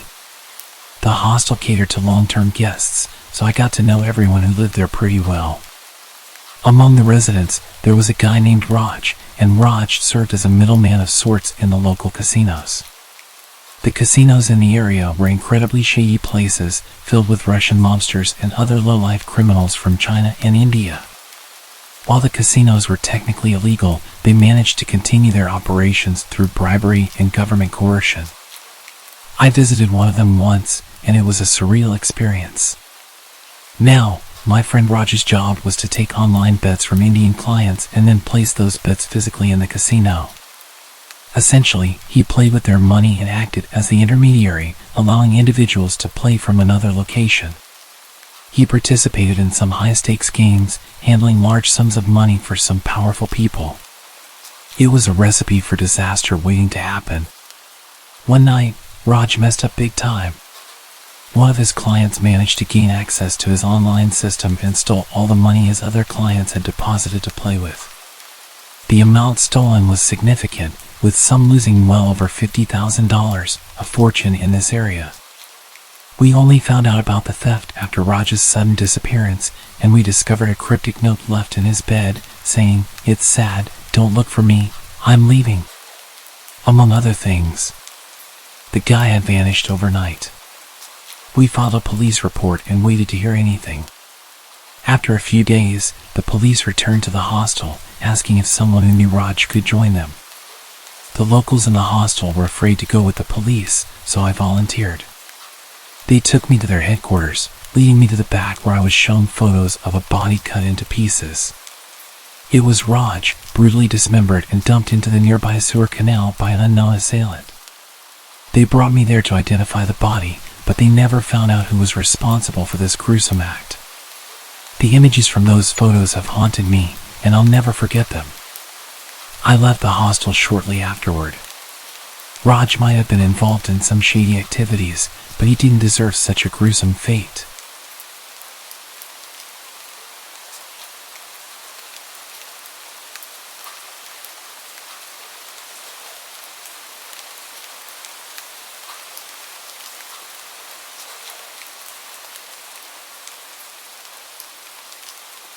I work as a baker for a small bakery in a tourist town.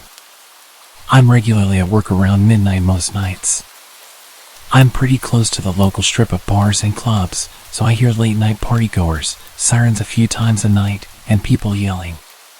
That kind of stuff. The weirdest story, which started out creepy but didn't end that way, was when I opened the door around 4 a.m. to someone knocking. The only reason I opened the door is because my boss had literally just texted me saying we might be getting an early delivery, so I thought it was that. I opened the door and no one's there.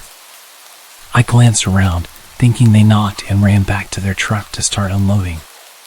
Then suddenly, someone steps out of the shadows, looking like Slender Man. I panic but hold it together pretty well. Once they got out of the shadows, it obviously wasn't a monster. It was just a tall, skinny girl with no pants on, no shoes, and a shirt that obviously wasn't hers. This poor girl then asks me if she can borrow a phone. It clicks in my mind what could have happened, and I tell her to come in. I let her use my phone. She tries to call her boyfriend and tells me that essentially she just woke up after passing out. She didn't know where she was, and I was the only light on the street. I didn't ask what happened to her, but she was saying something about pulling a firearm earlier and was hyperventilating over the cops being called on her, so I didn't call them. Her boyfriend never answered the phone, but I helped her figure out where her hotel was. Luckily, it was on the same block we were already on. I couldn't leave to walk with her or drive because I had a million things in the oven. I actually gave her my phone with the place pulled up on Google Maps and the flashlight on. She walked there, made it back okay, showered, took a nap, and brought me back my phone later in the morning. She hugged me twice and thanked me profusely, and I'm just sitting there like, damn, I didn't think I was getting my phone back. But I'm glad it worked out okay. I don't know if she was assaulted or just the type to strip when drunk or what, but she seemed okay after having been back to her hotel room. It could have gone a lot worse for her, so I'm glad I was the door she knocked on. God, did she give me a heart attack at first?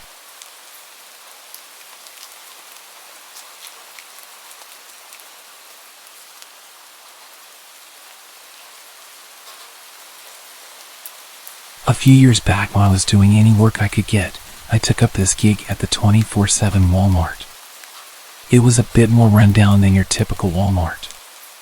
Dimly lit aisles, flickering fluorescent lights, and an eeriness that only an empty Walmart at 3 in the morning can provide.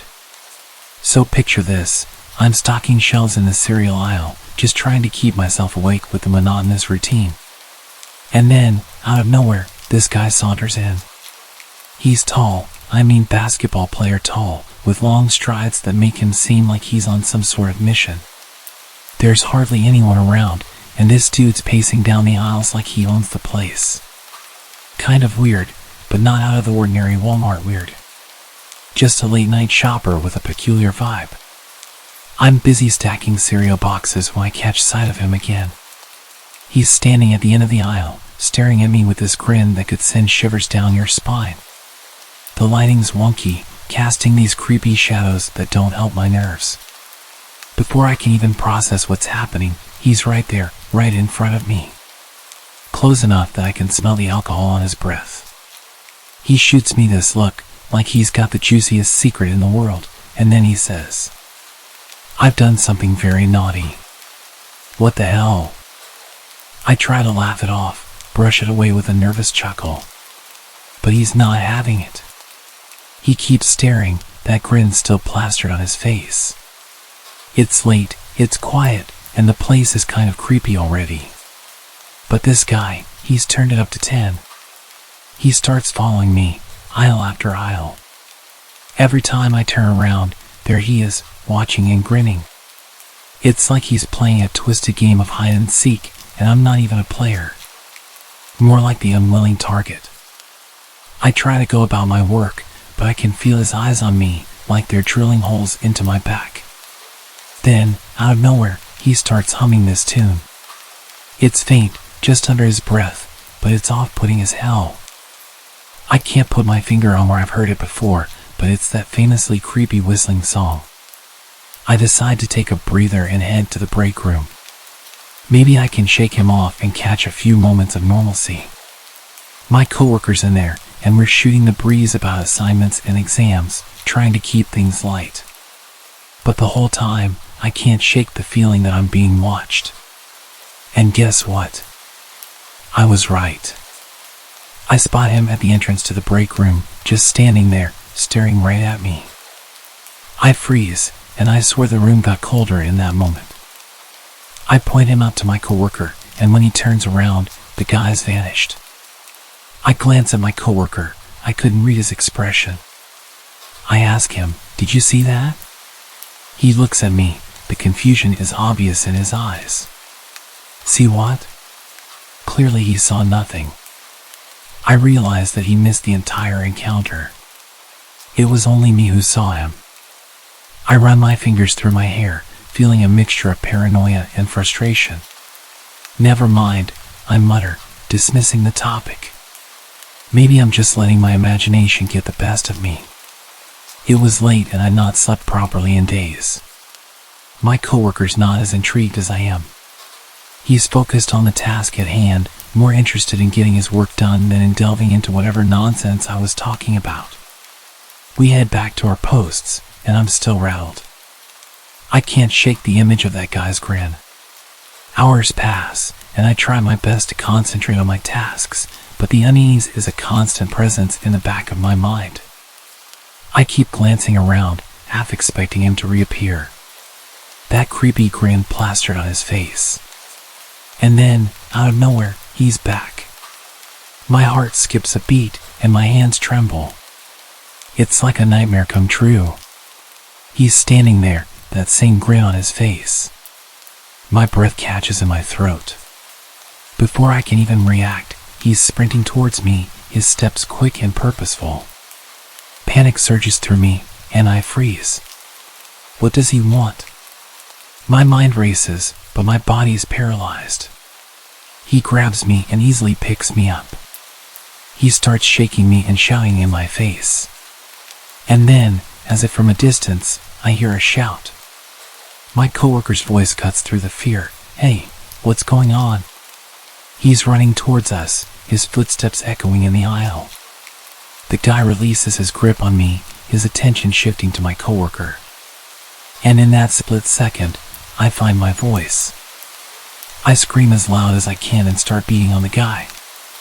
My coworker arrives, his presence enough to make the guy hesitate. He turns and bolts, disappearing down the aisle. I'm left shaking, my heart pounding.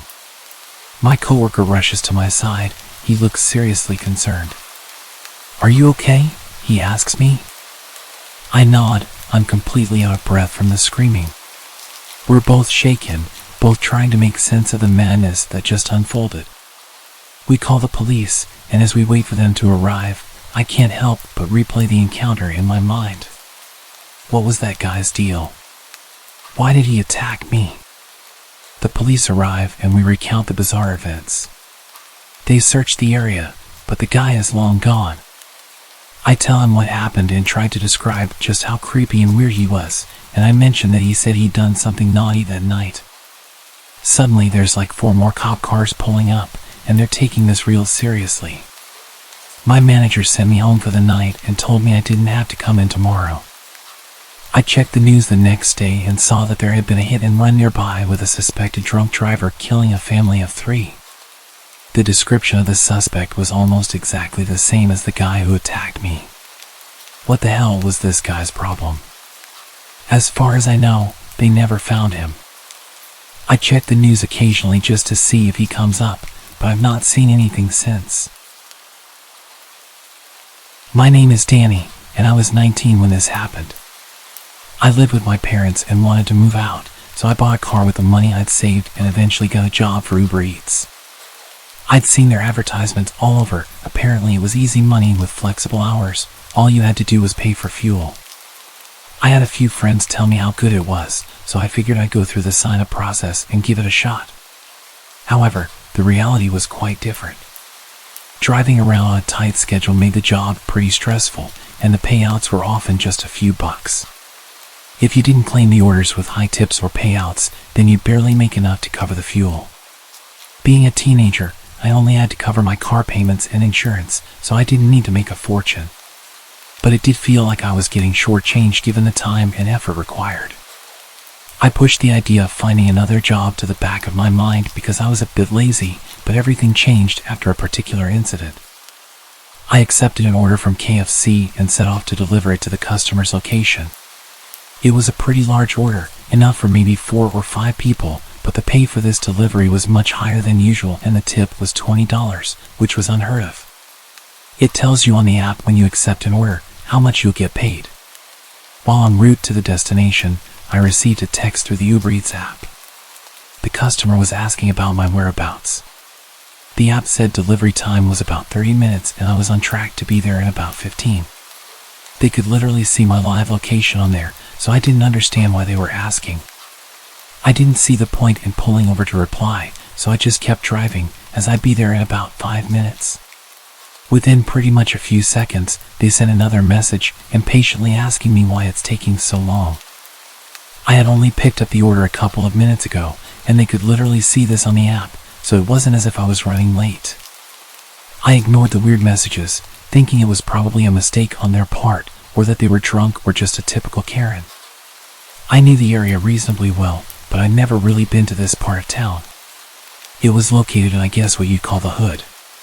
It was a pretty rough neighborhood, gang violence and a lack of police presence. Most people knew not to come here. But I'd driven through a few times and knew it wasn't too dangerous. The address was to an apartment building, and as I approached the place, I noticed that a lot of people were staring at me. I parked my car and checked my phone. Another message had come through with some harsh language, telling me that I better hurry up. I usually leave my phone on the stand, where I can see the delivery instructions, but I knew it was a bad idea to keep it out in the open, so I took it with me. The instructions said to come inside and deliver it to the customer's apartment, which was a little unusual, but I figured they just didn't want to come down. I pressed the button for the apartment number and was buzzed in. As I climbed the stairwell, I couldn't shake the feeling that something was off. There were people just scattered around this building. I had to step over some passed-out woman on the stairs, and I really wanted to just drop the bag and run.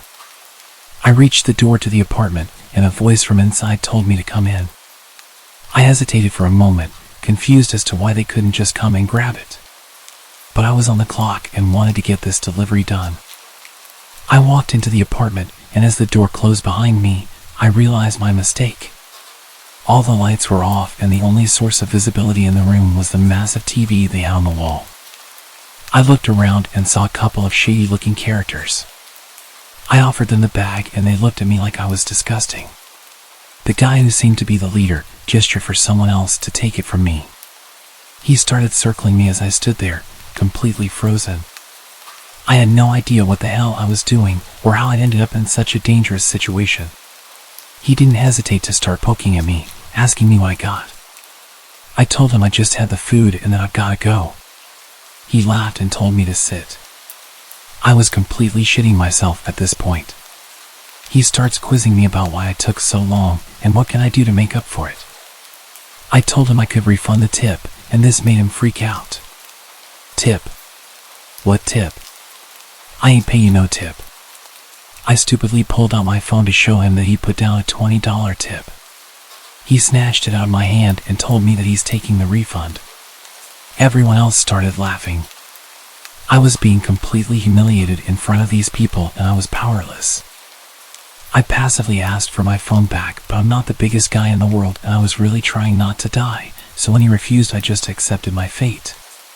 He sat down and started looking through the bag, grabbing the food he wanted.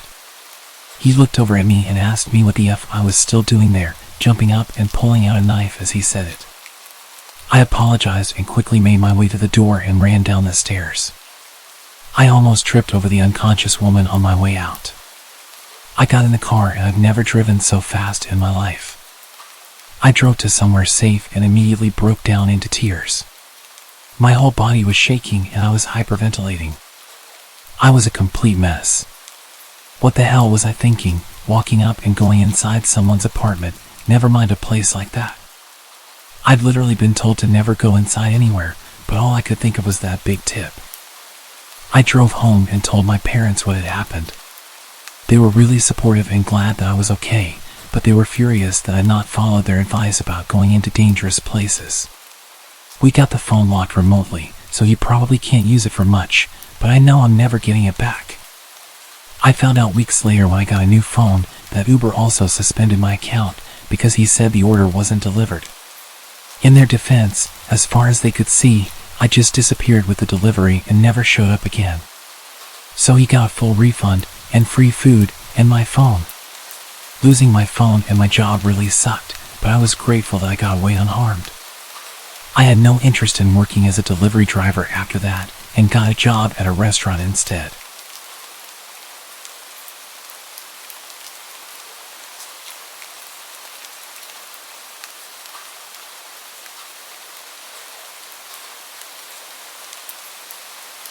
Earlier this year, I borrowed my dad's Tesla to go visit my aunt who lived in the countryside. I'm a 24-year-old guy, and I love driving, especially my dad's car, so I was glad he let me take it. The road trip took me through some pretty remote areas, but it was a pretty smooth drive heading over. I passed through one small town that had a charging station for the car. Whilst I was there recharging the Tesla, I got quite a lot of attention. Apparently not many electric cars came through the area and they had lots of questions for me. I traveled the rest of the way with no issues and I stayed with my aunt for a few days and eventually decided to head back home on a sunny afternoon. I began my journey around 3 o'clock. The first part of the drive was through a busy town, and after that, I passed through some quiet suburban neighborhoods. But as I was taking the same route back, I soon found myself once again on the long narrow highway that seemed to stretch and turn endlessly. It was peaceful, but as the hours passed, I started to feel more tired. To keep myself awake, I turned on the radio quite loud, hoping it would wake me up a bit. I squinted at the road, trying to focus, and that's when I noticed a small glimmer of light in the distance. It was the reflection of my car's headlights on another vehicle parked by the side of the road. As I approached, it became evident that the car was abandoned. It was dark, and the windows were tinted. The area was quite remote, and the thought of getting stranded there was unsettling. The nearest town was an hour's drive back. I continued my journey but kept my eyes open just in case someone was nearby. A few minutes later, I noticed a blindingly bright light in my rearview mirror. The intense glare made it impossible to see the car, only their dazzling lights. They seemed to be getting closer, so I reduced my speed, thinking they would soon overtake. But as I continued down the road, I saw something unsettling up ahead. There was another car right in the middle of the road, blocking my path completely. The car had its lights turned off, and I didn't see it until I was almost right upon it. I slammed on the brakes as soon as I realized what was happening. The lights in the rearview mirror kept getting brighter. I could hear the sound of an approaching vehicle behind me. I decided to turn my car around to escape the situation, but when I looked back, there was another car parked diagonally behind me, effectively sealing off any retreat. Suddenly, it all clicked in my mind. I heard the doors of the cars around me opening and closing. Panic coursed through my veins. Without thinking, I veered off the road, plowing into the trees, attempting to bypass the obstructions and get to the other side of the road, past the parked cars. I was so preoccupied with avoiding trees and avoiding getting my car stuck that I didn't even look to see if the people were chasing me. About 10 seconds after driving off the road, a gunshot echoed. I looked back and they were chasing me. The bullet hit somewhere in front of my car. Fear and adrenaline pulsed through me as I continued maneuvering around the twisted dirt road. Another shot rang out, hitting the back of my car. I was driving like a maniac, going full speed through these tight trees, desperately trying to lose them. My Tesla was impressively handling the practically off-road adventure that I pushed it through. Eventually, I could see that I lost them, but I didn't slow down until I hit the highway again. It took about 10 minutes of driving before I regained enough cell phone reception to call the police. The attackers didn't catch up, and as far as I know, they were never apprehended. To this day, I can't help but wonder about how they had such an elaborate setup. Had they spotted me coming in an expensive car and somehow thrown together a plan? Was it the guys I'd been speaking to when charging my car? I told them that I was going to be heading back through in a few days. It really bothers me not knowing, but as you can imagine, I'm not allowed to drive my dad's Tesla anymore.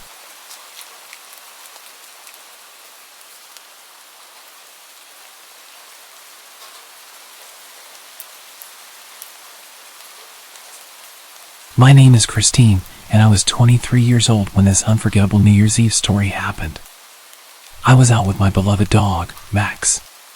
It was a few hours before midnight, so I took him for a quick walk before getting ready for the party. Max was usually well behaved and fine without a lead, so I decided to let him off for just a minute to enjoy the crisp air as we strolled through our neighborhood. The evening was filled with anticipation. People around the town were preparing for the upcoming New Year's festivities. The streets were lined with colorful decorations, and you could feel the excitement in the air. As Max and I walked along the sidewalk, he was happily sniffing around, enjoying the scents of the night. The night was still young, and there was no sign of chaos yet. Little did I know that everything would change within the next minute.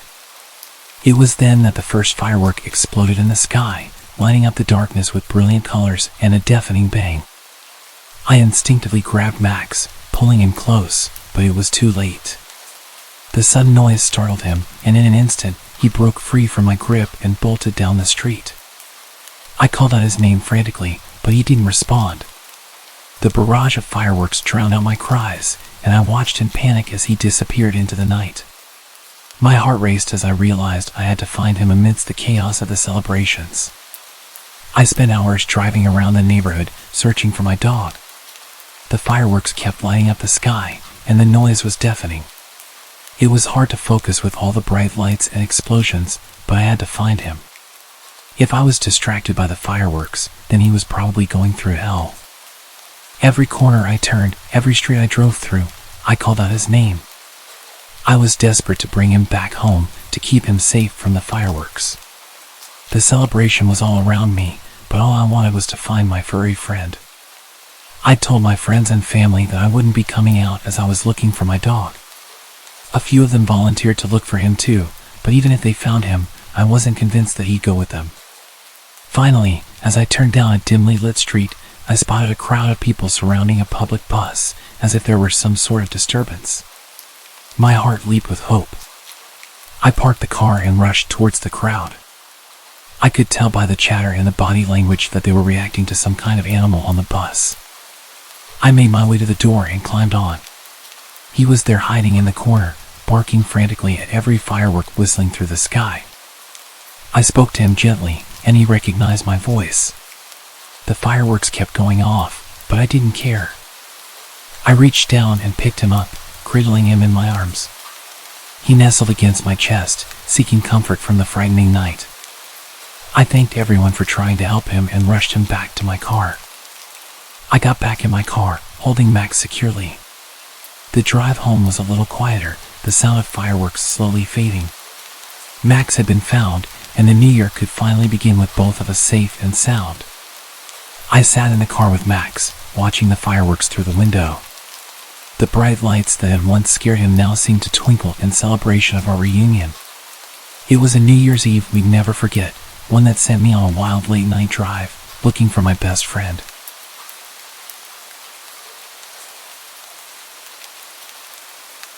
This all happened just recently, in summer this year. I'd been living with my parents until I had a good enough job to move out. About 9 months ago, I was finally ready to leave the nest. The place I found wasn't the nicest neighborhood, but it wasn't too bad. Some of my neighbors actually came over to welcome me and gave me some food. There was one neighbor though, the guy who lived to the right of me, who wasn't exactly welcoming, but immediately comfortable with me like we'd known each other for a long time. He'd see me leaving for work in the morning and run out of his house to tell me random stories, like how the last neighbor used to always turn the bathroom light on at 3 a.m. and leave it on all night. Or that they would sunbathe in the garden for 5 hours sometimes. It was all very random, boring facts, and I'd barely get a chance to react to his stories before he was asking me intrusive questions. Like, why did you leave for 83 minutes last night? It's worth noting that his voice was a bit odd. He spoke with a very particular inflection every time he'd say something. Like an enthusiastic nerd, if that makes sense. Sometimes it made his statements sound like accusations, and sometimes it made them sound like questions, but my response to his comments were never really met with conversation. I would kind of laugh it off and just give him a short answer, like, I had to grab some groceries for tomorrow. But he'd be really quick to interrupt and remind me that the last neighbor never took 83 minutes to grab groceries. And he'd say it with an almost accusatory tone, like what I was saying was ridiculous. I assumed he was just a bit odd and didn't call him out on his intrusive questions too much. This continued for weeks. He either ran out to come and question me about my day-to-day activity, or he'd come knocking at random hours to tell me facts about my life. He would tell me that he noticed that I left at 8:33 this morning instead of the usual 8:26. I had different ways of reacting to this, sometimes thanking him for letting me know, sometimes being rather dismissive, but always friendly. He was never interested in any other kind of conversation. He'd tell me his observations and then leave. The months went by, and his behavior continued. Almost every day he'd stop me in the morning or come knocking to tell me something about his observations. He seemed harmless, so I just let him do his thing. One evening while I was going for drinks across the road, I asked my neighbor if she ever had any issues with him. She paused almost immediately and looked at me with a serious expression. What happened? She seemed really worried when she asked me. I explained to her that he would approach me constantly to tell me that he'd seen me turning on specific lights in the house at night, or that he'd point out changes in my usual routine. Nothing terrifying, but still creepy. At this point, she turned the music off and put her glass down. You need to be careful around him. She seemed disturbed, like I triggered a repressed memory. The people who lived in that house before you were so sweet. I can't prove it, but I know that they're gone because of him. Gone?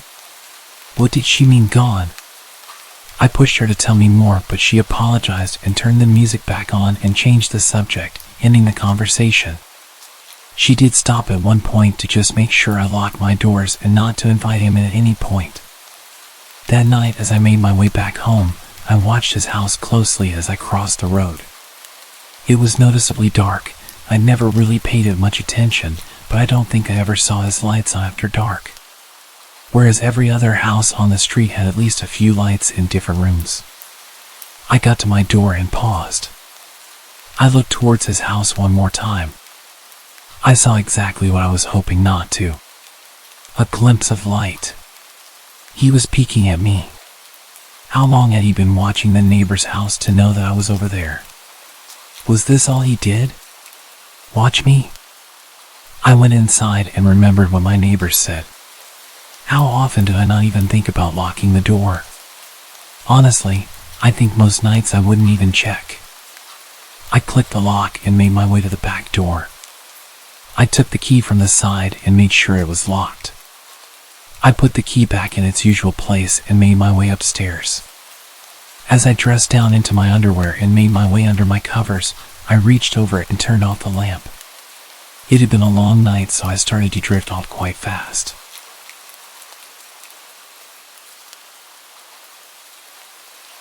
Did I hear that? Was that knocking? I sat on the side of my bed and waited, anticipating more knocks. About a minute passed and I didn't hear any more knocking, so I assumed I just dreamt it as I was half asleep. I lay back onto my bed and closed my eyes once again.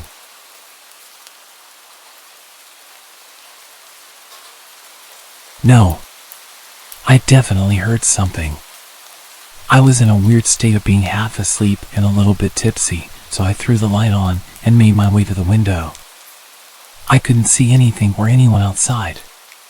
The sound of me opening my window was loud enough for any visitor to hear. I called out into the darkness, asking if anyone was there. At this point, any normal person would step into view and show themselves, but nobody reacted. Nothing. I know that someone was knocking. I threw on my dressing gown and made my way downstairs. I went straight to the front door. It had shaded glass that let me see partially through it. There was clearly a figure standing in front of the door. I was freaking out, but I was also angry. I didn't even consider the danger. I started fumbling with the lock and threw the door open. You left your house for 157 minutes. What the hell? I snapped. This was the latest he ever visited. Everything about his behavior had really annoyed me. The fact that I called out of the window and he didn't respond and instead stood with his nose practically touching my front door. Why did you feel the need to tell me that? At this late in the night. I was falling asleep. You've been out very late. I know that. I'm an adult. I'm allowed to go out late. I realized I was reacting to his accusatory tone. Is that all? You wanted to tell me I'd been out late? He started to just walk away, back to his house. I yelled to him that I didn't want him to knock on my door again. He didn't react, just kept walking towards his house and went inside. I'd tolerated his weirdness for long enough. I convinced myself I wouldn't let him commentate my life schedule anymore, and that next time he talks to me I was going to tell him I don't care and just keep walking. I closed the door and went straight back to bed, still frustrated with how intrusive and weird he was. I closed my eyes and imagined what I would say to him the next time I saw him. I felt really tired and had no problems getting back to sleep. As expected, I had the weirdest dream. Whenever I had a few drinks, I'd always have such vivid dreams. I could hear that damn gentle knocking.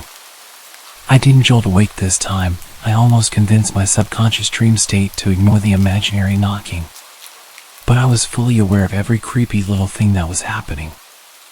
I started wondering if I'd locked the door. I knew I'd locked it earlier, but did I lock it after I opened it again to confront him? I couldn't remember. I hated how realistic my dreams were.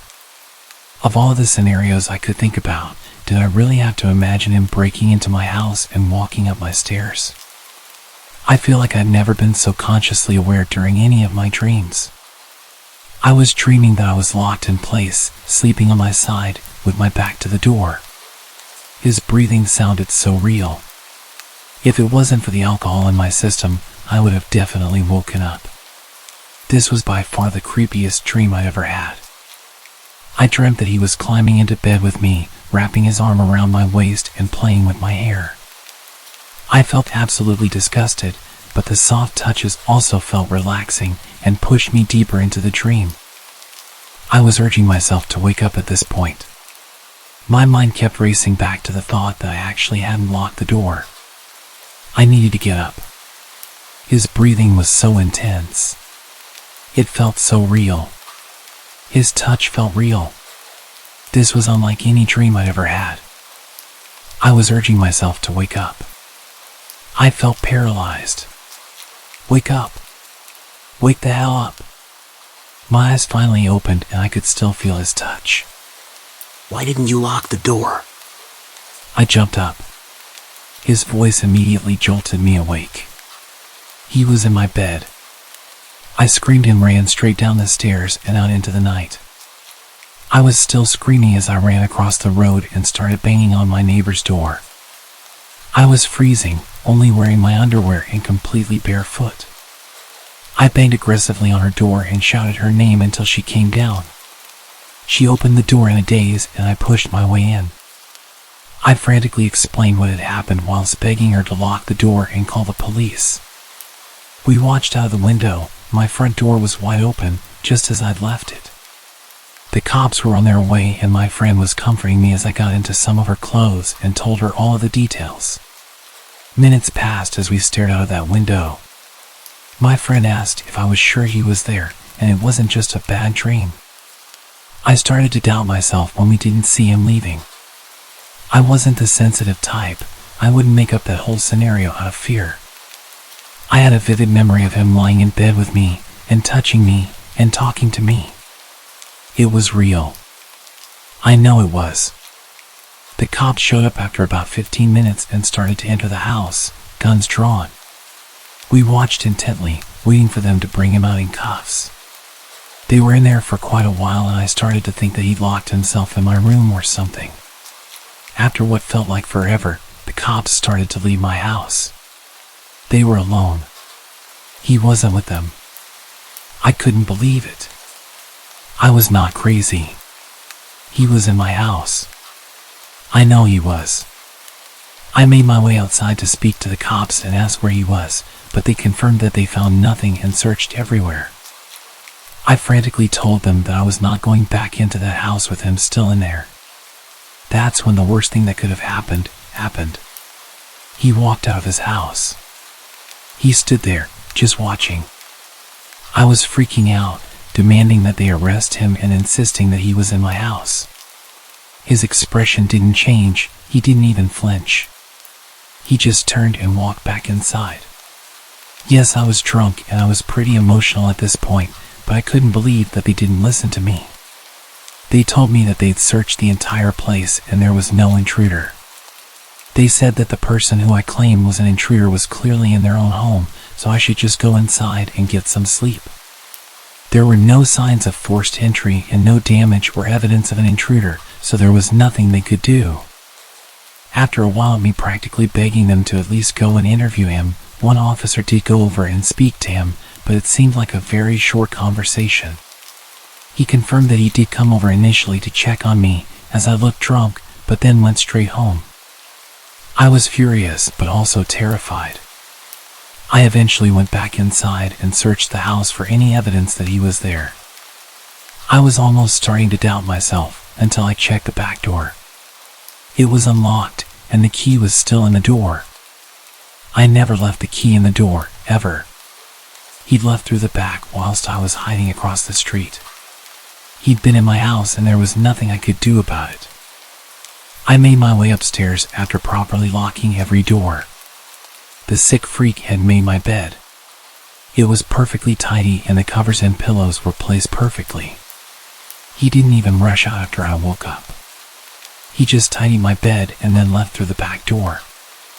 I climbed in and tried to fall asleep, but there was an overwhelming musky smell. His unwashed body had tainted my covers and his odor lingered all over my room.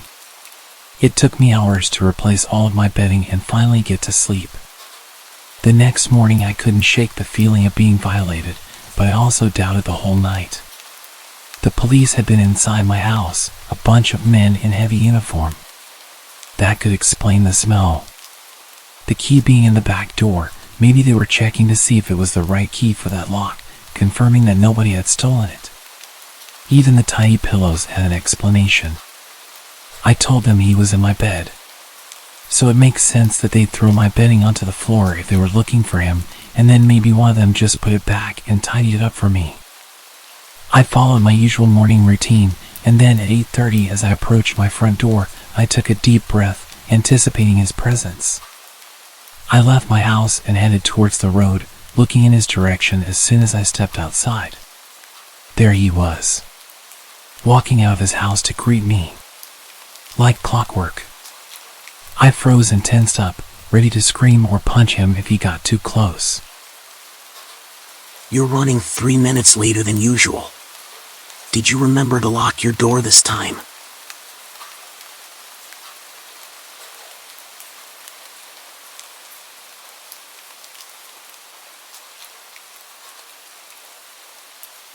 When I was 12, we had this neighbor. She was an elderly woman, but she was surprisingly active.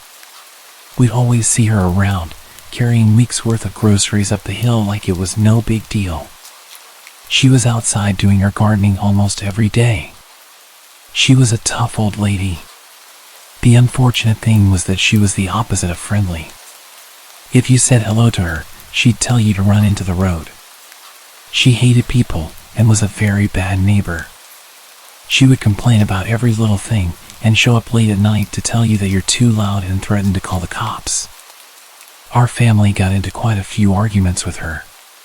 Whenever she would come over to complain, she would aggressively insult all of us. My parents got sick of this and just started insulting her back, telling her she was old and miserable and she would die alone. I didn't like it, but I figured it was just adults letting off some steam. I'm sure I even caught her smiling on her way back home after shouting with my parents. She had quite a reputation around town for being a witch. There were all sorts of rumors about her being hundreds of years old and having the stamina and strength of a 20-year-old man. They were not wrong about that. People would say that they'd seen her performing rituals through her window and that she kidnapped children and ate them. It was all silly stuff, but at the time I found it fun to believe. Anyway, the real scary part happened when I was home alone playing on my Nintendo. I could hear an odd sound outside my window, like an animal scratching at a door. I paused my game and went to check it out.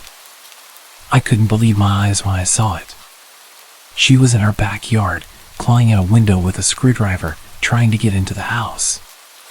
I opened the window and told her that I'd called the cops. She didn't hesitate to run back home. It was still so strange seeing this old woman running back at such speed. I actually did call the cops and told them what had happened. They told me they were on the way over and that I should go upstairs and lock myself in the bathroom. Within a few minutes, I could smell something that made me panic. It was smoke. I immediately assumed she'd set the house on fire. I ran to open the bathroom window, and that's when I realized what had happened. The smoke wasn't coming from my house. It was coming from next door. For whatever reason, her house had set on fire and she was still inside. Before the fire department could arrive, the whole place had gone up in flames. They announced that she died in that fire, and we even went to her funeral. There weren't many people there. The last scary thing about all of this was that it only fueled the stories about her being a witch, and that after I caught her trying to kidnap me, she had to burn it all down and move elsewhere to conceal her identity.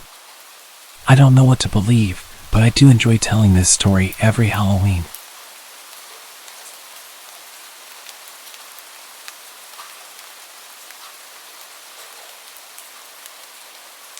My neighbor is very weird. He never waves and has a permanent sneer on his face. When we moved in, we were told that he was on a certain bad list and that we should call the cops if we see him with kids. One day, he randomly knocked on our door. I'd never spoken to him before, and without even introducing himself properly, he proceeds to launch into his explanation of the reason that he's on the registry. Basically, he claims that he accidentally hurt some kid in a locker room while they both happened to not be wearing any clothes. He says it was plain old vanilla assault where both parties just happened to be in their birthday suits. He repeated multiple times that he is absolutely not into children. Then he left without even letting me talk. That was literally my first introduction to him, other than the notification about him when we first arrived. And that wasn't even the creepiest thing about him. At some point, he started building a sign in front of his house. Not like a little poster. It's professionally printed on metal and mounted on two huge posts, like the ones you see outside a store or along the highway. The sign is a picture of a puppy and a long rambling story about how someone ran over his dog on this road 10 years ago. But it's written in a way where he seems to accuse the neighborhood of murdering his dog.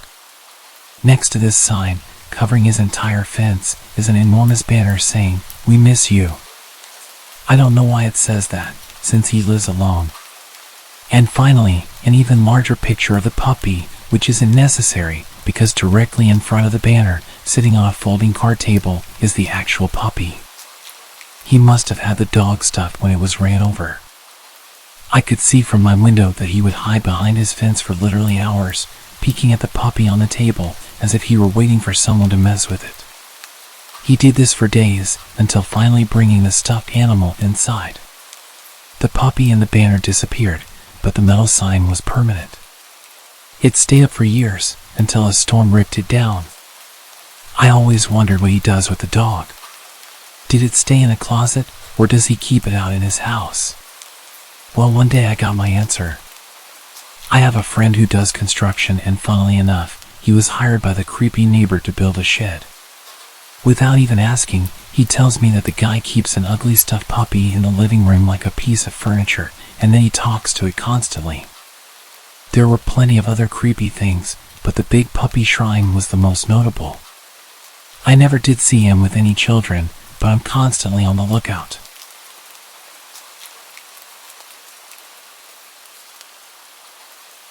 I was 13 when this happened to me. I stayed at my friend's house almost every weekend. She had a huge bedroom and I just lived with my mom in a small apartment, so whenever I stayed there it felt like I had a taste of what a real family home felt like. That would be true if it wasn't for the constant arguing that I'd hear from her parents. Her dad was always really nice to me, pretty much treating me like his own daughter. He'd buy us food and DVDs and make sure that we had the best sleepovers every week. Her mom, on the other hand, was always quite cold with me. She wouldn't really even speak to me. Most of the arguments that I could hear were her shouting at him. Looking back, I realized that she was emotionally manipulating him, claiming he didn't love her and accusing him of being sleazy. But at the time, I just thought this was what parents would do every night. Anyway, we would mostly just turn up the TV and distract ourselves from the shouting, and usually we'd have a really good night. This night was different. Her dad basically rushed us up to her room, and we could tell he was stressed. I tried asking my friend about her parents, but she just deflected and said she didn't want to talk about it. We did our makeup and hair and tried on different outfits throughout the night, and within a few hours we were almost falling asleep whilst watching the first Twilight film. Suddenly we could hear her parents arguing really loudly. There were bangs and the sounds of things smashing. This wasn't normal. I could hear her mom practically screaming at her dad, throwing the usual accusations and seemingly hitting him. I know this because he was shouting stop. At some point he started to make his way upstairs, and I hear him slam the door to their bedroom just next to the room we were staying in. It wasn't long until her mom made her way upstairs and burst into their room. I heard him shouting, "What the hell?" And then lots of screaming and shouting. The whole house was practically shaking as they were throwing each other around their room and knocking into the wall. I felt really uncomfortable at this point and asked if we could lock the door. My friend agreed and reminded me to be quiet. Just as I clicked the lock, the screams and shouting went silent. My friend and I stared at each other, waiting until we heard one of them go downstairs or to make any kind of noise. Nothing. We waited for minutes, listening at the door and speculating what was happening. Had they just gone to sleep after all that shouting? Unlikely. Suddenly, I hear footsteps and rush back to bed. There's a gentle knock on the door. "Honey, are you awake?" Her mom was coming to check on us. She literally never did this. Before my friend could respond, her mom tried to open the door. She realized it was locked and then immediately started shouting loudly, "Open the door! Now!" I looked at my friend with begging eyes and told her not to open it. Her mom started pleading with us through the door, kicking it loudly, sending massive shocks throughout the room. Her mom turned her attention at me and started ordering me to open the door, gradually getting more nasty, telling me I was a leech and that I would end up like my mother, alone and miserable. I started crying and so did my friend. At this point I called my mom and told her what was happening. She could hear the door being kicked and the nasty comments, and she told us to put something in front of the door. She told me she had to hang up for a moment whilst she called the police, and we were both left there waiting for this terrifying moment to be over. The banging stopped and I could hear her mom's footsteps going down the hallway. The footsteps came back towards us, and then things got seriously disturbing. The end of a knife burst through the door. It was shiny and long, and she repeatedly stabbed the door, gradually chipping away at the cheap wood. We were obviously screaming uncontrollably at this point, and I have a vivid memory of exactly when I noticed something terrible. As the knife came through the door, I noticed that the white paint around the hole started to turn red. It looked like the door was bleeding. My first thought was that she'd hurt herself whilst on her rampage, but my friend's screams suddenly made me realize exactly what had happened. She started screaming for her dad. It hadn't even crossed my mind. She'd only walked a few steps to go and collect this knife. Why would she have a knife in her bedroom, and why would it be covered in blood? Up until this point, I thought we were just going to be in trouble with her psychotic mom. Maybe she would take away our snacks and make us go to bed, or send me home. I was pretty naive, but it just didn't cross my mind that she was going to kill us. The door was slowly coming apart, and she was just grunting loudly every time she'd stab the door. She was evidently getting tired, but she wasn't giving up. My friend was still screaming for her dad, and I was a complete mess, crying and pleading for her mom to stop. She started trying to reach her hand through one of the cracks she'd made, but she couldn't reach the lock. At this point, when she'd reached for the lock through the smashed door, she was ripping her skin along her forearm, desperately trying to get in. Her arm was flailing around through the hole. We both cuddled up in the corner of the room, exhausted from all the crying. She was going to get through, and there was nothing us small girls could do to stop her. We both hear something that makes us stop sobbing, and we look directly into each other's eyes. Police sirens. The cops were here, and we were going to be saved. Her mom clearly heard them as well, because she started going feral on this door. She was screaming and smashing at it with both hands, occasionally stabbing wildly at the hole she'd made. We'd thrown a small bedside table and a chair next to the door, which lined up perfectly with her wardrobe, creating a line of furniture that perfectly blocked the door from opening, even if it was unlocked. The cops started banging on the front door, and she made the choice to violently shove her arm through the hole, ripping open her arm. I watched as she pushed through the pane, finally reaching the door lock. She'd done it. She was nearly inside. She opened the door a few inches before a barricade stopped her from pushing it any further. Her hand once again reached through and started clawing at the bedside table we put there. She was gradually moving it, and it was clear she was making progress. She'd pushed through enough that her shoulder was now in the room, and her arm was slowly shifting the table to the side. All while this is happening, the police are smashing the front door, reacting to our terrified screams. All at once, we hear the door downstairs give way, the cops shouting for us, their footsteps running up the stairs. Her mom must have used all her energy to force the door open and lunged straight towards us. We were crouched in the corner, unable to quickly react. She landed on my friend and gripped her neck with ferocity. I remember how fast she turned purple. She was still holding my hand and struggling wildly, trying to get free whilst her own mother was choking the life out of her. The cops burst into the room, immediately tackling her to the ground. There was so much screaming and shouting and flashlights, and I think they even used a taser. It was overwhelming. My friend lay next to me, barely breathing and having a seizure. They ran to her aid, and one female cop kept checking me and asking me if I was okay, scanning me for injuries and trying to get a response from me. I think I just froze at this point because I don't remember much of what happened after. I know we went to hospital for a while, and I remember them putting a shiny blanket on me, which made no sense to me at the time. Throughout the night, we learned that her dad had been stabbed to death. I think he had over 80 stab wounds, all over his body. Her mom was sent to a psych ward and remains there today, over 10 years later. I never saw my friend again after that night. She was sent away to live with her grandparents. It completely messed me up for years. I was a dark and troubled teenager. Even now I have terrible anxiety around staying at other people's houses. I used to dream about having both parents living at home together, but I realize now that my home life was much better than what my friend had.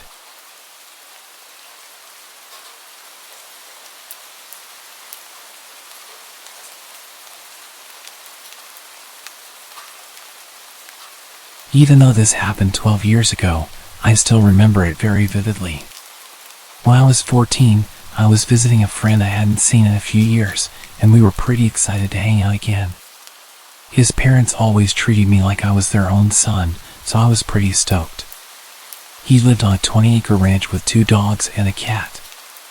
We were watching horror movies with all the lights off in his family's camper out on their driveway, while the family was inside. We went inside to get pizza, popcorn, and other junk food at around 12. My friend fell asleep pretty early, going to bed at 2 a.m. I was playing GTA when I heard the dogs barking very loudly. I brushed it off, thinking one of the ducks or chickens was messing with the dogs, or maybe even a deer or a coyote.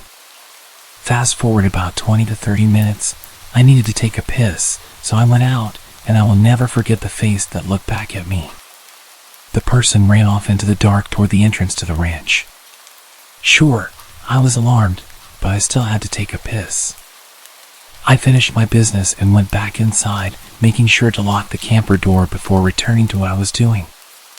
About another 20 to 30 minutes later, I heard the dogs barking again.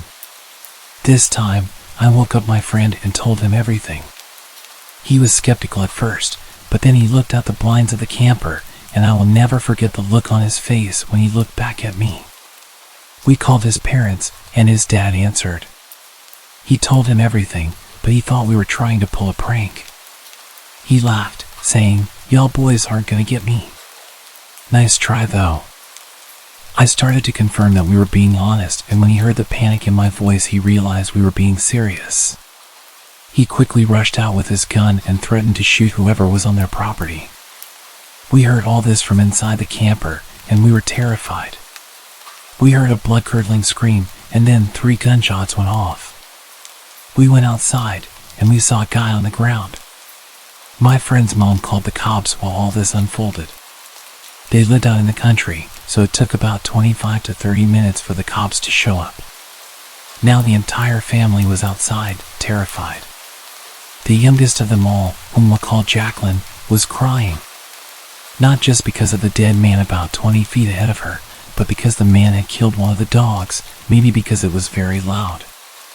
Then the cops showed up, and it turns out the man was a prison escapee from just 15 miles away from my friend's house. We don't know why exactly the guy was there, but he was put behind bars for killing 2 people. Still to this day, we don't know if he was there to kill us.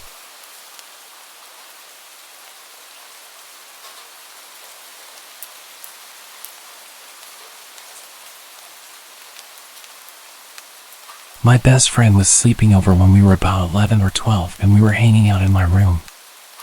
I was on my bed and she was on a mattress between my bed and the window. Out of absolutely nowhere, we hear a bang and my wall-length window totally shatters. Glass flies all around the place and we both got cut pretty bad. We both start losing our damn minds and run out of the room. Both of us were covered in blood and we cut our feet as we ran over the glass.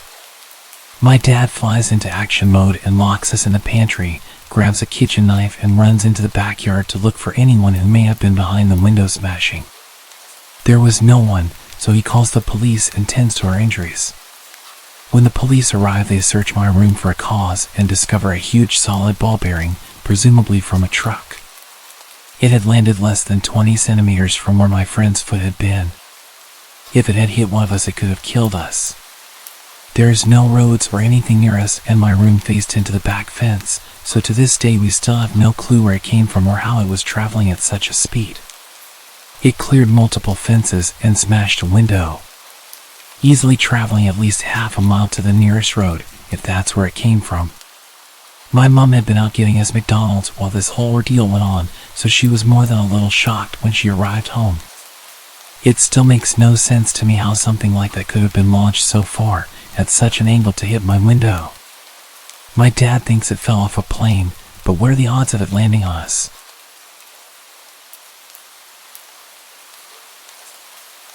This happened about 20 years ago, and I don't think I will ever forget it. Back in those days, I was an apprentice hairdresser for one of the top 5 ranked stylists in Japan. Training in that profession at that level was very strict, and beauty standards were a bit different. You probably don't need me telling you that, but it's probably worth keeping in mind.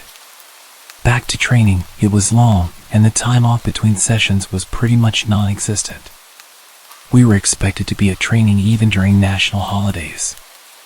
I'm not sure if that was strictly by the books, but as impressionable young stylists, we couldn't be seen refusing training. I think I had about 3 or 4 days off for summer. I took them all at once, and a lot of my friends and coworkers used that time to head back to their hometowns and see families. Since I lived really close to where I was studying, I didn't want to use my time off just hanging around at home. I could do that any time. So, I accepted an offer from one of my seniors to visit his hometown. It was really late by the time I finished work, and we managed to get to my senior's hometown at around 2 a.m.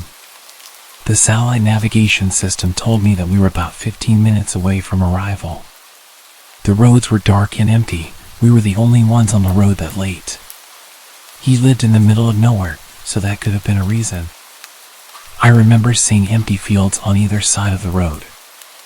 I kind of regretted coming already. I mean, what the hell were we going to do here? He should have probably mentioned that he lived in the rural countryside. I just watched the road and tried to stay awake. I should say that I was driving. I felt like driving since I didn't get to drive much. I might have changed my mind if I had known it was going to be that far to get to his family home. Then suddenly, something appeared out of the darkness in front of the car. A woman with no clothes came running down the opposite lane of the road towards us. I slammed on the brakes because I thought that I just witnessed the paranormal. She ran past us. I looked in the rearview mirror to see a woman between the ages of about 18 to 20 years old. She kept running, then she turned around and ran towards our car. I looked at my friend, and he had a look of disbelief on his face, and I guessed that I didn't have that much of a different look. I think the reality of the situation was we both didn't know what to do. I said to him, "Is that a ghost?" "I don't know. Shall we just keep going?" he replied. We slowly pulled away. I was very skeptical because I thought she looked so real. I made sure I kept to a low speed, and I kept checking the mirrors. The woman got closer, and I stopped the car and said to him, "That's not a ghost. Come on, we have to stop and see if she's okay." He agreed and said he would call out to her. It was so creepy to see someone running around in the middle of nowhere, even creepier if you haven't been to that place before.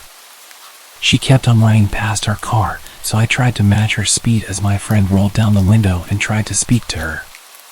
"Hey, you shouldn't be running around on the roads like that, this late at night. Maybe you should head home," he said something like that. It wasn't very well put together or that sympathetic, I remember that much. She didn't even turn to face the car, she just said, "Hey, don't worry, I'm fine." It feels so good. I could see her a little closer now and guessed her age to be around 18 or 19 years old. "Why are you like this? Have you been kidnapped? Has someone done something to you? It's really dangerous to be out here with no clothes and alone. We have to get you home," I said to her. She stopped running and looked down at the floor as if in thought, and then replied, "I ran away from home. I don't even know where home is." I noticed at that point that she was actually wearing socks and shoes, so at least her feet weren't too bad.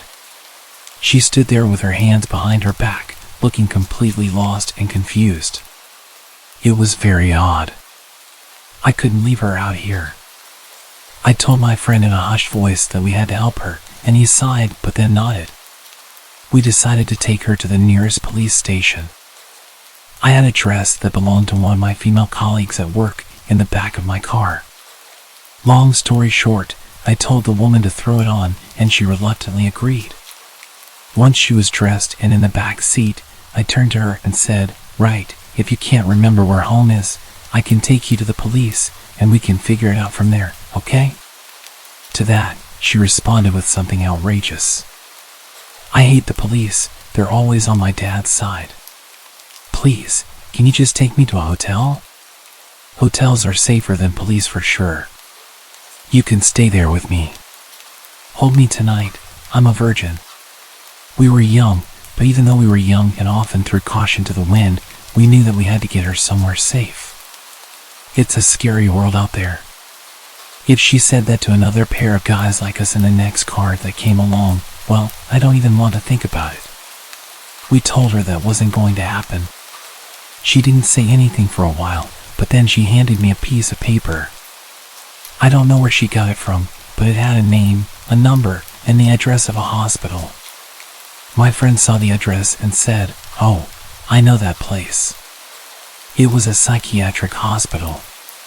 We called the number, and a voice that said it was the security department answered. I explained to the security guard what happened, and after we hung up, we got a call from the woman's mother. We found out where her mom lived and took her there. My friend said that he knew that side of town, but he had never been there before. The woman's mother was extremely apologetic over the phone. My friend spoke to her, and he said that he could tell that she was definitely genuine and sorry for the inconvenience.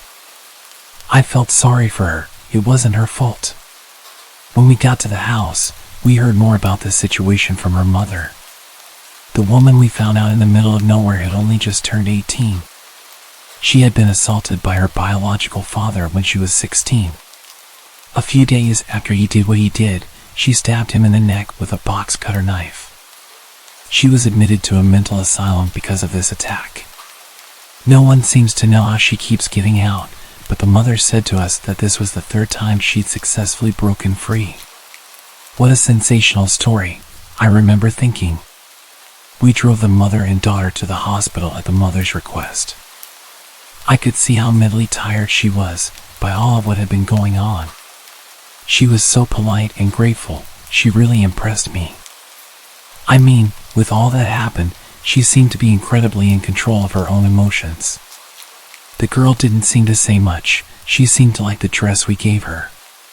The mother apologized for not washing it before returning it, and we both agreed that no apology was necessary. Obviously, she got dressed into clothes of her own. She disappeared upstairs to change and then she came back, and we took off. She didn't say much when we were driving. She was taking being returned to the asylum a lot better than expected. I thought that she would be going kicking and screaming. Her mother spoke with her in the back as we drove. She said, "You didn't get injured or anything when you were out, did you?" "No, I'm fine," the daughter responded. "Oh, that's great, I'm relieved," the mother told her. We left them at the hospital and told them that we couldn't stay because we were already really late getting to my friend's parents' home. My friend's parents were really worried by the time we got there. I think that we both wanted to tell them everything about the situation, but we were too tired to go through it all again. At that point, I just wanted to go to sleep. I stayed with him and his family for 3 days. It was actually a really great time and just what I needed, a break from studies in the city. It was certainly going to be a trip I would never forget. We said our goodbyes to the family, and his little sister asked us for a ride to the station. I said that it wouldn't be a problem. Just before we dropped her off at the station, she said something that scared the hell out of me. "Hey big bro, why does your friend have a box cutter stabbed in the back seat?"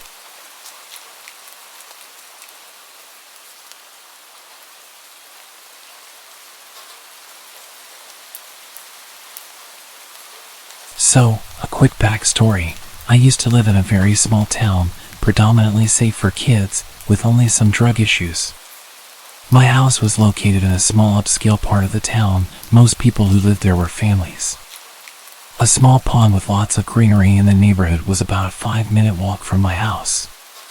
To get to the pond, you had to go down a grass hill. Neighborhood kids, including myself, would always go down to the pond for hours to catch frogs, skip rocks, and enjoy nature. Now, onto the story. On this particular day, it was raining and pretty cold, so there were no other kids at the pond. My best friend, her brother, who was 1 year older than us, and myself, decided to head down to the pond for a bit.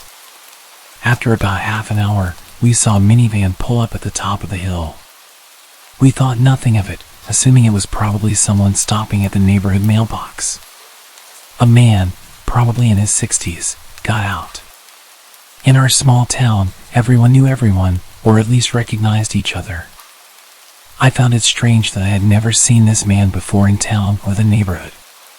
He just stared at the three of us for what seemed like forever. Suddenly, he yelled at us, saying, "It's not safe down there, you kids better come up here." My best friend and her brother looked terrified, and I had this gut feeling that something wasn't right. We didn't respond, but he kept repeating that phrase. "It's not safe down there. You kids better come up here." Our fight or flight reaction kicked in, and we all sprinted up the other side of the hill, just a few meters away from him and the minivan.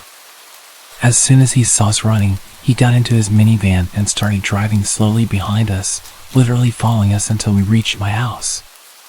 Fortunately, my garage door was open and my parents' cars were parked inside. We hid behind one of my parents' cars and watched as he pulled to the side of my house and parked. My parents were inside, unaware of what was happening. He stayed parked in front of my house for a couple of minutes until my dad came outside to take out the trash and saw the three of us hiding. I guess the man saw my dad and drove away, but as soon as he left, we told my parents everything. Even now, 12 years later, my parents still think we were being overdramatic and that the man was genuinely concerned for our safety because of the weather. Nonetheless, we weren't allowed to go back to the pond anymore. I understand why they think this. The three of us tended to exaggerate things and be dramatic. However, I knew from the strange feeling I had when I first saw him at the top of the hill that something was off. To this day, I still believe he was planning something, but maybe it was just my childish imagination.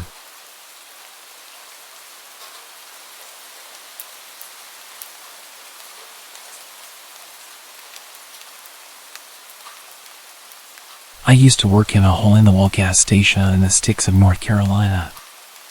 I was freshly 18, had a new car, a rundown Chevy, but it got me from point A to point B, and was newly promoted to assistant manager, so I was working many late nights by myself.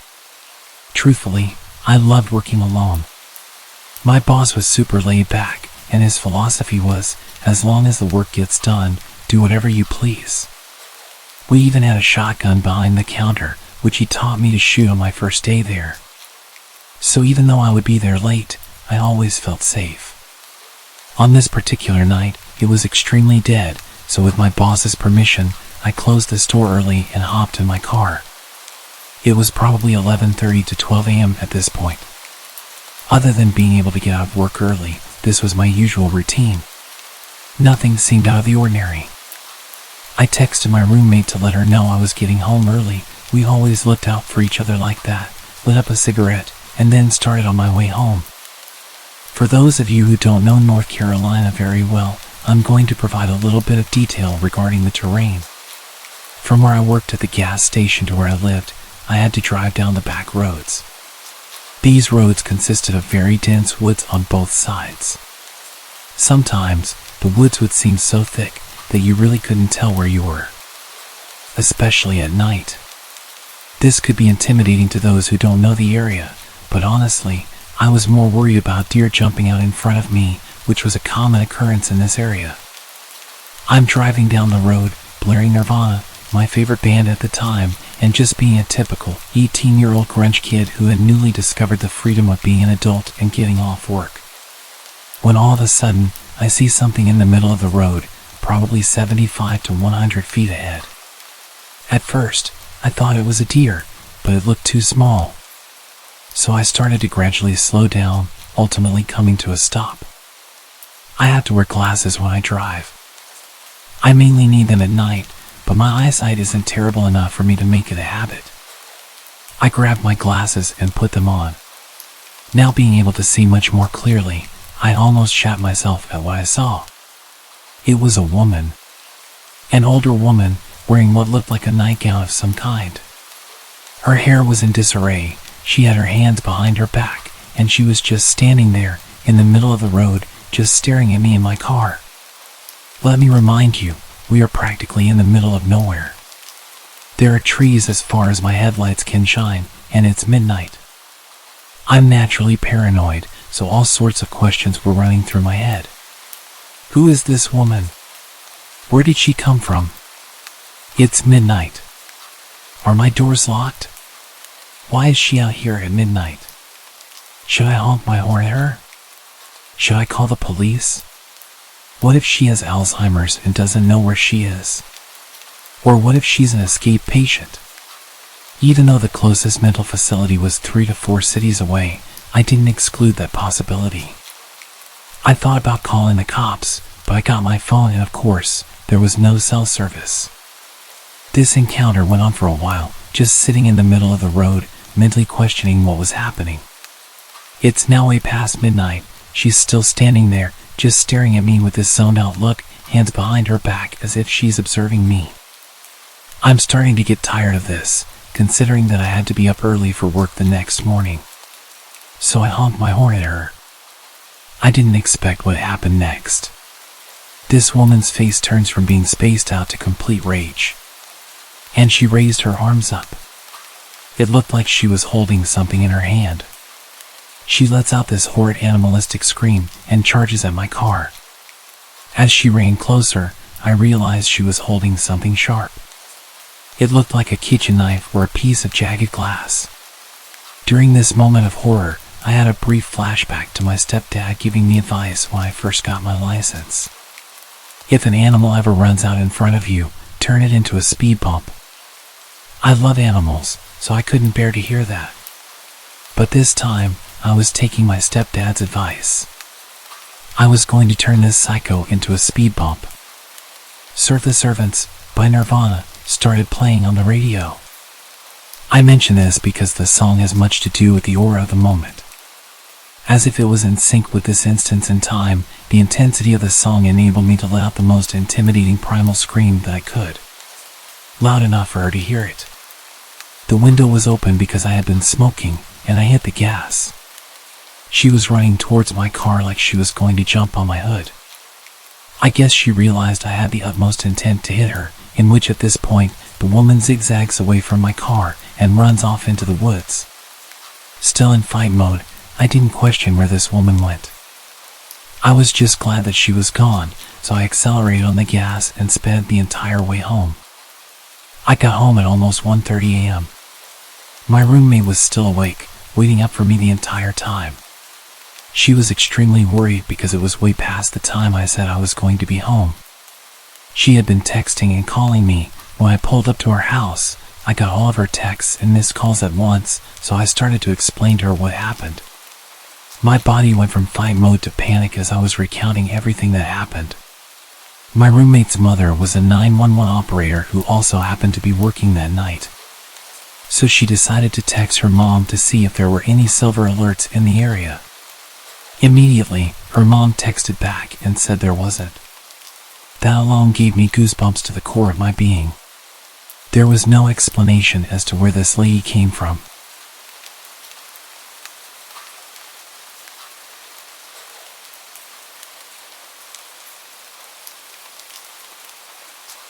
I used to work in a residential care facility, and for a number of years, I worked with a woman named Kajiri. She was generally okay to work with, but she could be intense. The sort of joking flirtation that often found its way into high-pressure environments was common throughout the whole team, but when she directed it at me, it didn't seem so jokey. It took me forever to realize, because I usually didn't notice someone flirting with me until someone else pointed it out 6 months later. But when she started trying to give me jewelry and chocolate bouquets, I finally started to pick up on it. In between things being normal and actually maybe not really normal, there was a long escalation of text messages, comments that made me uncomfortable, personal space violations, dropping by my house uninvited, hanging around on my shift hours after hers had finished, unwanted touching, etc. As mentioned, I can be slow to catch on. Once I realized what was happening, I put as much distance between us as possible. I stopped answering calls and texts, locked down social media, spoke to other colleagues and had them running interference. A lot of interference, actually. At the time, it kind of became a joke, but looking back, it was all kinds of messed up. She even parked outside my house sometimes, and I'd sit in the back room with the light off so she'd think I wasn't home. After a couple of months of my disappearing woman act, she seemed to get the hint and backed right off. I was pleased. We all got on with our lives and lived happily ever after. Yeah, not quite. A few months after it died down, I heard through the grapevine that Kajiri seemed to have focused her attentions on another coworker, Linda. Linda and I had a close mutual friend, but didn't know each other well. I didn't think much other than good luck, you poor sucker. A few months later again, and I got a call out of the blue from a mutual friend. Without preamble, he asked, "Were you dating Kajiri?" No, I don't swing that way. I was shocked. He had been privy to all the awkward details of my experience with Kajiri and had helped run interference. He explained that he had been talking to Linda and she'd asked about my relationship with Kajiri. The story that followed still sounds too fantastical to have actually happened in an actual sensible grown-up workplace. Kajiri had been catfishing her own best friend Amanda, posing as Linda. In a string of emails, fake Linda and Amanda had discussed Kajiri's drug problem, her abusive and dangerous ex, none other than yours truly. There was a story about fake Linda coming out to her family after her brother caught her in bed with Kajiri, and more. The jig was up when Linda got a second job, coincidentally with Amanda's husband, who mentioned how great it was to finally meet Kajiri's girlfriend. Which was a complete shock to Linda when she learned about herself, that she was no longer a straight woman and had a girlfriend. So essentially, Kajiri moved on from me, found a new target, started emailing Amanda from a fake account, pretending to be Linda. She told all these stories about being with Kajiri, about how I was an abusive ex, and how Linda was caught by her family being with a woman and all the drama that it caused. She made up a bunch of insane stories to justify her creepy obsessive fantasies and was telling them to Amanda and other people from a fake email to make it sound like the stories were from the fake girlfriend and Kajiri couldn't be accused of making it up. Here's some highlights of the stories Kajiri had been telling to Linda, her friends, and other coworkers I wasn't close to. She picked her audience very carefully. That Linda and I had physically fought at work over Kajiri. That I had an orgy in the staff office on a night shift with Kajiri and 2 male coworkers. That Kajiri and I had broken up after I cheated on her with another male coworker, not one of the orgy ones. I was really getting around apparently.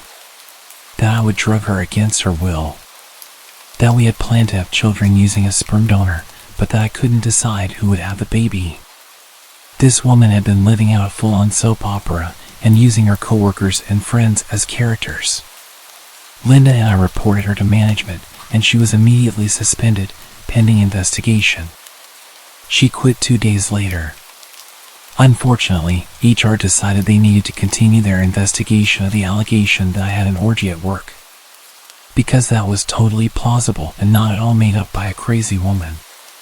They put me through hell investigating this imaginary story about me and 2 men and another woman, even though the only men in our department are twice my age and happily married. It made me never want to trust HR again.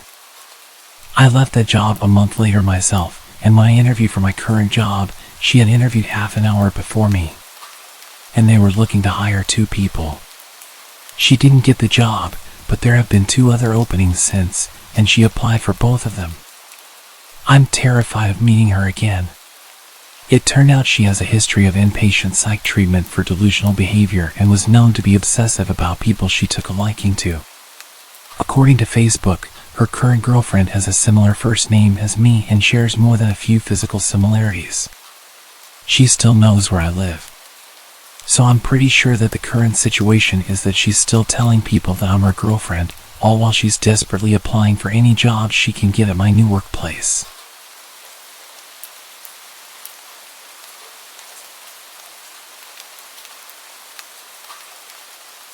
Okay, so I wasn't conventionally nor classically pretty.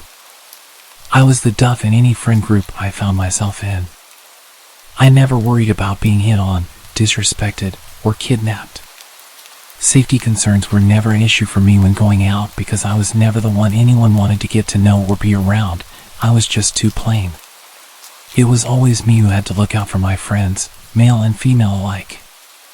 I used to go to a local bar almost daily. I didn't drink alcohol there, I just ordered a regular Coke and waited for my ride home. It was my usual hangout spot after work, so I sat, chilled, and minded my own business. A few weeks ago, I had just finished work and was sitting at my regular spot, sipping my drink while working on a new pendant I was making. I had started wire wrapping crystals into jewelry. I didn't expect anyone to strike up a conversation with me, knowing I basically blended into the walls, despite the staff knowing me and paying me slight attention and being nice to me. But this weird guy I'd never seen before came over and sat at my table across from me. I was surprised and engaged in a small conversation that I can't even remember how I started, but he began asking me a few questions about myself that seemed normal and flowed together, so I didn't think much of it. Again, being plain, I didn't think anyone would take interest in me. By then, I had drunk 3 glasses of soda and needed to use the restroom, so I grabbed my phone and purse and went.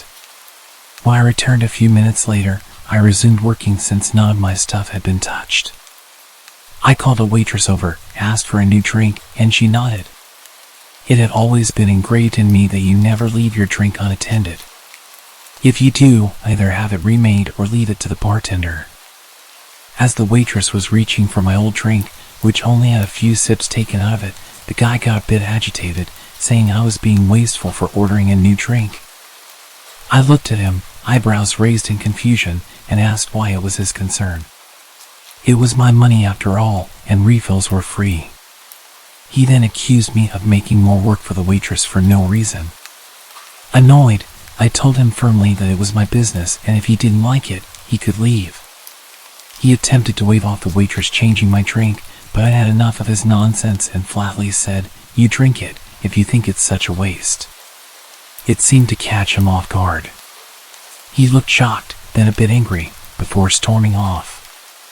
I then handed the drink to the waitress, expressing unease about the guy I was talking to, and asked her to inform the bartender to keep an eye on him. I requested to have my drink dumped out and only water served from then on. I left for home after being picked up shortly after, and the next day after work, I found out he had been arrested for assault. I only found out today what exactly had happened. Apparently, he had gotten into a fight with the bartender working that night. The bartender caught him tampering with the girl's drink while she wasn't looking and prevented her from drinking it. The guy got angry, leading to a physical altercation. The cops were called, and now he's awaiting trial.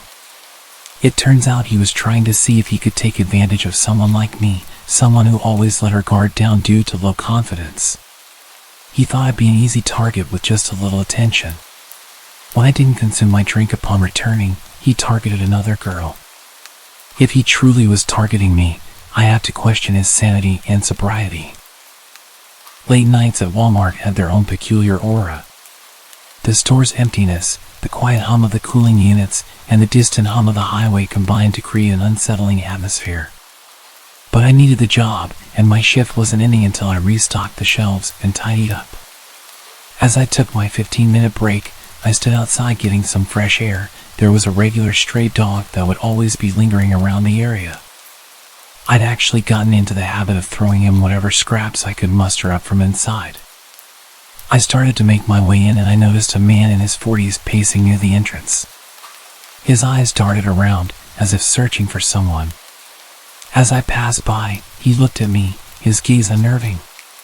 "Hey, could you help me?" he called out, his voice almost too friendly. I hesitated, my instincts urging caution. "Just need a hand loading a couple of things into my truck," he continued, motioning to the exit. Despite my unease, I agreed, thinking it was a straightforward favor. As we reached the entrance, I noticed that his truck was parked in the darkest corner of the parking lot. My heart pounded. This felt wrong, but it was company policy to help people carry things to their car.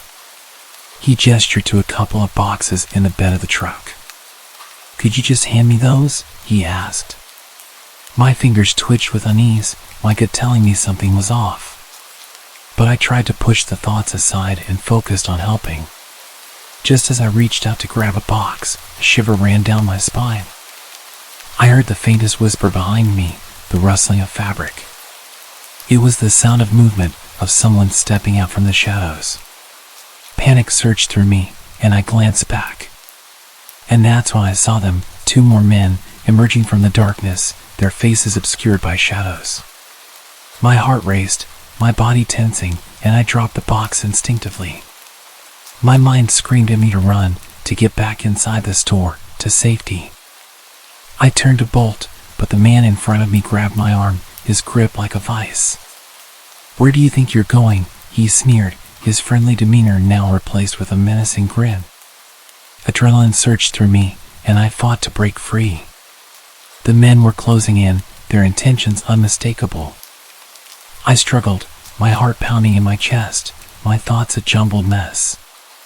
And then, out of nowhere, a barrage of barks came from the bushes. It was the stray dog that I'd always see around the parking lot. It lunged at the man who had my arm and latched right onto him. I felt so relieved and shocked that I remember I actually let out a smile and a slight giggle. It's weird, but I vividly remember the massive emotional shift from sheer terror to absolute relief when that dog came running out. The grip on my arm loosened, and I wrenched myself free, stumbling back.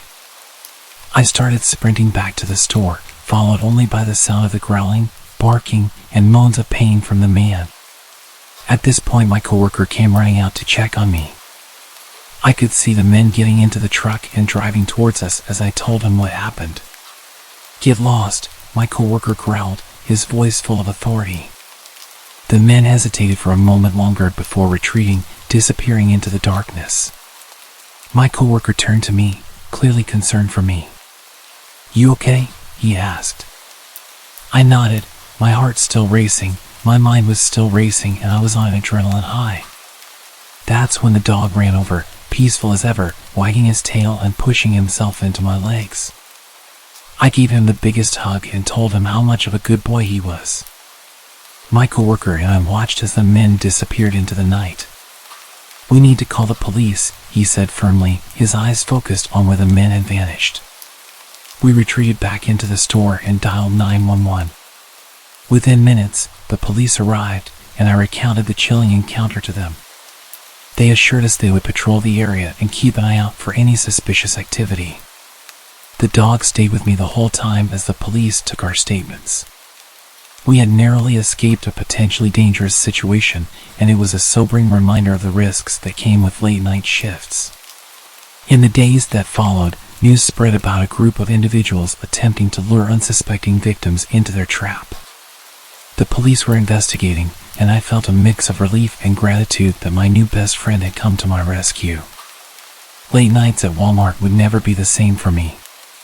The unsettling atmosphere was now a haunting reminder of the night I barely escaped danger.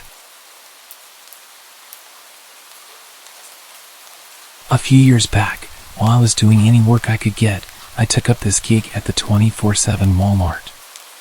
It was a bit more rundown than your typical Walmart. Dimly lit aisles, flickering fluorescent lights, and an eeriness that only an empty Walmart at 3 in the morning can provide. I'm stocking shelves in the cereal aisle, just trying to keep myself awake with the monotonous routine. And then, out of nowhere, this guy saunters in. He's tall. I mean basketball player tall, with long strides that make him seem like he's on some sort of mission. There's hardly anyone around, and this dude's pacing down the aisles like he owns the place. Kind of weird, but not out of the ordinary Walmart weird. Just a late-night shopper with a peculiar vibe. I'm busy stacking cereal boxes when I catch sight of him again. He's standing at the end of the aisle staring at me with this grin that could send shivers down your spine. The lighting is wonky, casting these creepy shadows that don't help my nerves. Before I can even process what's happening, he's right there, right in front of me. Close enough that I can smell the alcohol on his breath. He shoots me this look like he's got the juiciest secret in the world, and then he says, "I've done something very naughty." I try to laugh it off, brush it away with a nervous chuckle. But he's not having it. He keeps staring, that grin still plastered on his face. It's late, it's quiet, and the place is kind of creepy already. But this guy, he's turned it up to 10. He starts following me. Aisle after aisle. Every time I turn around, there he is, watching with that stupid smile. It's like he's playing a twisted game of hide and seek, and I'm not even a player. More like the unwilling target. I try to get on with my work, but I can feel his eyes on me like they're drilling holes into my back. Then, out of nowhere, he starts humming this tune. It's faint, just under his breath, but it's off-putting as hell. I can't put my finger on where I've heard it before, but it's that famously creepy whistling song. I decide to take a breather and head to the break room. Maybe I can shake him off and catch a few moments of normalcy. My coworker's in there and we're making small talk about assignments and exams, trying to keep things light. But the whole time, I can't shake the feeling that I'm being watched. And guess what? I was right.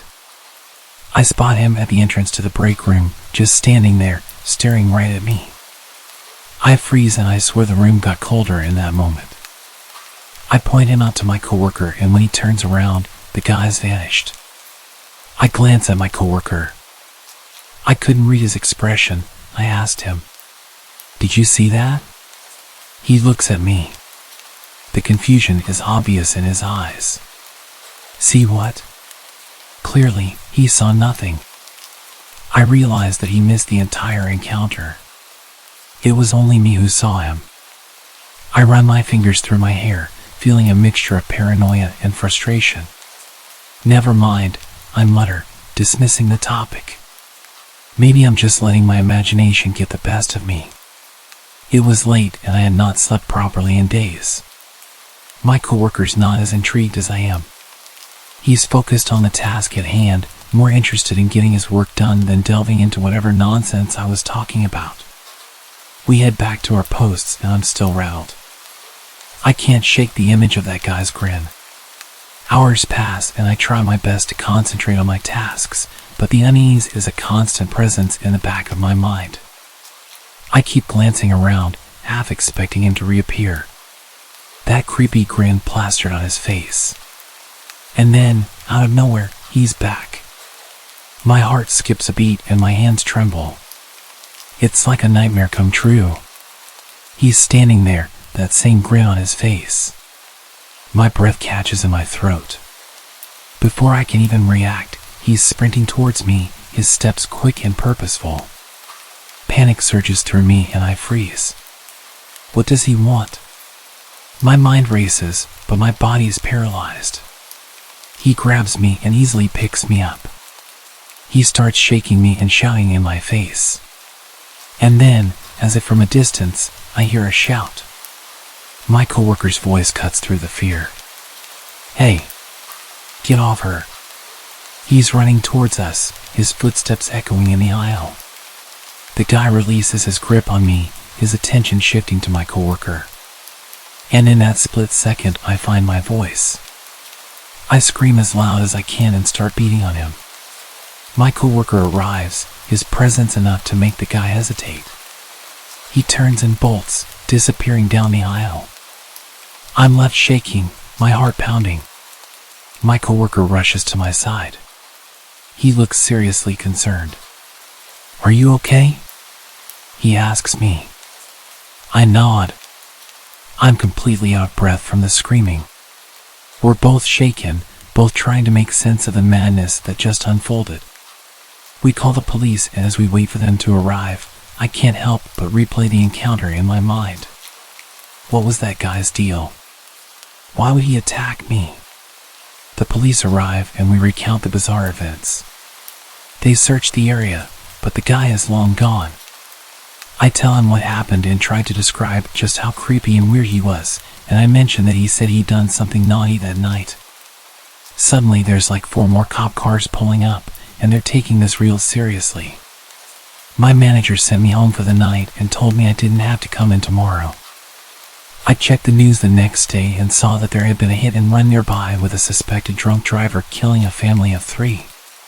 The description of the suspect was almost exactly the same as the guy who attacked me. What the hell was this guy's problem? As far as I know, they never found him.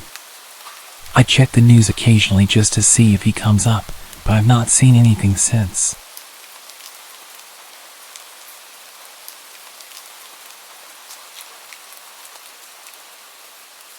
A few years ago, when I was just a teenager, I had a rather peculiar and unsettling experience in a supermarket that still baffles me to this day. It was a typical Friday evening, and I found myself at our local grocery store, tasked with picking up some items for the weekend. At the time, I was around 16 years old. I was a typical cheeky teenager.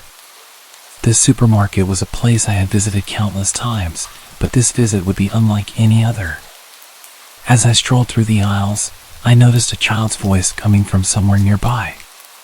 It sounded faint, as if it were coming from behind the shelves. This was nothing extraordinary for a grocery store, a kid amusing themselves or playing hide and seek. I used to do that myself. Curiosity got the best of me, and I decided to play along. With a grin on my face, I knelt down next to the cans and responded to the tiny voice. Hey, what are you doing back there, trying to sound playful? To my amazement, the voice responded, I'm stuck. Please help me. At first, I found it amusing, thinking it was another shopper's child having a little fun. I chuckled and continued the conversation, exchanging lighthearted banter with the mysterious voice. It was almost like a game of pretend, and I played along, asking them how they got behind the shelves and what they were doing there. But then, the tone of the voice changed, growing more desperate. I'm really stuck. It's so dark, and I can't breathe properly. My amusement began to fade as genuine concern started to take its place. I realized that this might not be a joke, and I needed to act quickly. I called over a store employee and explained the situation, telling them that there was a child trapped behind the canned goods. The employee rushed to get help, visibly concerned. I tried to reassure the child that help was on the way, but the response I received sent chills down my spine. Hurry, please. It's getting harder to breathe. Panicking, I shout the employee over and I quickly move the cans aside, expecting to find a child in distress. But to my absolute bewilderment, there was nothing behind the shelves, no space, no child, just a solid wall. The employee caught up to me and we both exchanged uneasy glances. I was utterly dumbfounded, and the store employee seemed quite annoyed at the mess I'd made. I awkwardly tried searching around the shelves, but the whole thing was up against an obvious wall. To this day, I remain haunted by how real the whole thing felt, that child's voice, seemingly trapped behind a wall and slowly suffocating. It was a surreal and unsettling experience, the only time I've ever experienced something so convincingly real. I've worked a few random jobs in my life. My first one was a summer job at 16, during summer break at a dairy farm. I absolutely hated it there, and it made it harder for me to find the motivation to even try finding work again when the time came. I don't really remember how I was first referred to the job, but the following summer, I ended up working as an office assistant for a self-employed photographer. My parents knew her because she used to be a member of their church, and my sister attended her 4-H program when she had it. By that time, her health had begun to take a hit, as she claimed it was a mixture of things from chronic Lyme to fibromyalgia. I had also been warned by my parents that she was a little off. She was very religious and claimed to have had real encounters with demons, even participated in some exorcisms. I'm an atheist and a skeptic, so I never took her stories seriously. Aside from the weird things she would tell me, she was mostly harmless, and working for her was not very hard. The job basically required me to do a lot of data entry, as well as help prep her photos with some minor editing. She would also make me add her company watermark before uploading them. They'd end up on a site where her customers could browse them and then pick which ones they wanted to order. She primarily photographed horse events, dressage, stadium and cross-country jumping, etc. And for the first several months my job was in her living room, which was basically my office space at the time. Eventually, I was talked into tagging along at shows where she trained me as a photographer, and soon I was shooting at the events along with her. It was boring work, I won't lie. I'm not a horse person.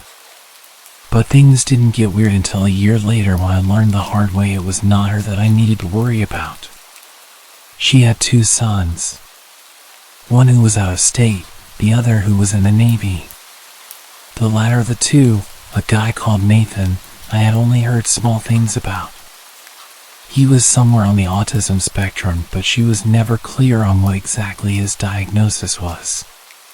When he finally returned home and I met him for the first time while working in her living room, he seemed like a nice guy. A little odd, but not concerning.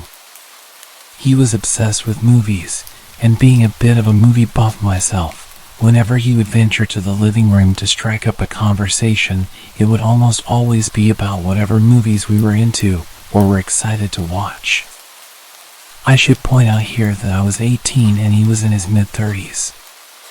At some point, he got it in his head that I was interested in him, though he never said anything directly to me. I had to find out about it from my parents. My mom worked as the secretary at the church, and Nathan somehow found out. I can only guess my boss had told him. One afternoon, Nathan showed up at my mom's desk and started gushing about his feelings. He talked about how much fun I was, how he loved talking to me, how he was planning to take me to the movies and take me to his church, and all these other plans he had for me. My mom was beyond uncomfortable, as was the pastor who happened to overhear it. And when I got home that night, she told me what had happened and suggested I make sure not to lead him on. I was completely baffled because I hadn't done anything. We'd never even discussed the possibility of doing anything together. I got even more uncomfortable around him over the next few weeks. I made an effort to acknowledge him less when he was around and keep the conversation short while stressing I had to do work. Eventually, he got his own place and moved out of his parents' house, so I figured the problem had solved itself. A couple years later, I had moved out, my boss's company had closed, and I was working somewhere else. I was friends with both my boss and Nathan on Facebook, and around that time I was finally coming out as an atheist, something I couldn't do while I was still living at home. One night, my old boss messaged me, asking about a ring I had on my finger. It was a black ring with a white solid star in the middle of a black circle. Already knowing where she was going with this, I told her it was just a ring. She started accusing me of wearing a pentagram because she didn't know what a pentacle was and that I was promoting Satan. I tried several times to explain to her that not only was it not that symbol, but that also paganism has nothing to do with the devil anyways, but she refused to listen, so I just ignored her. It was typical behavior of her and not worth the argument. The next morning, I had a message from Nathan telling me I needed to come to his church with him. I told him no, and the messages I received back gradually grew angrier and angrier. He went from asking to demanding I go with him. He told me I was lost and that I would not find the answers I needed by living the life I was. Eventually, he outright said he thought the fact that I was wearing a pentagram was disgusting and that I was opening myself up for possession. Knowing there would be even less of a point in arguing with him than there was with his mother, I went ahead and blocked both of them, deciding I was done with it all. Then he started showing up at my workplace. He would always search through the store until he found me, and then once he did, he would corner me and not stop talking to me no matter how many times I tried to dodge him or tell him I needed to get back to work. Eventually, the managers caught on and started intercepting him whenever he showed up. I wasn't making enough to pay the rent with that job, so I had to take up a second one. Within a week of working my second job, which was in a different town, he started showing up there. This time I told the managers who he was, and after that, every time he showed up, I was allowed to hide in the back room behind a locked door while they sped his order along and got him out. One of those many encounters, while I was hiding in the back, one of the managers was back there with me, inputting employee time punches into the computer when the both of us heard Nathan shout in our direction. "I know you remember me." That was the last straw for them, and they told him his business was no longer welcome there. He stopped showing up at my other job as well for a while. Fast forward to a few years later, I was getting used to not having to look over my shoulder every shift or check the parking lot for his truck. Then one day, he reappeared. He was browsing a section I was walking past when he spotted me and got this deer in the headlights look. I made a beeline to the break room because just seeing him made me scared. After that, he started showing up regularly. I would always find ways to dodge and avoid him, but he would still eventually spot me and know I was still there. I was debating whether or not to tell the managers, because at this point it had been a while since he had done anything, and saying something just because I was nervous didn't feel right. Call me a coward or an idiot, but that was my thought process. What happened next made me regret not speaking up. It was bound to happen eventually, but one night he managed to catch me while I was at the customer service desk. He approached me and said hi, and I immediately started to look for someone to signal over so I could make a break for it. But before I could say a word, he said something that made me feel sick. "How's your little girl doing? She's 3, right?" I looked at him, horrified. I had him completely blocked from all of my social media. I had his number blocked. I was living at a new address, and I had not seen or spoken to his mother since she confronted me about my ring. I had not told either of them I was a parent now, or that I was married, and I was not friends with anyone who knew them. "How's your husband doing?" "He's good. He's a good man," I said, trying to reinforce the idea that I was not available to him and that I had no desire to have anything to do with him. "Really? Where does he work?" At this point, I felt like I was going to pass out. Thankfully, another employee approached, and I got the hell out of there. As I was leaving, he called out behind me. "I'll see you again. We'll talk. We'll go out and do something together. We will." I reported him to the managers, telling them everything about the encounter, including all the information that he should not have had. They were able to pull up his face on CCTV, and while I have not heard anything, I'm guessing one of them finally managed to approach him because I haven't seen him since. This has been going on for 10 years and I want it to finally be over. If he shows up again, I'm going to the police, but I'm seriously hoping it never comes to that. I just want him to stop. I haven't seen him since the incident with my managers. I think he may have gotten scared off. Turned out one of my coworkers used to work with him too at a different job, and she also made a complaint about him to the managers. I don't know what they did with that information afterwards, but I know he hasn't shown up since. It sounds like they plan to call the cops if he sets foot in the store again. With 2 employee complaints of stalker-like behavior, they refuse to ignore that.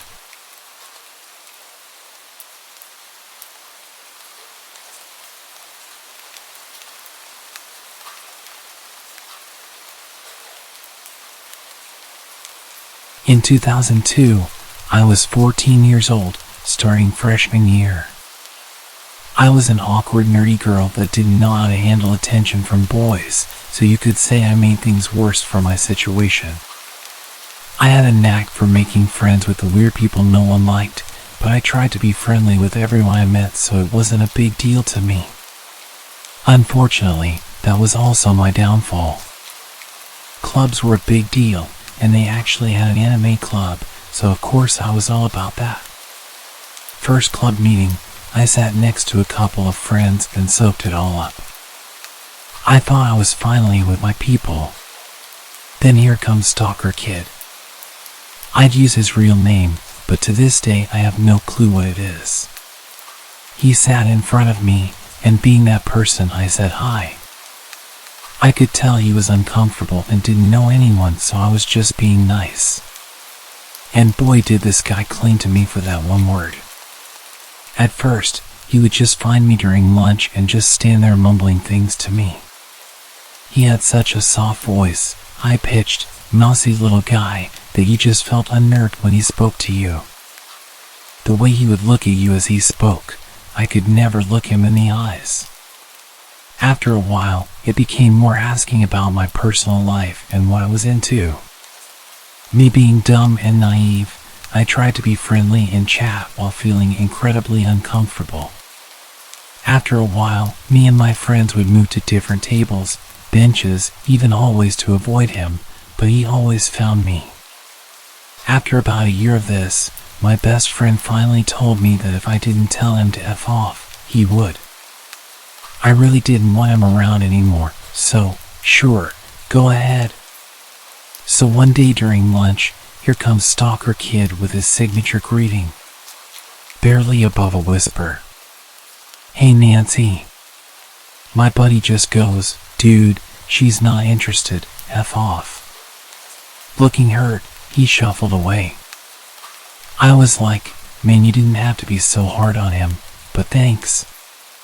I didn't see him much around school after that except for club days where he would just sit across the room and stare at me while my best friend glared at him. Cut to me being 16 and now driving to school. Minus the awkward club days, I didn't really notice anything from him. That is until an old gray beat-up car started parking next to me, extremely close. One day after school, he was waiting for me in that car. He started asking me how I've been, talking about prom and all that stuff. I was trying to rack my brain on how he knew that was my car, unless he had been watching me before and after school. I started getting there later and leaving later to avoid him because he was like clockwork. Finally, a boy I used to be friends with in elementary school was walking out with me and made a comment about how that guy is always next to my car and asked if he was my boyfriend. I immediately said no, and he's always following me around, and I hated it. It was really starting to freak me out. Bless this guy, because he walked right up to him and scared him off, threatening if he ever parked near me again he would kick his ass. I figured maybe that was enough to keep him away. So again, there was a small space where I would hear nothing of him except for my friends who had classes with him telling me how creepy he was. One friend had art class with him and said he would draw naked women constantly in his books. Junior year is wrapping up, and I started giving my best friend Jack lifts to school. He was on my way, so I figured why not. At some point, Jack started noticing that little gray car was always heading the same way after school and made a joke about stalker kid living next to him. Small world, right? I could only be so lucky. One day, as per usual, little gray car was following us, so we took a detour. Sure enough, he was with us every step of the way, and it was no longer a joke. We both started freaking out.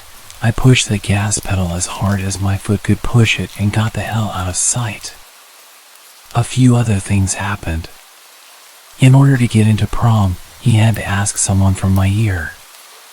So he asked some random girl from my softball team and then dumped her as soon as he got in. He then followed me all night. This includes to the after prom, where I had to avoid him the whole time. Our high school had a TV channel for kids to run, and during prom they would record the whole night. It took one of my friends to point it out, but throughout the whole video, it showed him behind me and following and staring at me all night. I didn't even realize. And the one that still creeps me out to this day is graduation for his class. I was scanning the crowd to see my friends who were graduating when I saw a hand wave as I passed by. I looked back, and of course it was Stalker Kid waving at me. How he picked me out of crowds of thousands I will never know. 2006 senior year was great, no signs of creepy Stalker Kid, to the point where I kind of forget about him. I graduate, I choose a college in town, get a job at a local retail store and move on. Life was beginning to be normal. I worked the gaming department, so you get the weird guys once in a while. One that I saw a lot was this little Mexican guy with glasses who never purchased anything but would just walk around from time to time. Then, Stalker Kid comes strolling in the doors and walks into gaming and just talks.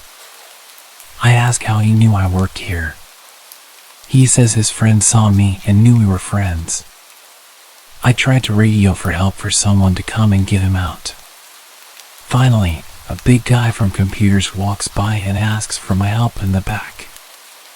Once he pulls me to safety, I tell him everything. From that point, security is aware and is told to watch for this guy. Of course, he wasn't doing anything physical, so all they could do for me is watch out for him. So every time he came in, they would tell me and I would dip back to the warehouse.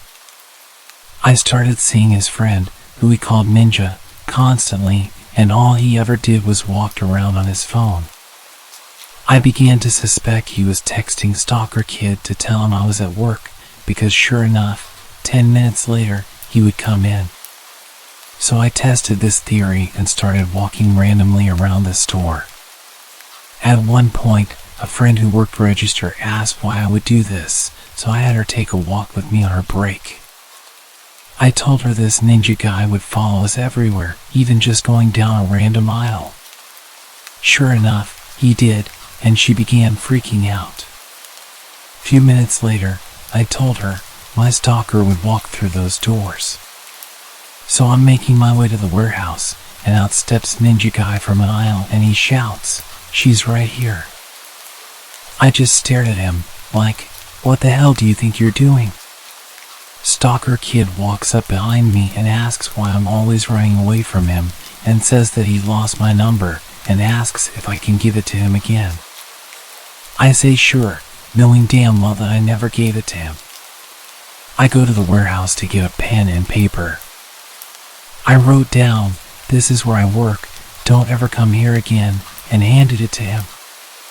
I told him and his friend to leave and called for security, who walked him out. Security tells me later that he also cried while they took him out. Later that day, as I'm leaving work, security offers to walk me to my car. I say sure. Stalker Kid is out by my car waiting for me, so this is where security says he's not having it, and calls the police, which we are conveniently next to their headquarters. He books it when he sees the car. Few years go by, nothing comes up. I buy a fancy new car and don't see him much. I'm thinking that did the trick, and I'm finally free. 2012, my buddies and I are leaving work, ready to hit the night at the bar, per usual. We are all walking out the door, where we all have to stand and wait to hear the alarm sound to verify it's armed. As we are walking out, I hear it. That awful sound. "Hey Nancy." I cringe, grab my friend's arm and turn. There he is leaning on his car, waiting. My friend recognizes him and asks what he wants. Guy says he just wants to talk to me. He said he didn't ever see my car, so he didn't think I worked here anymore. His other friend is sitting in the back seat of his car just staring at me blankly. I start to think the worst. If my friends leave me here, something tells me I'm not coming into work the next day. Or ever. I'm terrified that he's had years of time to think about our last encounter where I wrote my number down and made him cry. I grab my friend's arm tighter. My friend kicks off, pretends to be my boyfriend and rips into him. My friend is about 2 feet taller and much bigger. They get into it, and I'm just standing in the parking lot and I'm just begging for my friend to kick his ass. He spooks Stalker Kid so bad that I'm pretty sure he pissed himself before getting in his car and booking it. Ever since, if he comes into the store, my friend stares him down from his office. Years later, I've moved on, gotten married, and moved out of town. Recently we've moved back to start a business, and to this day, I still feel myself looking behind me at stores on the off chance that I randomly bump into him. He caused me to have anxiety, mental and emotional pain, fear and trust issues for a decade. Even after moving on, I still feel the effects today. And I never even knew his name.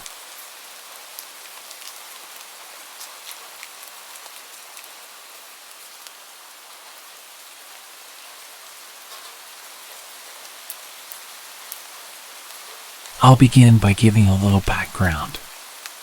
At the time this happened, I was a 16-year-old girl working at a chain coffee place while in high school. I am 19 now, and in college, 7 hours away from this place.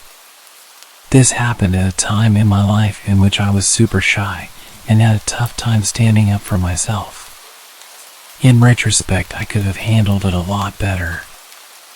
I used to work closing shifts with my best friend after school. It'd be from like 3 to 10 p.m. We worked at a relatively dead store, so we spent most of our time playing music and talking. We did our duties like taking the trash out and restocking, etc., although both of us always dreaded taking the trash out, as we had to go out back. The dumpsters were behind the store, in a dimly lit area, next to a sketchy liquor store. One night a man came in pretty late. It wasn't unusual to have customers come near closing, it was just uncommon to see anyone we didn't already know. Our store was mostly just regulars. He was lanky, and probably around 30. I mostly just remember his eyes. They were piercing, the type that never break a stare. I remember initially thinking he was attractive. Yikes. The way he spoke was short and concise, just ordering a small hot latte. I made his order and that was it. I told my friend about how I thought he was attractive, and we then started referring to him as the small hot latte guy. We always call people by their drink orders. He came a bunch of times after that. Each time staying a little longer and longer, talking a little more and more. One day he came with a woman, presumably his girlfriend. I remember I felt a little weird, like she was staring at me, or like they had spoken about me beforehand. She glanced over at him and said, "Wow, she is pretty." I didn't think much of it, said thank you, served them, and I thought that would be the end of it. He then began showing up and talking to me a lot without her. He started off as being friendly. I honestly don't even know what we talk about.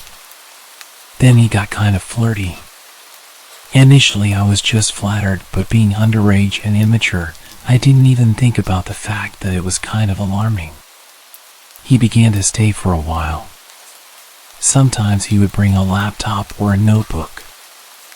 I could feel him staring at me and listening to our conversations. But at that point I wasn't getting creepy vibes from him, as my coworker and I had dealt with our fair share of creeps. He began by just giving little snacks or drinks. I would accept, but would never eat or drink them. It wasn't that I necessarily thought he had ill intentions, I just had a hard time accepting gifts. I remember one night he brought me a book about one of his favorite artists. I reluctantly took it but had tried to decline before. I remember telling him about one of my favorite musicians and sent him a link to a performance I really liked. He started being kind of sexual while still talking about the song. He then began talking super suggestively, and I would laugh it off and decline when he asked to send pictures. I began talking less and less and told my friend about the situation. She agreed that it was getting creepy and said I should maybe change my schedule. I told her I'd be fine, I'm stubborn. He'd still come every week at closing time, and he'd even stay in his car till we closed. Meaning he'd watch me go to the back to take the trash out. It was time to take out the trash and lock up, so we got ourselves together. I was opening the door while juggling like 3 bags of trash and saw something on the ground. I was confused at first, but then realized what I saw. It was flowers and a note. I felt sick to my stomach and looked around the parking lot. I didn't see his car. I threw them away immediately and told my friend I didn't want to read the note. She read it and told me I had to. It was something to the effect of, "I've never felt so connected to someone. You're breaking my heart. Please don't do this. I'm sorry." Looking back, I honestly didn't lead him on, but initially I felt as if I was in the wrong. Nonetheless, we turned the corner to take the trash out and both prayed the parking lot was empty. It was not. Let's just say the trash was not going to get taken out that night. I continued working there and still worked there on my breaks from college. I had different hours after that. Nothing happened for some time until one day he appeared again, just before I was supposed to leave for college. It was around 3 p.m.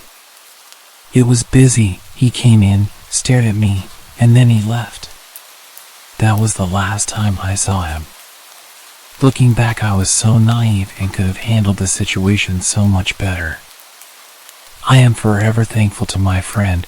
She really supported me that whole time.